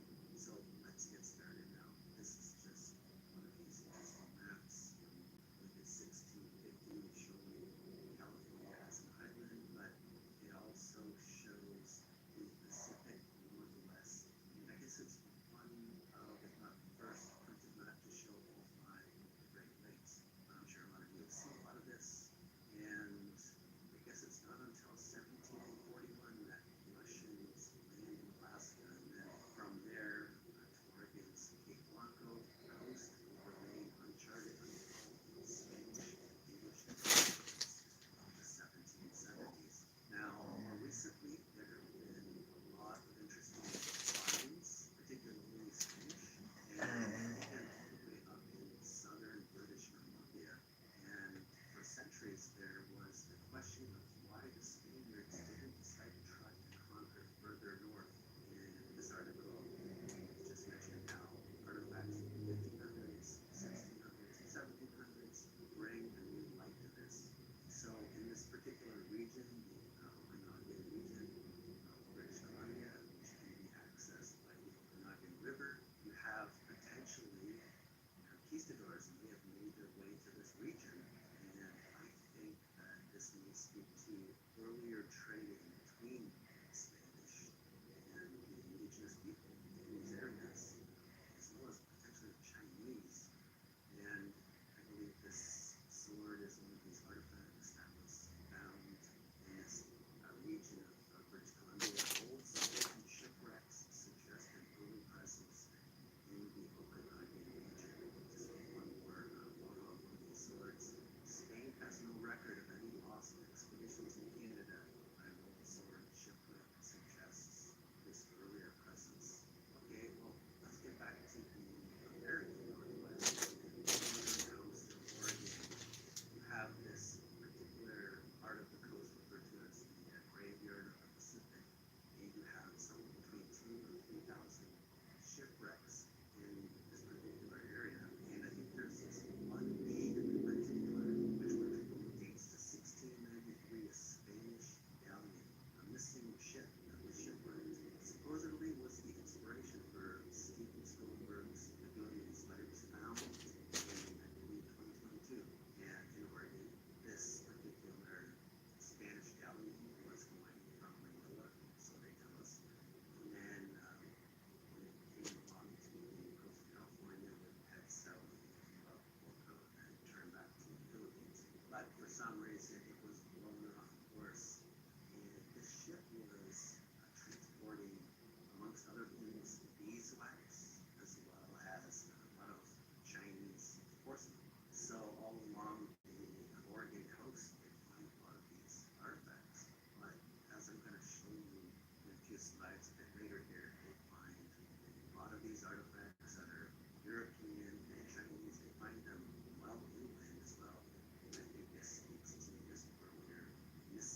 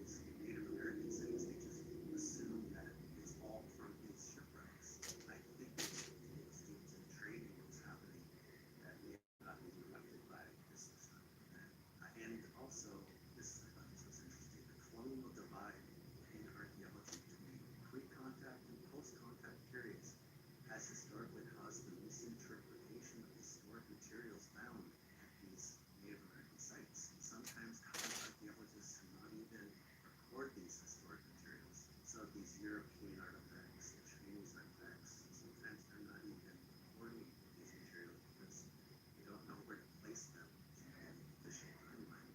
And I remember there was this archaeologist who was digging up one of these sites along the Columbia River, kind of one of these Native American villages, which I think was buried during this destructive event. But we're told that this area first became aware of Europeans in 1792, but they're finding artifacts dating to like mid to the late 1600s, like a whole 100 years earlier. They're finding these artifacts, and he was surprised when they began digging where these villages was that they found copper and iron pieces and chunks of Chinese porcelain. So I think that these artifacts that are mixed in with typical artifacts we see at these Native American sites, you find these glass beads, musket balls, all sorts of things that are mixed in. So I don't think these are all the product of just gathering things from the shipwreck. I think it was traded with Europeans or Chinese, and then it was brought in due to some destructive event. And I just wanted to highlight some of these areas where these wrecks are.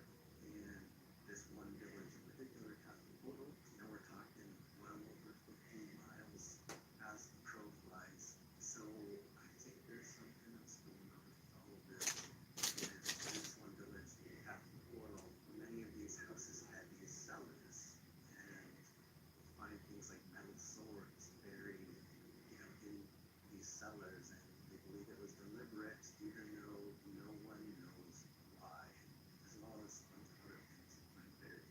And we're just kind of told it's intentional, but I did want to point out, in addition to Takapoto, there's another site, the Myers site, and like other houses in this area, it had a cellar, but these cellars are only known archaeologically, so there's no historical accounts that mention them. So I think these cellars, at one point, they were the ground floor and got buried, basically. That's why they're finding all these artifacts in these cellars, in my opinion. And now, I know Lewis and Clark, they end up coming to these regions and visiting these sites, and we have reports of them trading with people in these villages. And they definitely came through here, and they might have traded with people, but I think these villages were long gone.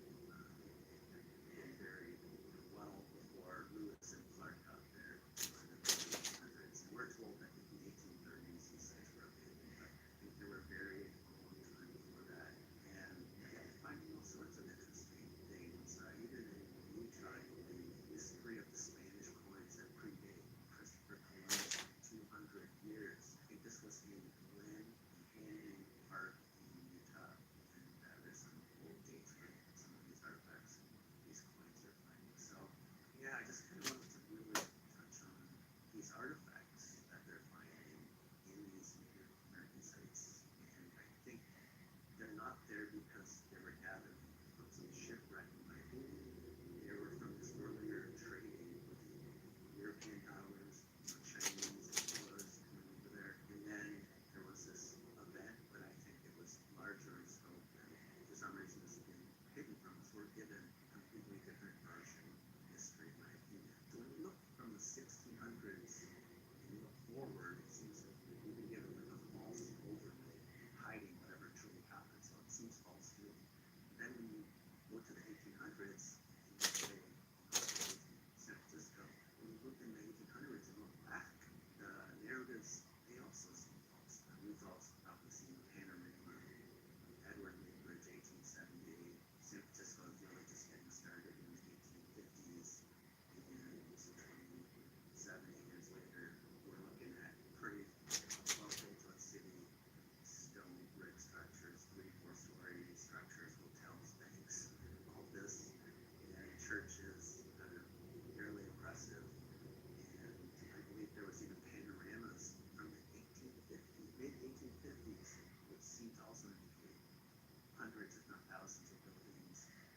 And I think it was in 1851 where like 3/4 of the city burned down, and the population was supposed to only be 1,000 in 1849, but we have this explosion So whether you look back from the 1800s or from the 1600s, it all seems most so. How old are these sites? That's the question, and I still don't have a definitive answer, but I don't believe a lot of these areas.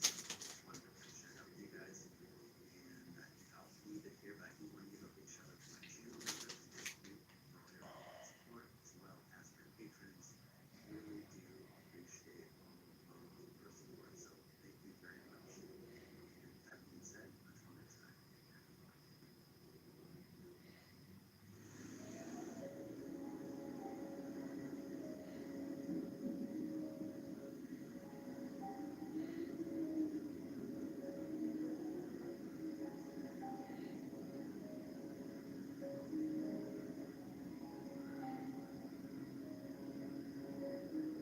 Today, we will examine some before and after photos of buildings, architecture, and ruins throughout history, showcasing some of the world's most iconic historical sites as they once stood in all their glory and how they appear today.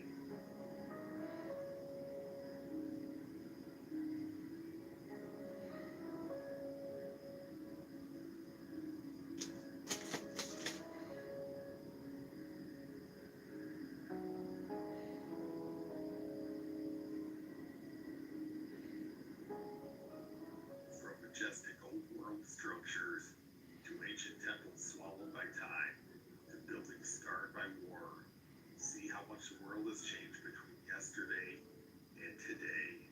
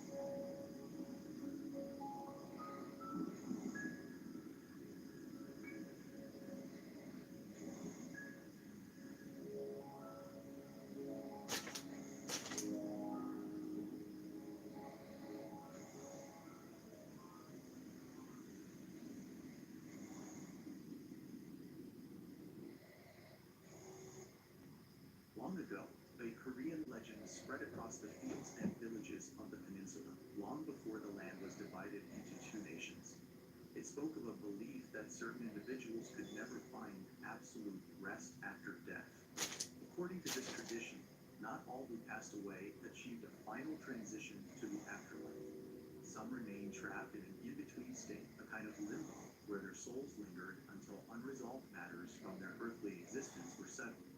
The reason for this uncertain fate was not always clear to those who suffered it, as it was not tied to obvious sins or blatant transgressions.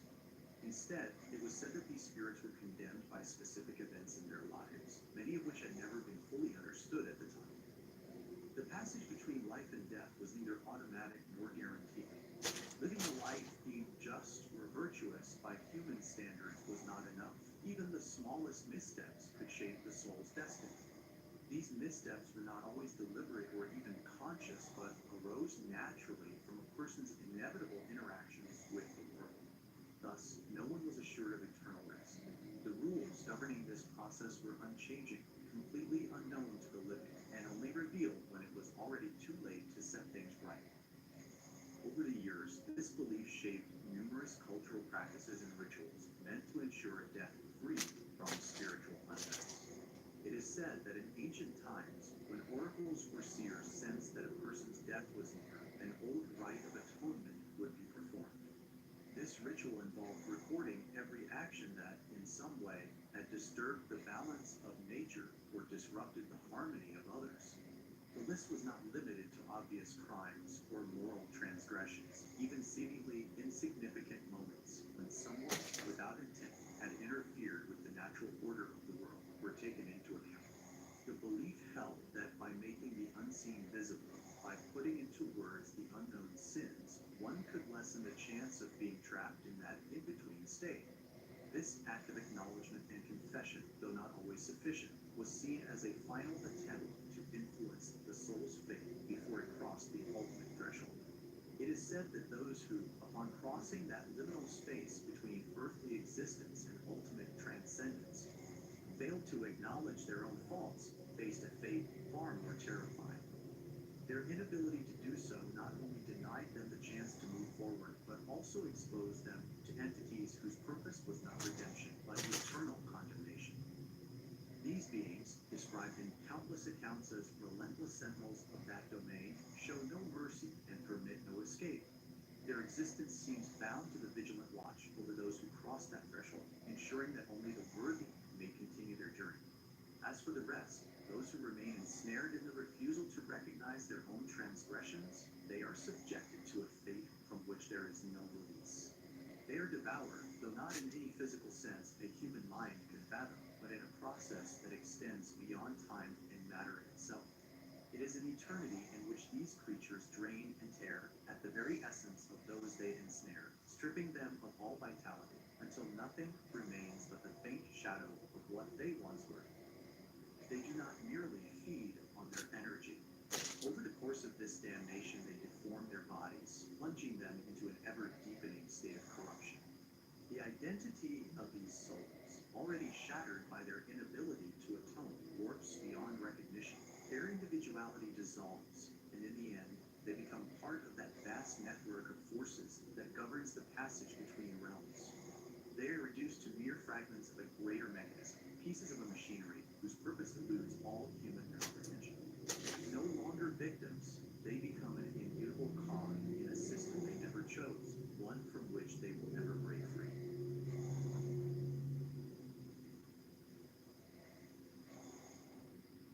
There was a time during the final decades of the 19th century and the early years of the 20th when the tribes settled in the far north of the Korean peninsula, near the border with China, faced a grave threat from the growing militarization of the region.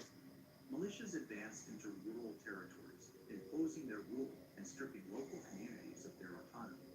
As the Japanese Empire's influence tightened its grip on Korea, pressure on these areas mounted. The exploitation of natural resources, forced conscription, and the displacement of villagers drastically altered the way of life for those who had long inhabited these lands. For many, there was no choice but to abandon their ancestral settlements and retreat to more isolated regions in a desperate attempt to preserve their culture and identity. Among the affected communities was the village of Jinwari, a small enclave near the Tumen River, where the inhabitants, driven by desperation, turned to an ancient spiritual tradition for protection. In that region, belief in the gods of the underworld ran deep, and in times of crisis, the villagers saw these otherworldly entities as the only force capable of providing an effective response to earthly threats. Thus, they began performing rituals that, on the surface, seemed to be nothing more than expressions of despair and pleas for salvation. However, those prayers and sacrifices did not remain mere superstition. On the 7th of November, 1904, an event occurred that would leave a mark of fear and uncertainty in the Japanese military records and alter the history of the region. Known later as the Jinwa Shadow Incident, it was the climax of a series of unsettling occurrences that had begun months earlier.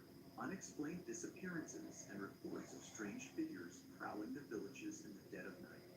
On that day, a Japanese military detachment of more than 40 men was dispatched to patrol the area and establish control over the remaining inhabitants.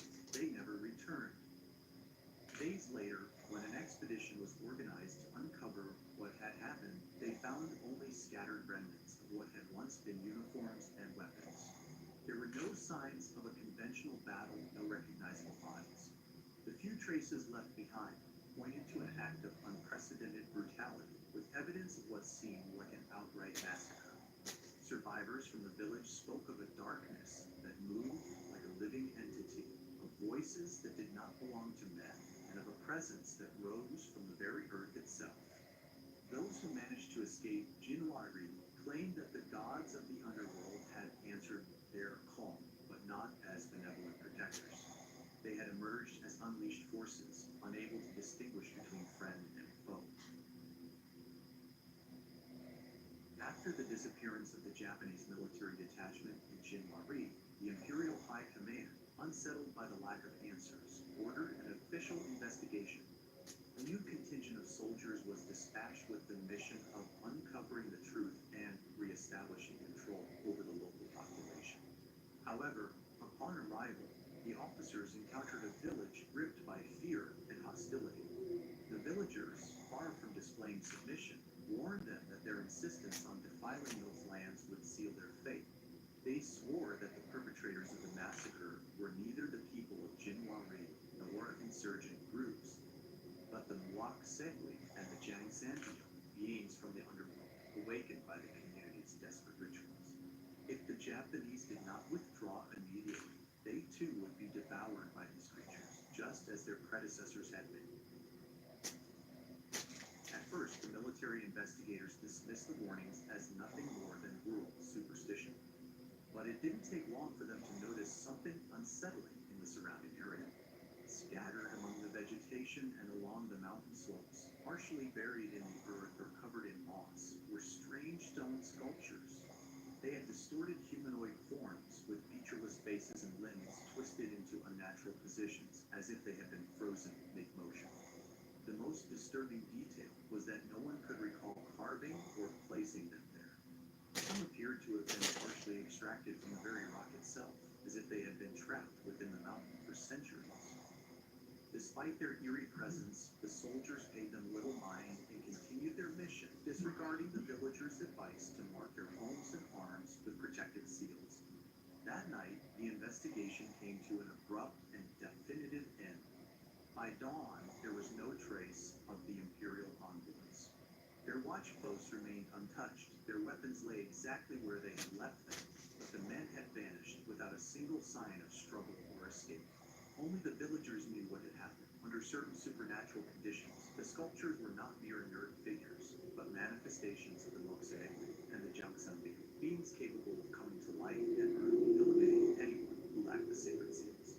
No matter how skilled or well-armed the soldiers had been, their fate had been sealed the moment they set foot in the village. After this second incident, the Japanese Empire made a radical decision. The existence of Jinwari was erased from official records. No further patrol orders were issued, nor were there any attempts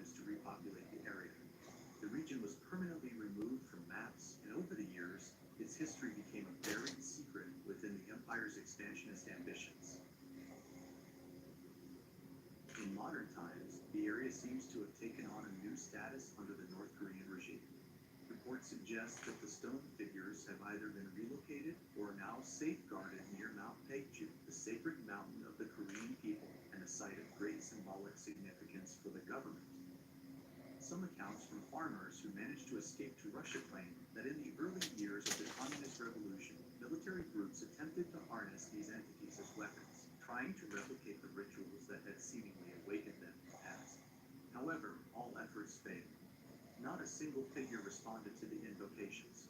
They remained motionless, as if their purpose had already been fulfilled, and they had no reason to stir again. Over time, the remnants of these beings became petrified in the mountains, transformed into silent warnings for anyone who dared to disturb their rest.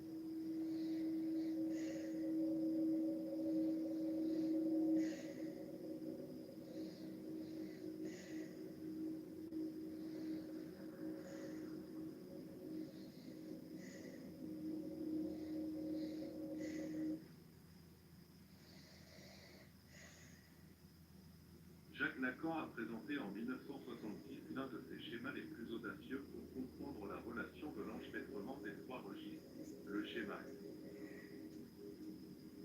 Dans ce graphe, basé sur l'homologie de deux triangles opposés, à savoir le représentant de l'imaginaire et le représentant du symbolique, ils apparaissent dans ce dessin comme une approximation d'une formulation présentée sur un plan projectif. La notion derrière le travail de ces deux triangles s'explique par la manière dont l'un d'eux est projeté en raison de sa similarité proportionnelle avec l'autre sur le plan, tout comme l'ombre d'une maison est projetée sur le sol en fonction de la direction des rayons du soleil. Sur le plan, que Lacan conçoit initialement comme une sphère, où les triangles du symbolique et de l'imaginaire obéissent à la réponse de la non-satisfaction du cinquième axiome de la géométrie euclidienne. De cette manière, en fractionnant ces deux points vers l'horizon infini de la courbe, nous obtenons ce que l'on appelle la bande de Mévius, une surface non orientable avec un seul côté et un seul bord, qui donne l'impression d'avoir un côté intérieur et un côté extérieur.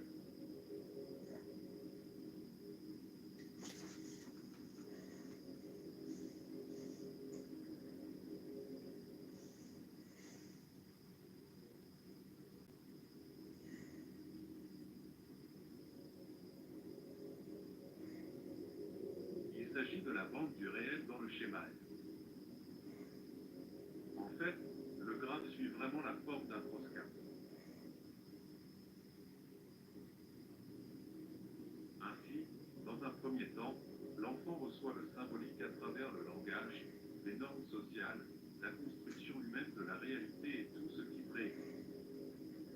Dans le triangle, nous situons la triade externe de l'idée parfaite du moi, l'être I, la protection totale du maternel, l'être R, et le pouvoir de l'omnipotence, l'être P.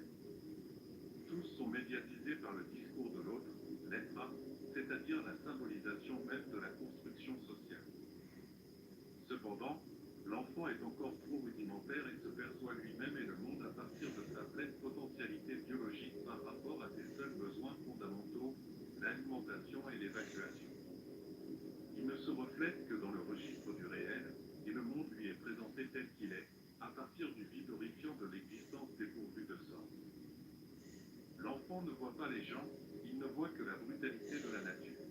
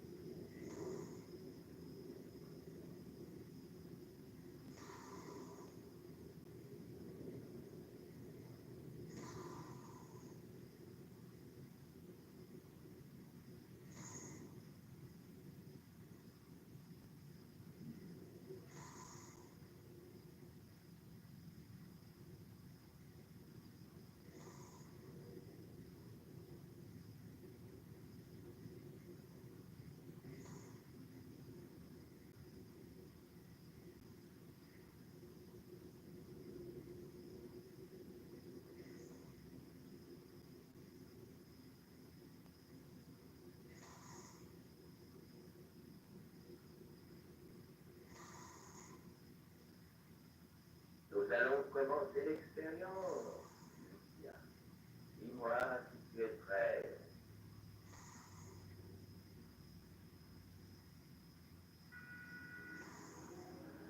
La machine a été allumée. Tu devras attendre quelques minutes jusqu'à ce que le générateur soit en fonctionnement optimal. N'oublie pas que tu peux demander à être sauvé des missions surréelles quand tu le juges nécessaire.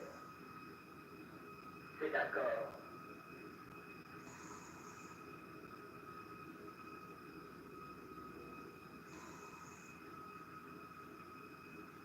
S'il te plaît, Lucia, puisque tes mains sont libres, écris-moi ce que tu me dis pour que je puisse le voir à l'écran.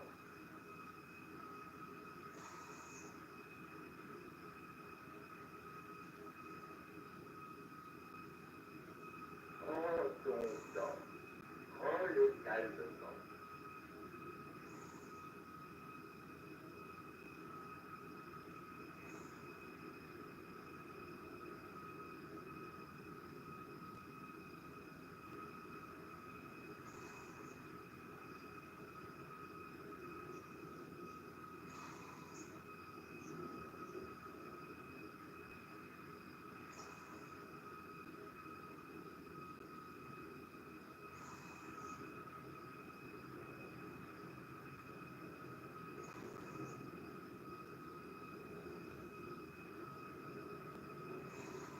Est-ce que cette figure effectue des actions similaires aux tiennes?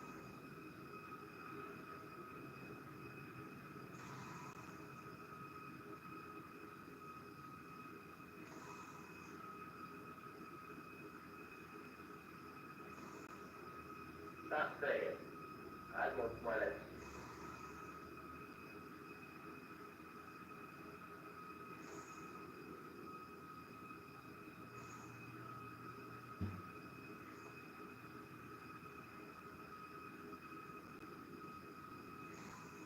As-tu besoin qu'on te sorte de là?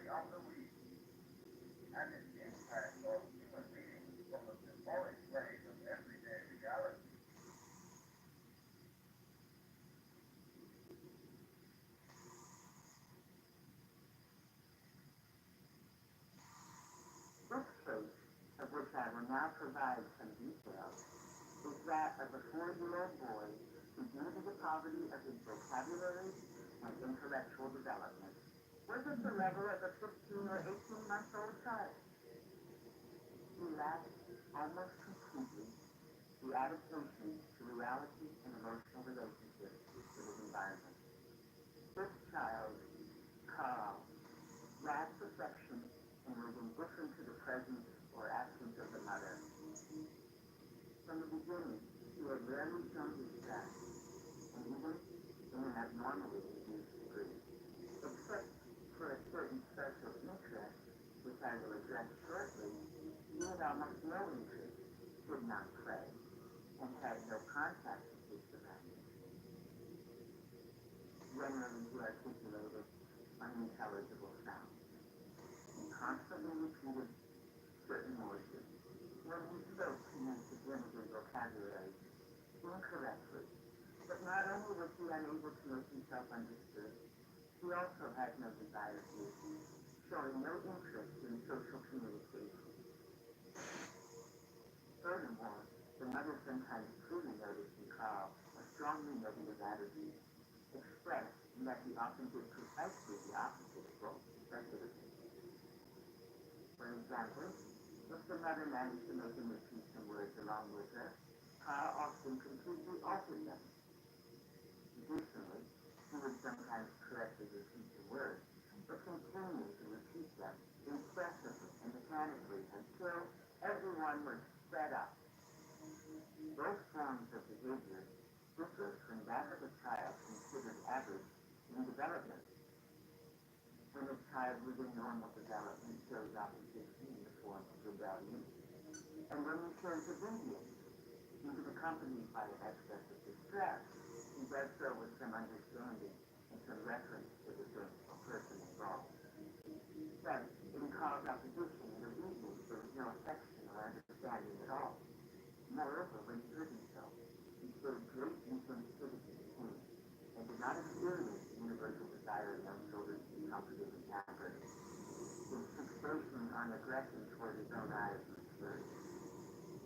His physical clumsiness was also very noticeable. He could not grasp knives or scissors, so he had to be fed by a clear target at all times.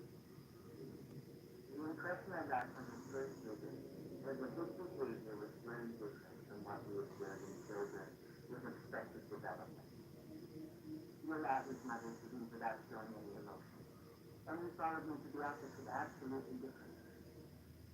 There, he ran around without any purpose, and he trotted around me several times as if I were just another piece of furniture, showing no interest in the objects in the room. While running from side to side, his movements seemed to lack coordination. The expression in his eyes and face was fixed, absent, and lacking interest, compared once again with the behavior of children with psychotic symptoms.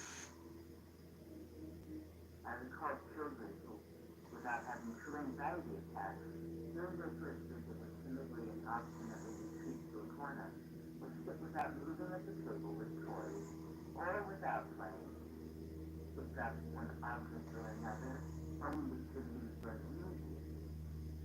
In all these forms of behavior, the great latent anxiety is very unmistakable. The corner or the table are places to take refuge from him. But Carl's behavior lacked meaning and purpose, and had no relation to any affection or anxiety. Furthermore, at times, he would stand in the middle of the room and point to a corner, then proceed to make striking guttural sounds. I will now provide some details of Carl's previous history. His breastfeeding had been exceptionally unsatisfactory, and disturbed because for several weeks, the mother had insisted on an unsuccessful attempt to breastfeed him, and the child had been on the verge of starvation. Artificial feeding was then resorted to. Finally, when Carl was 7 weeks old, a wet nurse was procured for him, but it did not improve. He suffered from digestive disorders, early nearsightedness, and reddening of the eye socket. Possibly his development was affected by the fact that, although he received all kinds of care, he was never given any special attention or civilization at the mother's attitude toward him had been from the beginning one of excessive anxiety.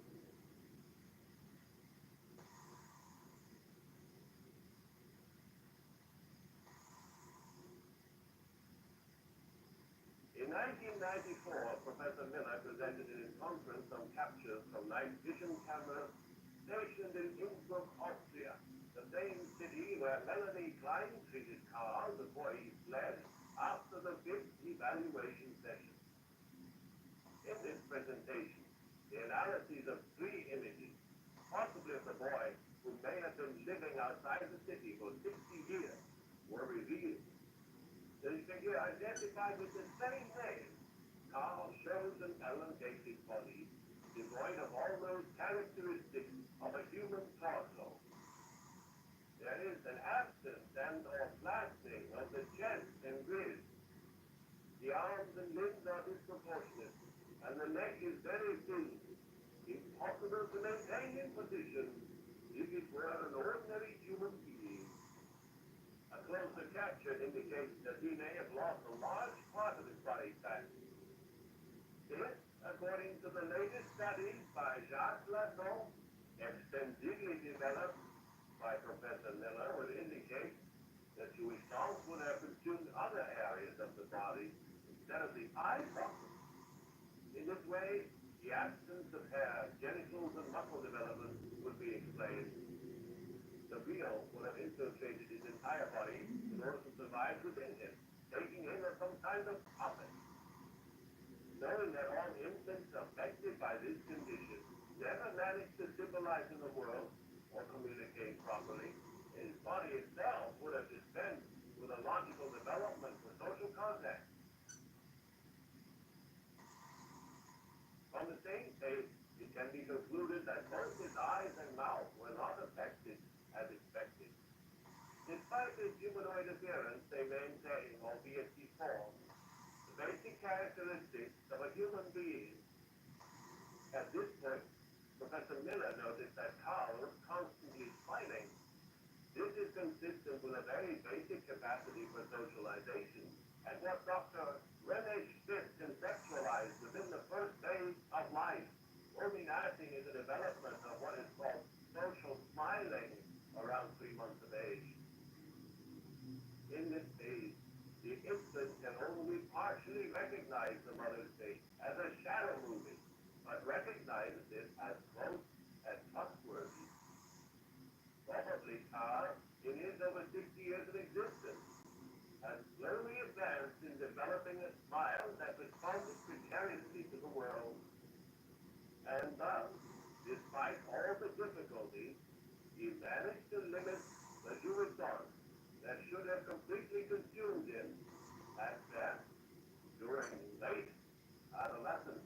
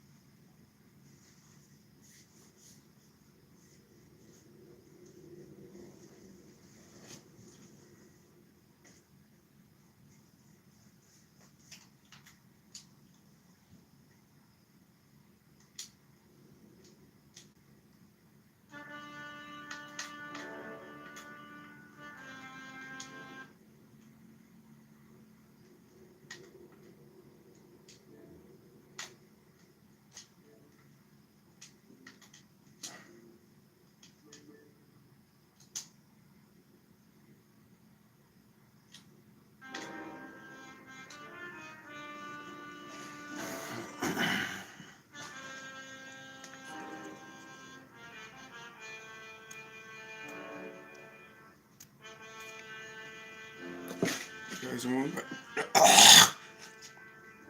It's another daytime. I'm going back to bed.